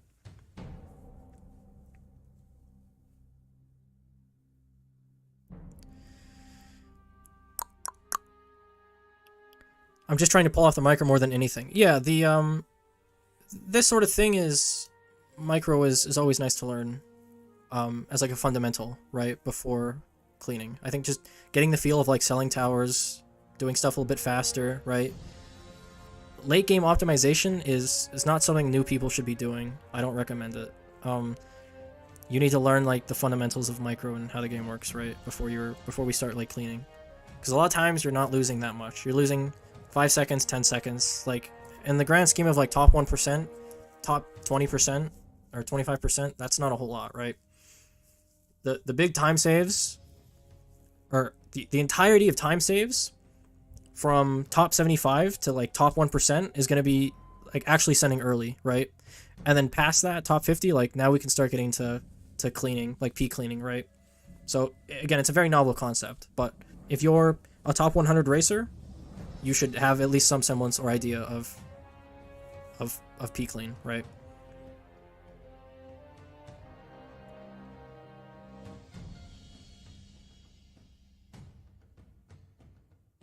Like you completely missed what I was referencing? Wait, what were you saying? Least questionable pass drawing. I mean,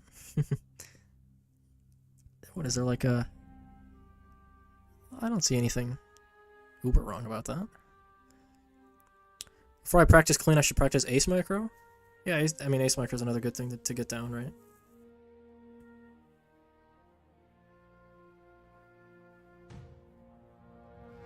Yeah, sometimes you'll like make fun of people for like shaking during clean, but like honestly, like sometimes it is like stressful, right? You get a really good run, first or second place, like fuck yeah, sometimes I'll shake too, right?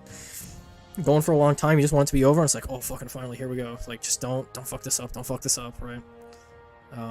Even on a super easy like round 78 clean, right? You're still like that's still going through your mind.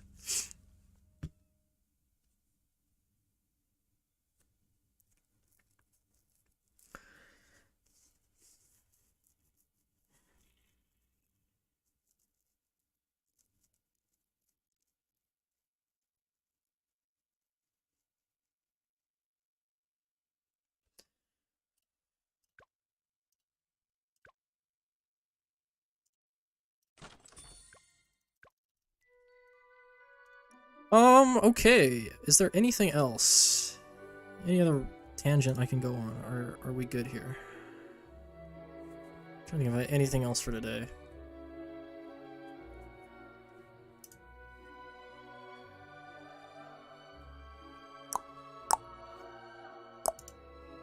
Clean is free if you know how the towers work. Yeah, most of the time, if you're calm and you know what everything does, clean is a very simple process. Most of the time. Sometimes, though, you know, clean is like the forefront of the entire strategy, right? Where it's like, we need to optimize this to a T, or else we're not P cleaning. Depends on the race.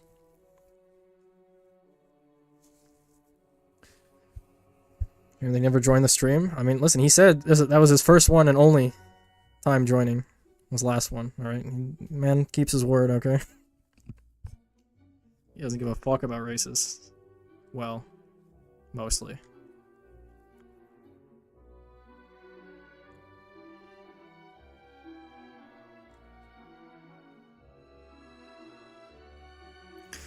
It's a long map like this in 79 right before I have to do heavy micro. Yeah, a lot of times after you stabilized, it's a nice timing to send 79-80, depending on the race. I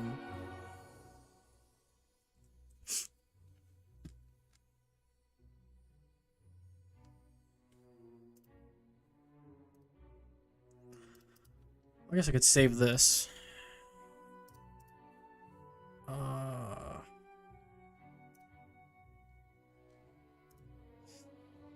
Yoink. Thank you.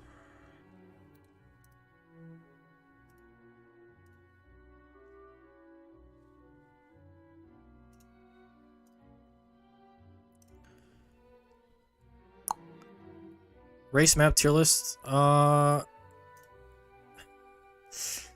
I don't even think I know, like, fundamentally what race maps I like and don't like. I'd have to, like, sit down and think about it, like, off stream before I do that. Because I haven't thought about that a lot. To where I could, like, explain it, like, coherently. But I'd probably just do, like, a tower tier list before that, to be honest. But I could definitely do a race map.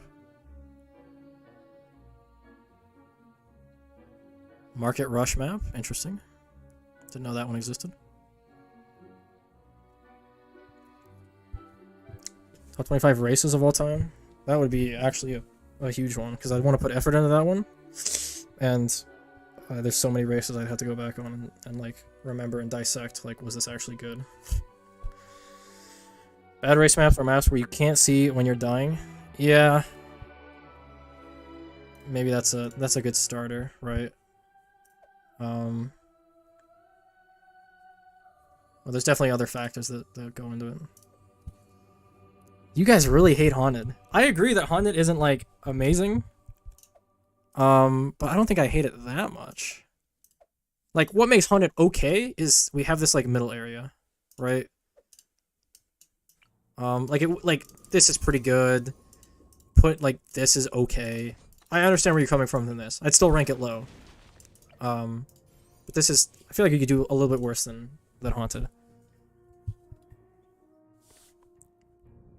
What's your most fun race map? Like, I don't even know how to answer that. I don't even know what I would say. I don't know what... In fun in my eyes. I mean, visually, I have to say this map. Nothing beats this map. Like, if we're doing a map tier list purely on visuals, I mean... We're 5 tiers above every other map in the game, right? And as a race map, I don't hate this map either. So, this is going up there, okay? I might like this one so much because of the visuals alone that I'd put it S tier in a race map tier list.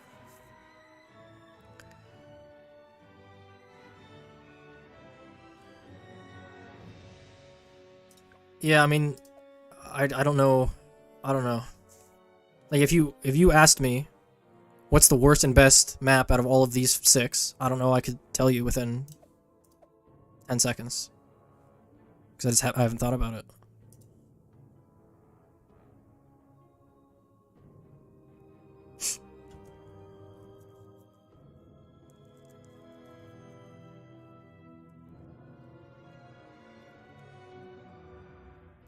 Balance is a really weird map. Like, you have a nice like death zone, right? Like, this is ground zero, right? Because everything is just here. But then outside of ground zero, like, double leaking exit, right? Which sucks. And some towers you expect to do good don't. Like, U-Jug in ground zero isn't that great. You don't really have a lot of, like, real estate. Like, we can't just put a village down. You have shit everywhere, right? Shit's, like, leaking everywhere. Shit's coming in everywhere. You have water down here, but it's, like, kind of weird and awkwardly placed, but it's still useful. So, yeah, Balance is a very interesting map for races because of that. It's, like, it's simultaneously good and bad at the same time. Like, you'd think this map would be, like, insane for Mail, but it's definitely not, like, the best Mail map. Just because of the fact that it, you know, it leaks over here, right?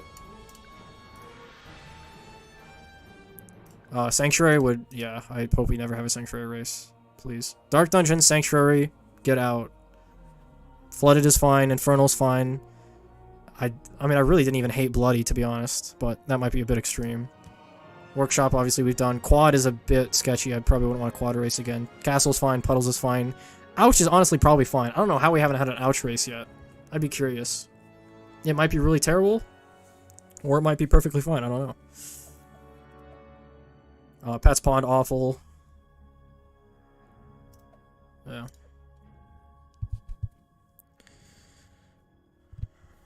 We're definitely having a race on Poly. One of these days. Arnold will do it.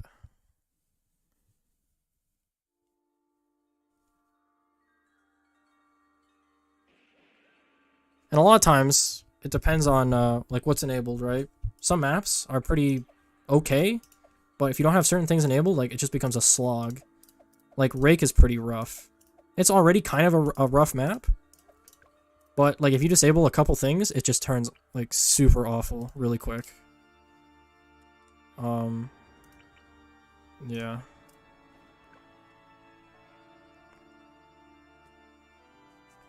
Yeah, just don't have maps based on movement on end of round, okay? Base game, that's fine, but just probably not a great idea for races.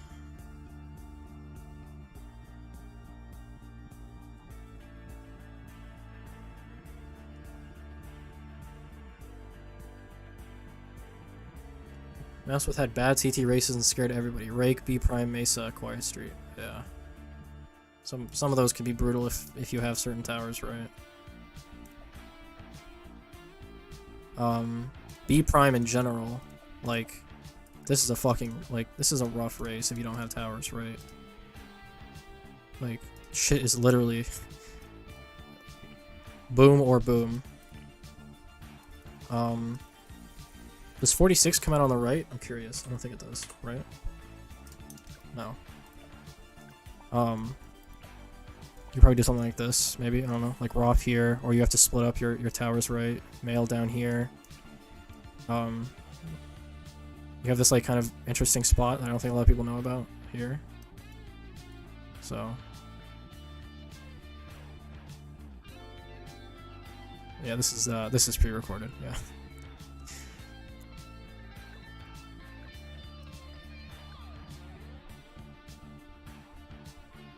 Four Circles is probably one of the best.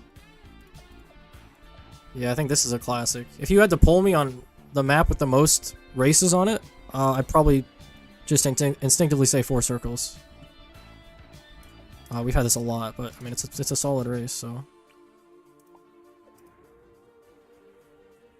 Time to rewind. Right. I mean, this is just the poster boy, right? Like, look at how much fucking coverage this gets, man. It's insane. Exit's not too far away from the entrance, good coverage, water, no obstacles, decent length, and it has its own race timer for you. Like, look at that. Map thought of everything.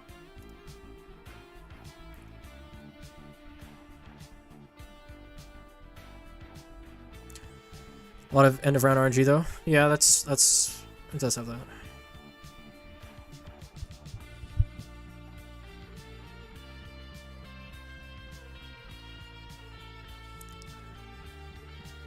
Scrapyard is an interesting race map. Yeah. Where, you know, traditionally this is kind of like a nice intersection, right? But then this is also not terrible, but then most of the time you put stuff here, right? Because we also have access to the exit. We also have maybe this though, if you wanted to U-jug. I mean, there's a lot of different places and like, stuff goes on a lot of places in Scrapyard, right? Sometimes you put stuff here, sometimes stuff is going here, or here, or here, or, right, or here, or here. So it's a very, like, you travel a lot geographically in Scrapyard. And we have this fucking button. Unaligned side blockers, so you gotta be smart with that. Clean isn't, like, super easy, right? Most of the time. Yeah. There's another secret spot you're missing? Well, on this? What do you mean secret spot? Here? Or... I mean, you can't put it here, right? You can put it here. You can put this all the way up here. I mean, secret spot.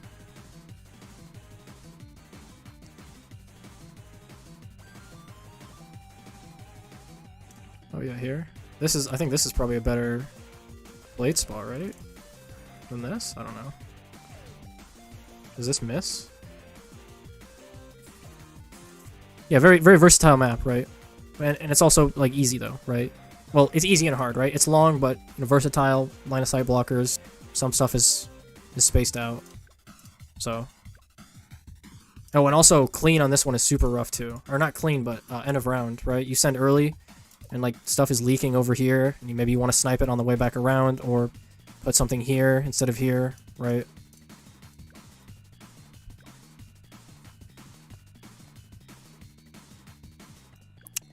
Yeah, I can do a map tier list later. But it would also take a long ass time because look how many maps are in this game. Jesus. Was it like 60 now or something? That's a lot of maps. Probably just skim through a couple of them though. I mean, some of these are like, how much can you really talk about Monkey Meadow, right? It's fucking Monkey Meadow. Like, yeah, GG. This is the race. Boom. Stuff here. Exit. GG. Right. Next map. Easiest to hardest or best to worst? I mean, you could do either or, but I'd probably get more enjoyment out of best to worst. I don't know.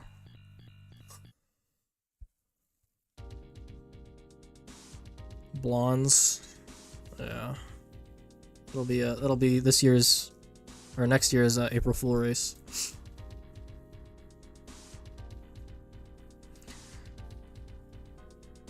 Yeah, fundamentally, I like the fundamentally good for racing on. I don't think easiest or hardest is. I mean, you could do it and it's fine, but I'd rather judge it based on what makes a racing map good or bad, right? Not just if it's hard, because there's some racing maps that are hard, that are short, but they can be fun, right? Just because of the race.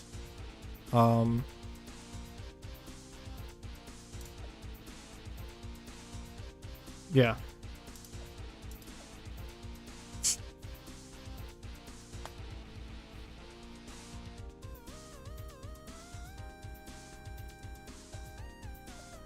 And obviously, like, racing on any of these maps is super fucking easy, right? But some of them are boring. Or more boring than others, right? Or they just don't flow properly. For one reason or another.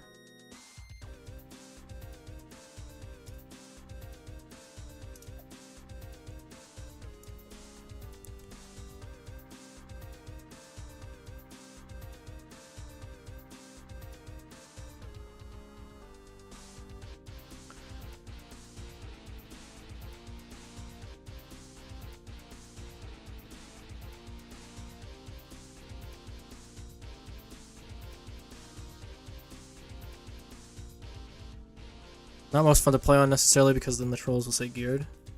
I mean, I don't know if I would classify geared as a fun race to play on. It's like, it's cool. I don't know if I'd say fun. Another brick? Yeah, this is another. I mean, just weird geometry, right? Like it's decently long, but we have this, you know, big dong sticking out here, right? So that obviously puts a wrench in some things. Two waters that are different.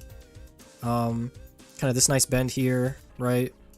A lot of times you put your defense here and then you have to clean up up here, right? Which makes things harder. And I don't think we've... I'm trying to think of a time where we've ever utilized this space over here for something cool, but... Wall waff, real. This is the spot right here. Spot they don't want you to know about.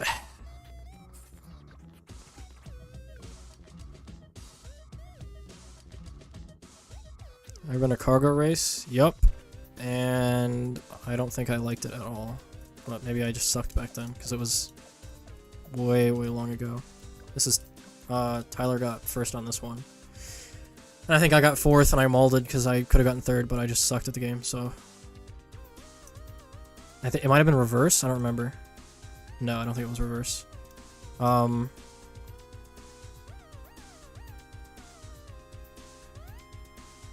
Yeah. I don't even, like, I mean, fuck, it just parks all over here, right? The game's over, GG.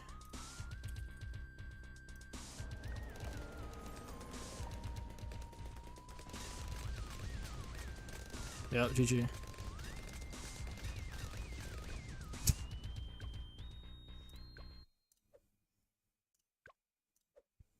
Okay. I don't like Resort as a race map. Resort? I can maybe see where you're coming from, where the balloons are like overlapping in the exit. Well, I mean, come on. Like, look at this. Look at this. Look at this space. Look at this reactor. Oh! I can see where you're coming from. Yeah, Resort, reverse. Yeah, I mean, some maps on reverse as well are fucking brutal, right? What's like the biggest change in how good a map is in a race based on if it's reverse or not? I'm curious. I couldn't say off the top of my head. I mean, Spring probably sucks. Spring sucks in general, but probably sucks more. Yeah, I don't know. When I go through the maps, I feel like I could probably save this for another day. I mean, 4 hours, that's a lot of maps to go through. That's like another hour if we're actually dissecting. Or do you mean just go through the maps like this? Like what exists in the game?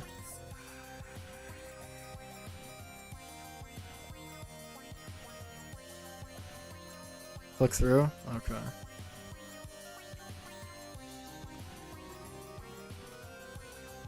The good race maps are the maps that give room for a lot of placement variety. Maybe have some cool tech and art pain to play RNG rise. Yeah, I'd mostly agree with that. Sometimes restricting placements is good, right? Like I think maybe spillway is interesting and like not a lot of placements, but yeah, so you have stuff like firing range, which is like yeah. Firing range is fucking brutal, man. Like, you can ace, but it's a little bit of a pain. Spolt sucks. This tack sucks. Boat sucks early. Like, mortar is okay.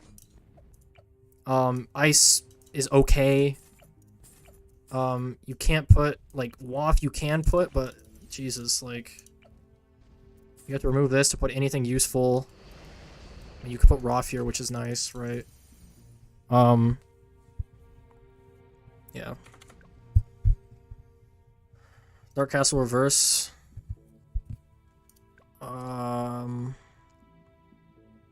Yeah, that's probably brutal. I would still use Blade Ace Spolt over Mortar on firing range? I don't know. I mean, it depends how much money you have, right? This mortar's doing a lot of heavy lifting for only being 395, right? Give me some O22. I'll tell you, one day the O22 is gonna catch on, alright? We're gonna have to be forced to use it. I'll tell you one thing, this Spolt blows. I hate Spolt on this map. Absolutely garbage. I would definitely use Tack over Spolt. Maybe, I mean, if you're good at Ace Micro, yeah, this is probably fine, right? Just keeping it, like, above. But, fuck that. Especially for, like, newer people, right? It's like, they don't want to do that.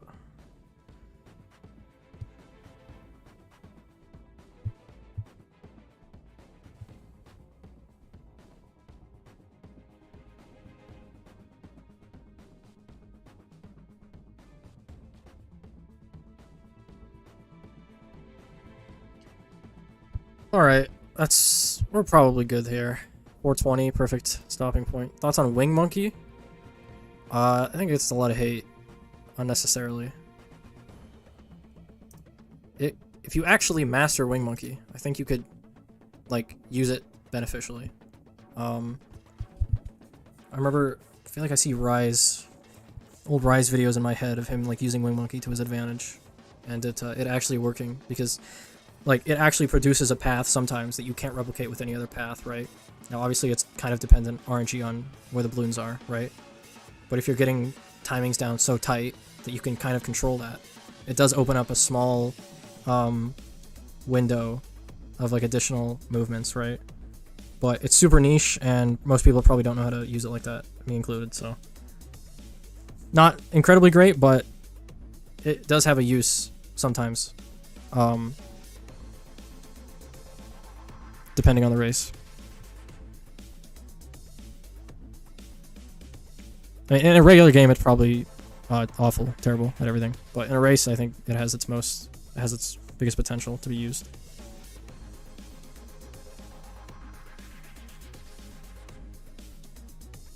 All right. I think it was a good explanation, good stream, good day. Fuck it, I'll probably keep doing this next week if I don't get tired of it. And maybe another tier list added on, maps or heroes or towers rather. And what other drama flares up next week. But I think we're good here.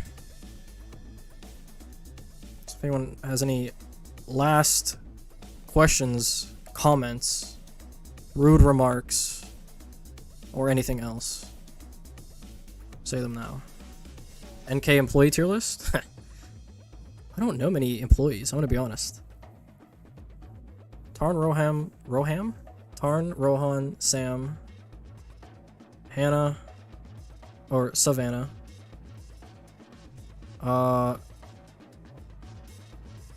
Yeah, fuck me, dude, I don't know. I actually have no idea. I probably should know way more than I do, but... Yeah, I could do update tier list. Montana is a poverty state. I feel like that's the South's area of expertise, TSP. Don't lump Montana in the same as fucking like Georgia and Mississippi, okay? We don't deserve that. Race MK tier list, yeah. Just every easy tier list that people... It's just such a free content thing, right? People love tier lists. And if I know information about them, then why not do them? You want toxic comments? Yeah, yeah. Why is round 81 good? I think you know the answer to that, surely. Georgia's the lowest ranked in education out of all the states. Yeah, that's... Glad I don't live there. Smash or pass? Heroes list. Right. I don't think I... Maybe like 3 years ago I would do that. I don't know if I'm... I don't think I'm at that maturity level anymore. I mean, I could just look at them for 2 seconds and maybe get an idea, but I probably don't want to think faster or more than that.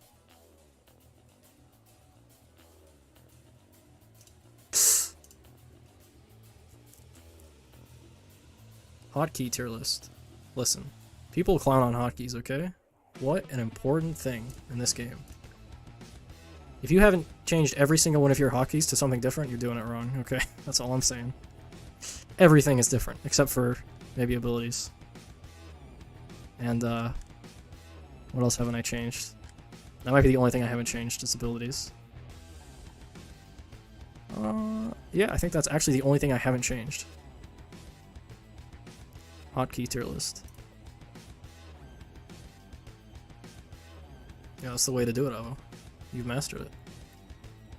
Yeah, here's the problem with mouse size, right? The problem with mouse size is it lags my shit. I don't know if everyone has this, but when it says may affect performance, it's not lying to you, okay?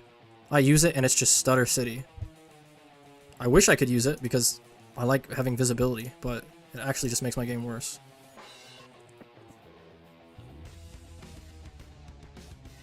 Race Relic tier list. Listen, CT, I don't know. What a fucking flawed game mode, dude. Actually could have been cool, but they kind of floundered that one. Unfortunately. Still have upgrades on period, comma, slash. Yeah, I mean that's... I feel like that's the majority of people that don't play bosses or races, right? Because, I mean, why do you need it to change it, right? Why would you go through the effort? To relearn your whole shit just for that. Small, large balloon towers? I think they're mostly gimmicks.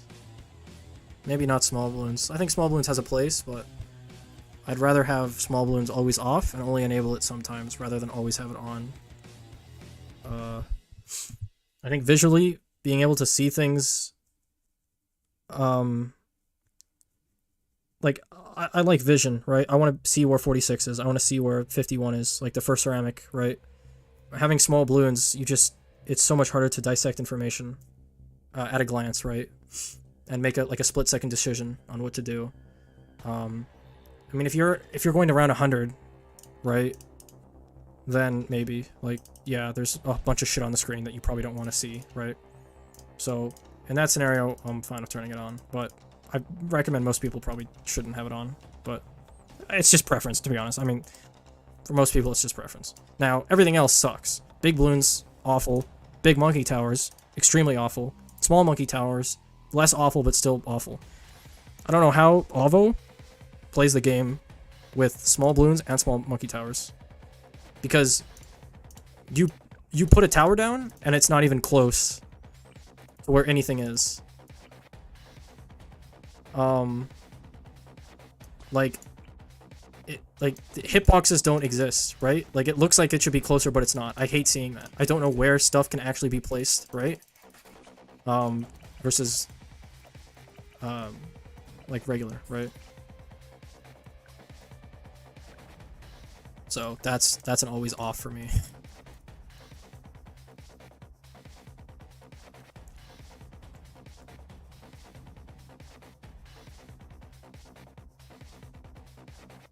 Chimps runs always a full row of ability hotkeys, yeah. I mean, you could just be like me and put it at QWE. That's the true best upgrade placements. Am I still alive? I mean, yeah. I rant a lot, okay. This could have been a 2-hour stream, but, you know, ran it a bit longer.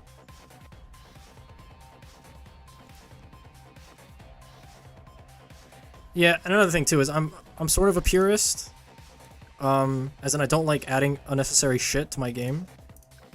Like I have no trophy store items enabled. I have no anything, right? Just give me the base game, the base everything. I don't need extra stuff in my way, okay? Just make it be simple and smooth, right? So, I'm probably a little biased coming from that angle. But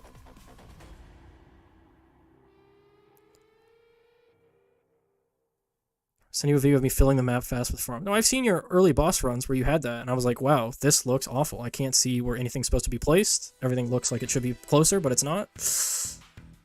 Why are your monkey names empty? Yeah, because I hated the name of them. I hated this change. If I could go back and not buy name monkeys, I would, but you can't do that. So when it was still in the game, I don't know if you can still do it. I just made them all blank by pasting in like some weird hex Unicode thing that didn't show up, right? But I don't think you can do it anymore unless you mod it. But so that's why I don't have Beast Handler, because it would say Beast Handler, right? And you also can't get rid of heroes, right? So this is why I don't place any hero skins or use hero skins, because it fucking clogs up everything, and they also just look bad. There's almost no hero skin that actually looks good in this game. Maybe that's just a purist in me talking, but most of these are pretty obviously downgrades. The only skin I would ever use is if Pat Fusty got a Pat Funky skin. Funky Kong. It's the only one. QWE upgrades. Yes, they are the best. Arrow Hotkey Gang. What the fuck? I don't even know how you live with yourself by using arrow keys. What was it? I live in Montana, so I have to go a considerable distance to find a mall. I mean, I feel like that's not even a Montana thing. I feel like malls are so dead now that I feel like a lot of like medium-sized cities probably just don't have a mall, right? Maybe that's completely false. I don't know. Mom and pop shops, alright? Those are the bread and butter of where I live. That's what the good shit is. Default PFP and banner. Yeah, like, by doing this, it unironically just stands out more because nobody uses it, right? But then everyone starts using default no PFP, so it then blends in again, right? Classic cycle. Neon DD2 is cool, but the other mob skins are ugly. Yeah, the only thing I would ever consider using in the shop is the DDT decamo, just because it's more visible, right? Where the fuck is this? Like, maybe Shark, because it has like a flag or something, right? Or Neon. Probably Neon. Yeah. If I didn't mind how ugly they were, I probably would use them in races, just to see And also maybe Gwen Cocktail, just because it's different than WAF, but that's a super minor one. I don't have monkey names, I email NK delete my tower names. Yeah, see, I might have done that too, and they told me to fuck off, so maybe you got lucky. They're like, yeah, we can't do that. It's like, okay, sure thing. What's my cell hotkey? Space. For something that I do so often, I need it to be like a home base, right? To where no matter where my hand is on the keyboard, thumb is just space, right? It's easy to get to, easy to feel. For something that you do so often in races.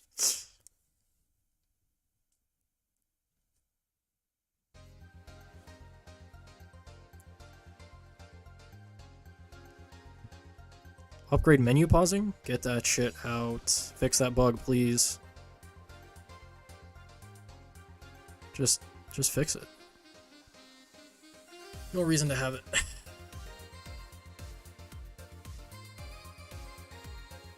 Yan has the best decamo by far.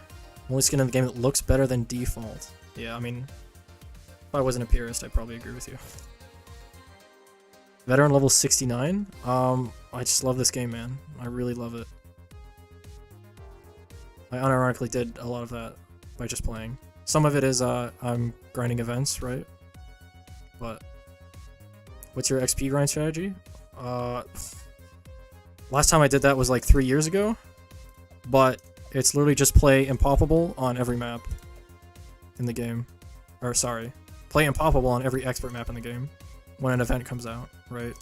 So you get the instant monkeys and the cash, and then you just stockpile it for races. But that's old meta. Nobody does that anymore. You just fucking buy race passes, right?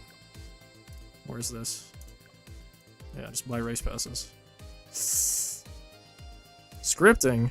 Wait, I don't know if I've done that. I don't know if I would stoop to those levels. Upgrade menu pausing is good for accidental mobile pauses. I'm trying to place down towers fast. Yeah. I'm still in the boat of treating mobile players as maybe second-class citizens. But, I mean, yeah, I don't know if that's a good reason to keep it. Why no Black Border Dark Dungeon? Because I don't play this game. I mean, I do, but I'm just lazy. And I'll get it eventually when super easy Black Border strat comes out. I'll 100% the game every update, but that's the extent, right? And sometimes if it's like chimps and an expert, I'll be like, couple updates, right? It's like, do I really want to go and do this right now? We'll wait a bit. How do you have the most gold border instas and not black border? Yeah, I probably have the most monkeys that don't have gold borders. I don't know how or why. I'm pretty sure this is just because I did Impoppable a lot, right? Which is, you get like a not tier 5 insta, right? And I just got super unlucky with a bunch of event grinding where I didn't get tier 5 instas. So this is what it looks like. And somehow, after 642, this druid, we're still missing the lone 021 druid. Don't ask me how or why I have not gotten this yet. Literally have played every single daily challenge that has ever existed in this game. And I have yet to get it. And of course this beast handler shit is ugly now. That's never being filled up. Have you played Geometry Jazz? No, I have not.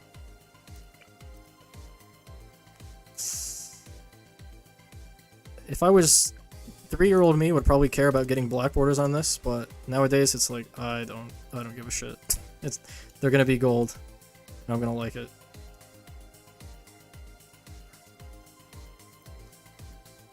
There's already a bunch of black border strats on that map, yeah, but again, super lazy in terms of expert chimps maps, right?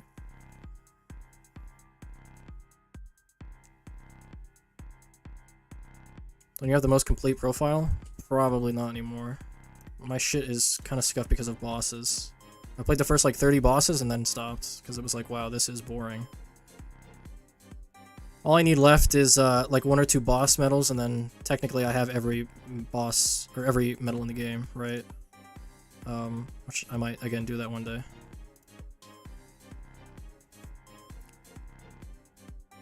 Yeah, one of every race in CT badge. I have every CT, every race, very close on bosses. Other than, I mean, top.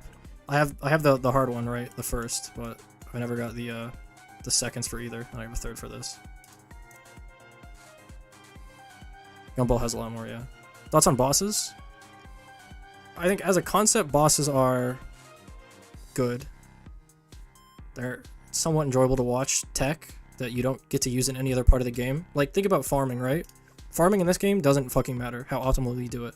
Farms are so good that you just put a farm down on unpoppable, and that's it. You don't think about anything. You don't think about optimization, nothing, right? Even in races, like, we don't use much farm tech, other than, like, put a base farm down and send. Like, there's nuance to that, obviously, but bosses make a lot of the game economy that work around farms, like, interesting, right? No other game mode does that. So, before bosses existed, like, there was no reason to optimize farming. But after, there was actual reason to look into stuff, right? And there's also a lot of unique stuff that comes from bosses, right? My biggest issue with bosses is... Number one is the time commitment to do stuff optimally. Like, I like to do stuff optimally, and retrying round 14 because my 022 boomer doesn't hit something, like, properly, sucks. Or like 002 boomer, whatever. Like, you have like a low level boomer, right? And you constantly replaying around because you don't want to get penalty, but it's like super tight, right? And that sort of stuff is just so boring to me. It's cool to see other people do it and optimize, like how low can you get something, how much money can you make by round 40, stuff like that, but actually doing it is, yeah, different story. And the second biggest thing is the fucking lag on tier 4 and 5 is so unbearable if you actually go for top times, right? That I was like, yeah, this is not, I don't want to commit to this. It's just too much, right? Make sure I could put like 2 paragons down and be fine, right? But we're gonna get like a top, what, 1%, 25% time? So, yeah. I'd rather not do it unoptimally and just, you know. But, I mean, yeah, I like bosses as a concept. It's cool to see. Couple issues with it, though. Like, I think the scaling in this game doesn't work very well. Tier 1, 2, and 3 bosses, I think, are the most interesting. Because you see a lot of unique, different tech and how to approach something. You're very limited by money. And then past that, it's a lot less interesting. Because you spam a bunch of shit. I mean, there's still nuance to it, obviously, right? There's still tech, but combined with the lag and the fact that a lot of times the optimal strategy is paragons and then spamming a bunch of tier 4 towers that make your game lag, it's just super uninteresting to me. To play, not to like watch, right? Yeah, I just don't think the game scales very well with tier 4 and tier 5 bosses, even though paragons exist, which is a whole other fucking thing that I hate, is paragons. I don't hate them, but you know, there's something that exists in this game.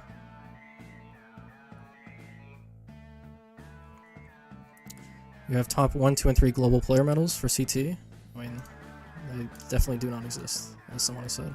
But, I mean, to be fair, I thought they existed too. And then I looked and was like, oh, that actually doesn't exist. Which I guess makes sense, but... What's the point in 100% completing this game? I like playing games like that. When I look at a game, I'm like, okay, I want to play through the entire game, I want to get my money's worth, I want to enjoy the game, and I want to do everything possible in this game. I want to learn mechanics, I want to 100% it, I want to do it on the hardest difficulty, right? That's how I approach games. So when I look at a game like BTD6, it's like, alright, let's full throttle it, right? Let's get good at bosses, let's get good at races, let's get good at chimps. And I think throughout my entire time playing it, I think I was competent in at least all of those, right? Speaking about bosses, and then good to great in, you know, chimps and every other aspect of the game, right? And then, because I did that, I obviously got a lot of stuff, right? 100% of the game multiple times, so, I mean, sunk cost fallacy, maybe, but I just keep doing it as updates come out, right? It's no issue to me. I don't, like, play this game often other than races, or if an update comes out and I just 100% it afterwards, right? So... it's no real burden to me anymore to just, you know, get 100% after an update comes out. If you're playing this game new though, it's a nightmare, right? Like look at how many maps you have to go through. And that's not even co-op, right? Like if I had to, I would never start this game as a new player with my style of playing a game, right? Trying to 100% all this is rough.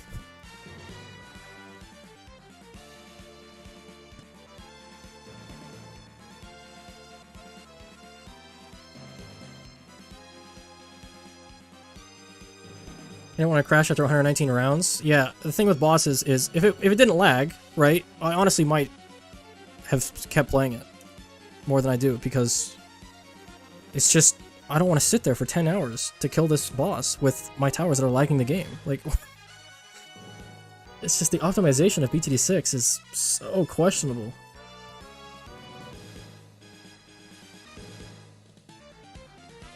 Achievement hunters are gross. Hold on. If you're actively, like, tryharding, maybe not, but I think setting a goal for yourself to, like, get every achievement is a pretty reasonable thing.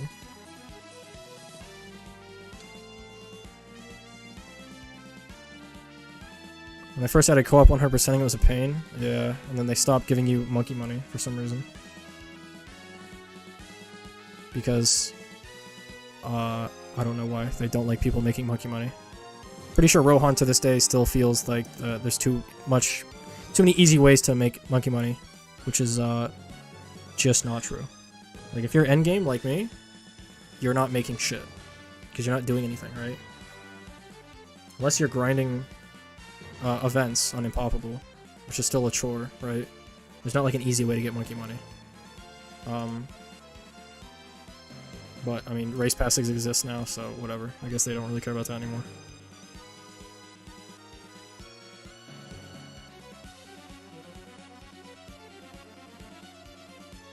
Yeah, I mean, their perspective kind of makes sense, because you do really get a lot of money from, like, beating maps, right? Like, the amount of stuff you make from advanced, expert, like, medium and onwards is actually not bad, if you play every map. So as a new player, you do have a lot of options, right? You're probably not doing a lot of races. You have a lot of money from maps that keep coming out, right? That you can keep grinding on.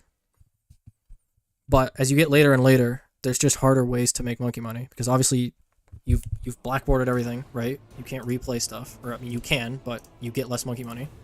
And there's no like scaling system, like nothing scales with how long you've been playing the game, right?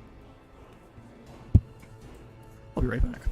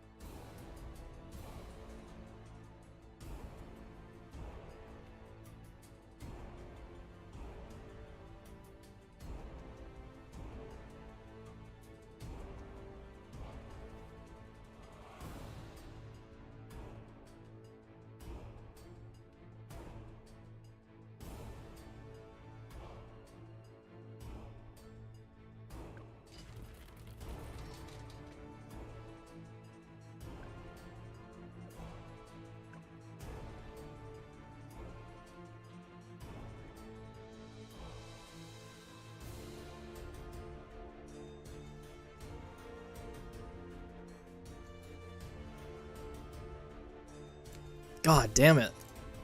I was getting into a sick rant there that you guys missed. Okay, this is the actual worst thing about bosses, okay? All of this garbage. What we have elite normal. Oh, 1, 2, 3, 4. 1, 2, 3, 4, 5, 6, 7, 8. Like, what is going on here? Like, what the fuck is this? there's 87 medals every race that get given out. Like, what is a medal even worth anymore, right? Like, I don't even know how you got your medals, right? Is this from first, second, third, fourth? Like, it's just diluted, right? Like, everything is diluted. With races, it's so simple. There's one mode, there's first, second, third. It's simple and it just fucking works. You can see, boom, that person has a first. Guess what? Like, it's just so easy to tell, right? With this, it's like, I don't know what I'm looking at. Like, did you get this as a 4, a 3, a 2? Like, you only do elite, you only do normal. Yeah. Man, I hate that part of this. The diluting of badges. And another thing is you can't even get every badge because nobody plays, right? You can't even get top 1%. And most of the time, there's like hardly any difference between any of these because just no one plays elite. Like, look at this, 4-player, right? We have 28 teams total, and we have 2 hours left on this boss. Like, what? I don't know. That's just, I super love the simplicity of the leaderboard system on races. It's clean and elegant. And again, sometimes, right? Maybe call them Mickey Mouse badges, right? Mickey Mouse firsts. Or maybe like back in the day, but there's really not many of them. If you have a first, you probably got it for a reason, right? Or even any top 3, right? At least way more so than getting carried in bosses, right?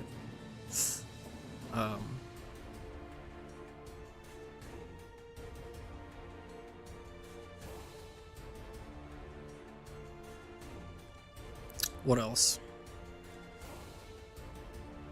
What did I mess up here? Holy.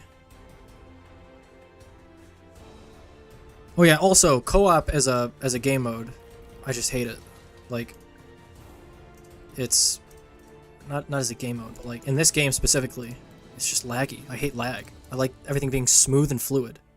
And not only are bosses regularly just single player, tier 4 and tier 5, not that, but then you add in the fact that you have co-op. So it's like, it's a fucking coin flip. Is my race, or is my boss even going to end properly? Because not only do I have 3 other idiots that have like McDonald's Wi-Fi connections, but the game also is just not optimized like great in the first place to handle bosses. So yeah, that's my extended rant take on bosses. Sorry for any boss players in here. I respect some of your guys' tech and dedication to the game.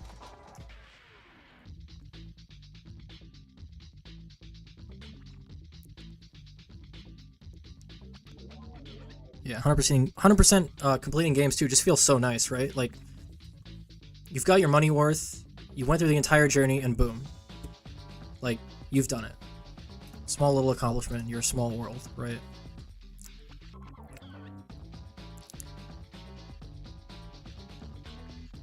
Someone elite is impossible, but 2-player have gotten it from support tickets? Yeah, classic.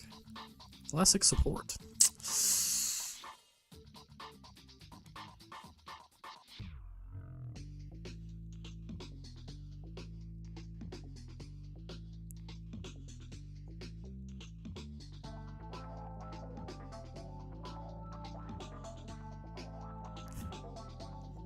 I feel like we're implying something here. Smart. I think we're implying something here on the maybe CT sides, maybe? Maybe, just maybe. I've also thought about doing an event tier list, right? Where it's you have like races, bosses, Odyssey, CT, and then like chimps. What else exists in this game? No, like every mode, like reverse, easy, normal, hard. What else exists in this game? The weird, what is it? Golden Balloon, monkey teams, co-op. Maybe not co-op because that's like a whole other thing. Yeah, I could do a tier list based on this because I have a lot of opinions about where the rankings of everything in this game is. Collection event, yeah, I could do that. CT.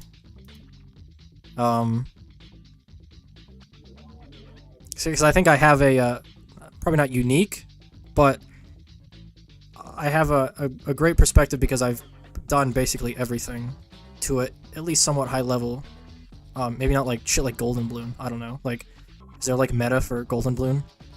The 2 people on this earth that know that? But, you know, like most of this is... I have a fairly deep understanding of, to at least make a simple tier list on.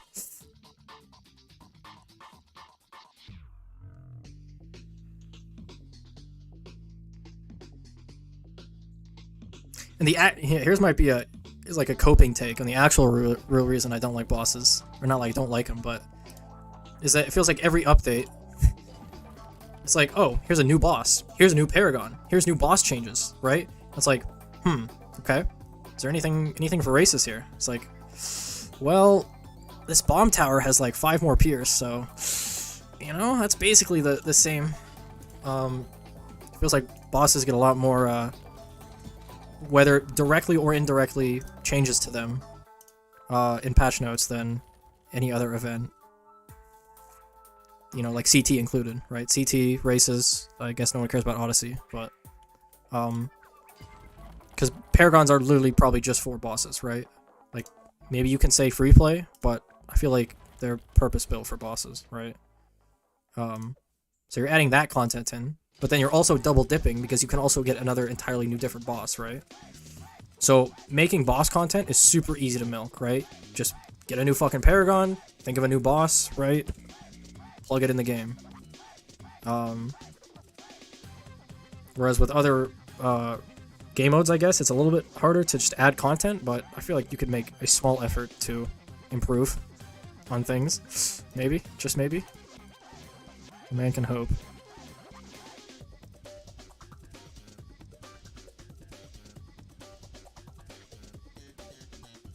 Fun to play with randoms and co-op boss. Yeah, I feel like the one fun time I could maybe have in bosses is if I have like 3 IRL friends and we just like chill and I could just watch them play the boss and see how they handle it, right? I feel like I get a kick out of that, but other than that very tiny exception.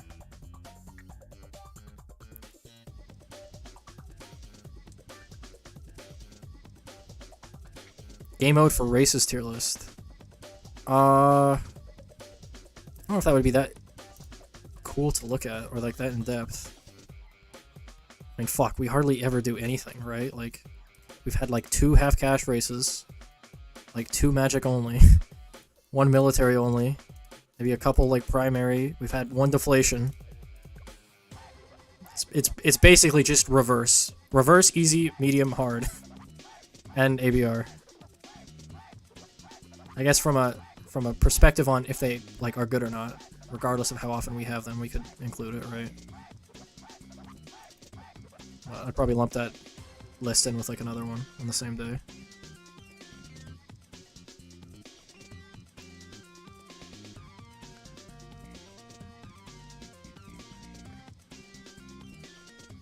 Gold Bloons F easy? I feel like I remember grinding for the Gold Bloons achievement, and I absolutely hated it, because it was so monotonous and boring.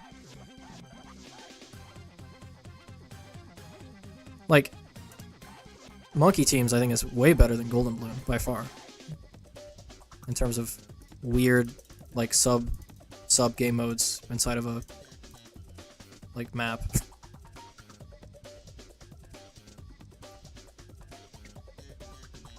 Think I can't even be bothered to put stuff in CT? Yeah, I'm surprised they have yet to put the boss they released, what, like 3 months ago?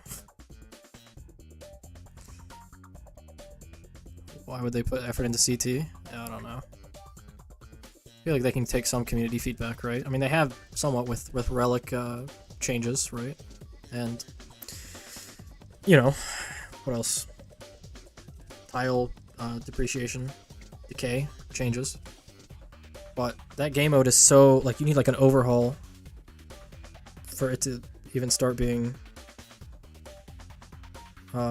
really, really good. We're seeing its true potential, right? And I don't think they're ever going to do that, so. We'll just have to wait for the next event that they have, which was, what was it, Teams or something? I don't know what it was called. I got something in the pipeline.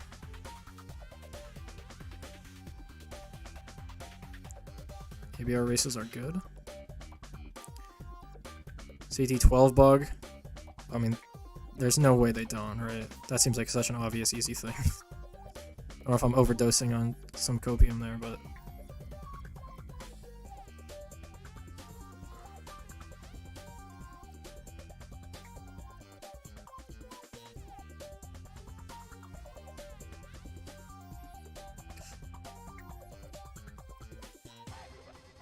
They nerfed a relic that has never appeared? What was that one? Remind me on that one. I think I know what you're talking about, but I don't remember the, what it actually was. I do know that there are relics that they haven't, released. For one reason or another.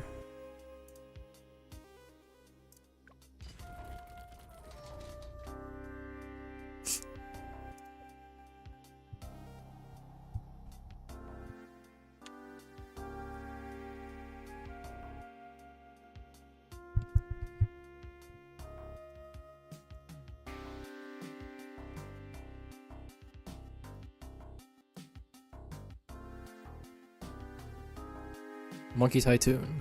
Tycoon. I think I know that one is.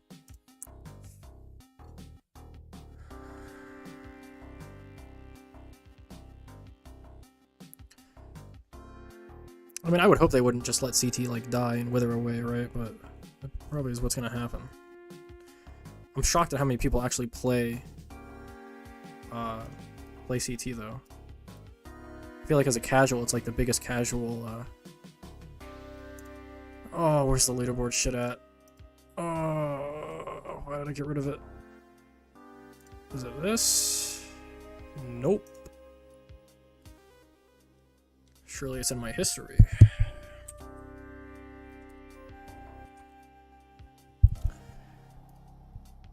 Aha. Look at this. 135,000 total players. Total teams? Okay, thanks. 64,000. That's a lot of people. Right, that's a races. Now, technically, you can't, like, apples to apples comparison this, right? Because playing a race is a world different than playing a boss or a CT team. But I feel like casuals are more compelled to do CT, right? You just fucking pop in, find a lobby with people, play a couple of tiles, have fun, get free rewards at the end, right? There's no buy-in, really. Wow,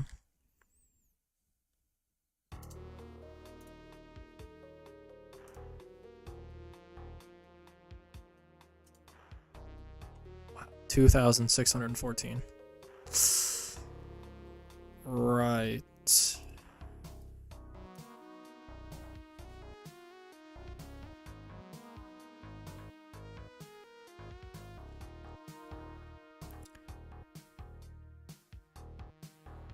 Oh yeah, I remember that, the 10 to 8.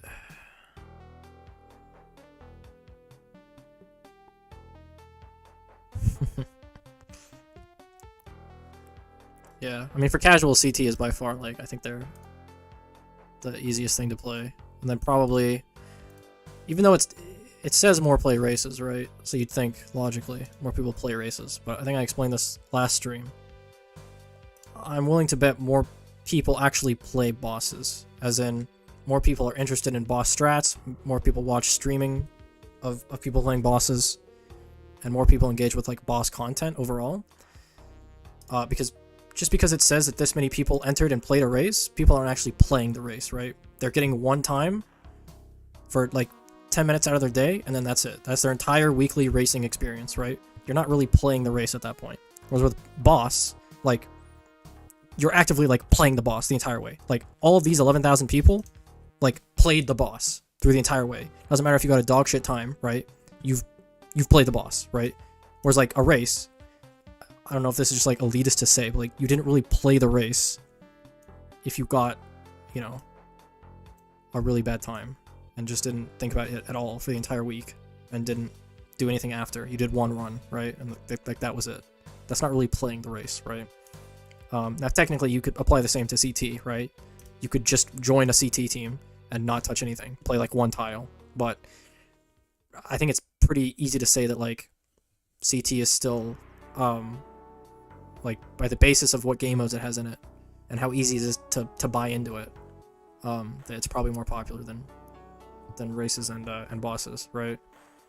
Let's say CT teams are easily the biggest event, and then normal boss, race, elite boss, and then what is this called? Odyssey is probably behind CT or above CT because it's super easy for people to get into, right? It's just not, there's not a whole lot of content that goes into that other than people uploading videos on how to beat it, right? Because there doesn't really have to be, because it's not a very challenging game mode, right? In respect to everything else, right? But it's still probably super, super popular just to get free trophies, right?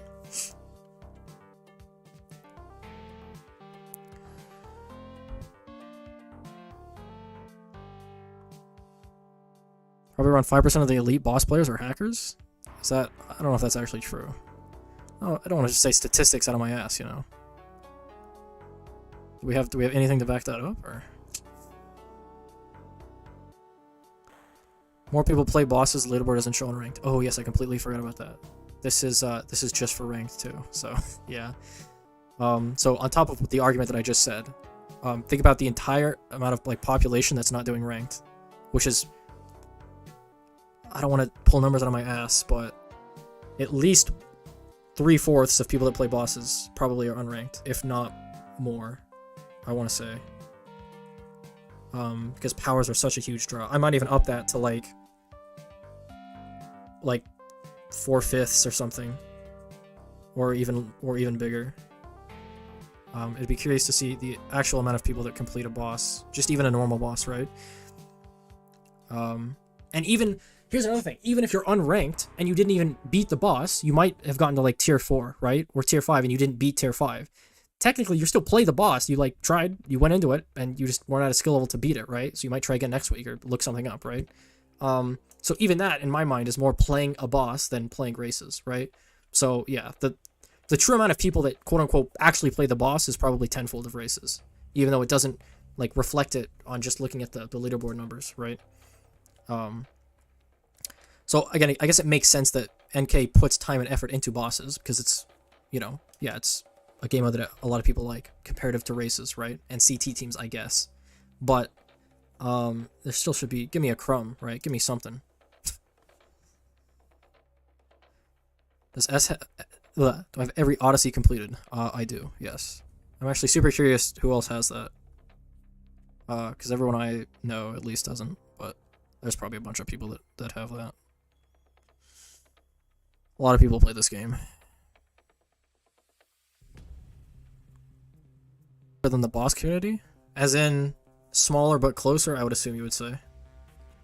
I would wager the boss community is probably bigger, but maybe more fractured, apart different communities. The boss community is so weird? How so? Oh, you can... Oh, you said it. Right. Isn't the hard Odyssey super low win rate? Yeah, I mean, I'd expect the hard and medium to not be as played as much, but like, I feel like a lot of people look at the easy Odyssey, and even if you're relatively new to the game, you probably have a decent grasp on it. Like, out of all the events, if you're new to the game, that's probably the one you can easily get the most into, right? From the start.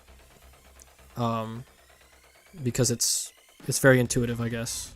Like, unless it's an extreme Odyssey, it's very easy to understand the basics of how Odyssey works. And Odyssey itself, especially easy, is not a very challenging game mode, right? You can make it challenging, but to a regular person or to a casual, you don't have to do that, and they don't do that.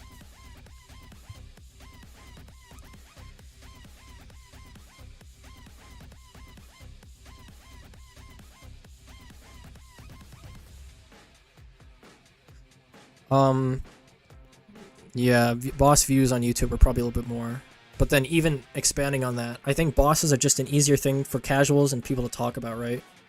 And like a Discord server, you're just chilling. And you're like, yo, what'd you do for like tier 3, man? And you're like, oh, I did this and this. Like, oh, I never thought about that, man. You want to like show me like how you did that? Like, oh yeah, man. Like, look at this video, right? I feel like it's a lot easier than like you're in a race discussion. It's like, what did you do for this? And it's like, oh, I just fucking sent faster. And I just micro really fast. It's like, oh. Obviously, that's a bit like an extreme example, but I think it's a lot easier to convey information for people in bosses than it is to like do the equivalent in races, right? Bosses are just kind of a better casual game mode anyway for people to just sit back and chill, right, and watch the videos on the side and, you know, play the game, but like in a different way, right? Which, I mean, that makes sense. There's an official graph of unranked versus ranked player count. Oh, was there? Is it possible to find that anywhere? Or link it?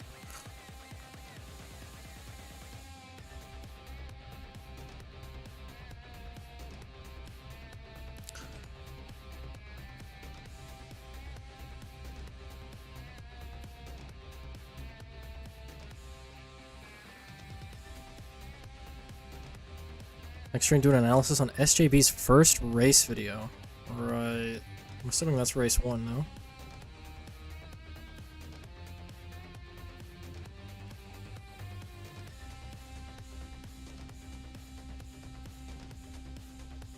Yeah, I also feel like it's easier to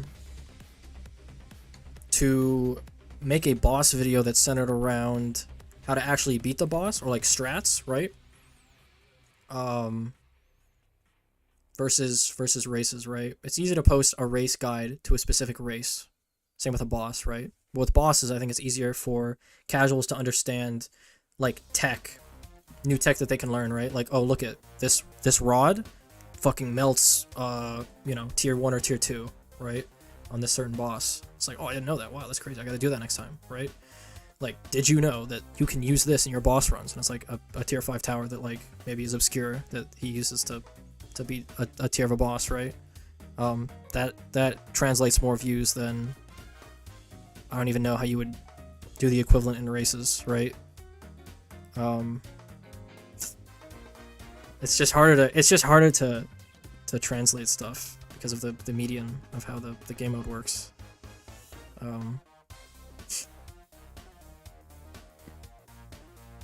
But that's just how the cookie crumbles. No casuals buying Rod for tier 1? Yeah, I guess. Maybe that's more of a...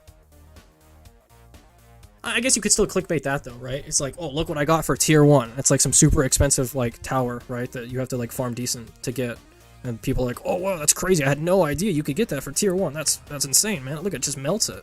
They'd still probably be more interested in that, right?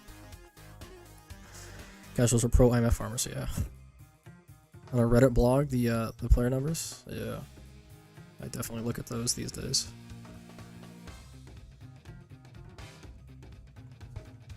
So that's kind of the trouble you run into with creating content for races, is you not a lot of avenues to go. And even boss content is like, there's not much of it. There's not much of it that's not just guides, right?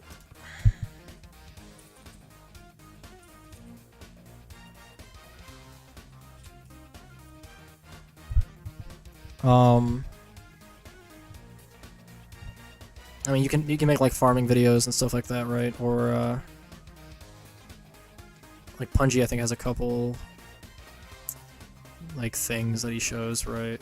Maybe like tech. I don't know. There's definitely some stuff out there more so than races.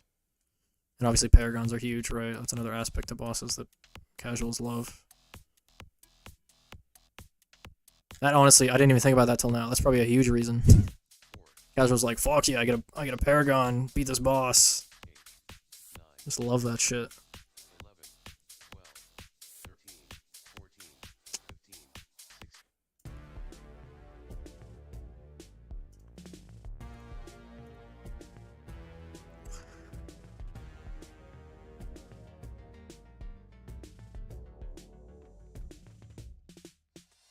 Shimkin maybe try not to spend a full month arguing over the viability of the Big Bird Tower Challenge. Impossible.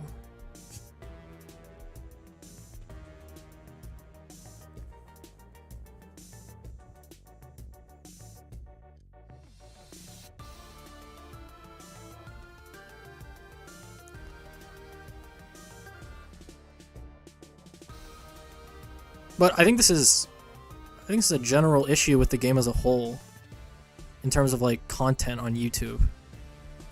There's not a whole lot of actual guides on how to play the game, right? There's guys showing you how the game is played, right? There's a bunch of boss runs, there's a bunch of race runs, and there's a bunch of chimps runs. And like, I like chimps runs too, right? Let's get like, I don't know, just give me something here. Fucking just give me one of your videos because they're decent. Yep, like this, right? Like this is cool to see, right? But I think the problem is that there's not really any game mode, or like even chimps. There's not like, how do I play this game mode, right? There's not like how to play chimps in BTD6. Maybe there's a couple. Like if I look this up.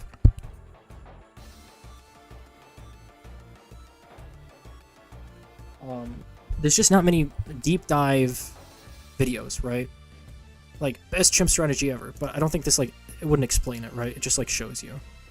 Nothing, like, goes down and dissects even basic concepts of why stuff is good, right? I don't see videos like that for any game mode, right? You know, I think that's, as a whole, I think that's a problem with BT6 content. I mean, the game is very favored towards kind of this style of, like, 2D video, right? Which is fine. I'm not saying that's, like, a big issue, but it just kind of leaves, like, a hole that no one really fills with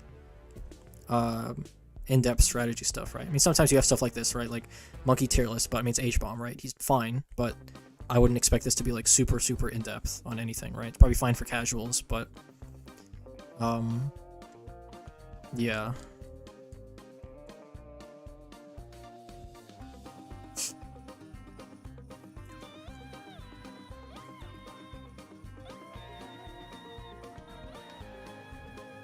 Alright, I think we call it there. I think that's fine. I think I've ranted long enough. Said I was going to stop, what, like 2 hours ago? Yeah, 2 hours ago. Or maybe an hour ago. We extended it a little bit. So now for the last time, if you have any questions or rude comments to make them now. Or forever you'll hold your peace.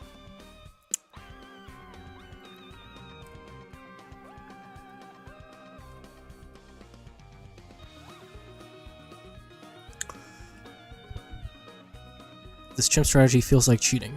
It's the best chimps guide by SJB. True.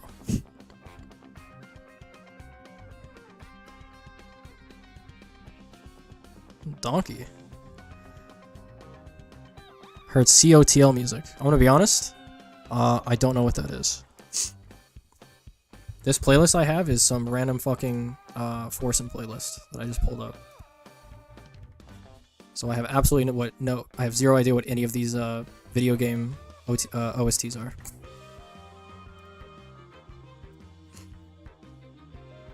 Yeah. No, I have no idea. Show stream analytics? Why? I mean, I guess, maybe.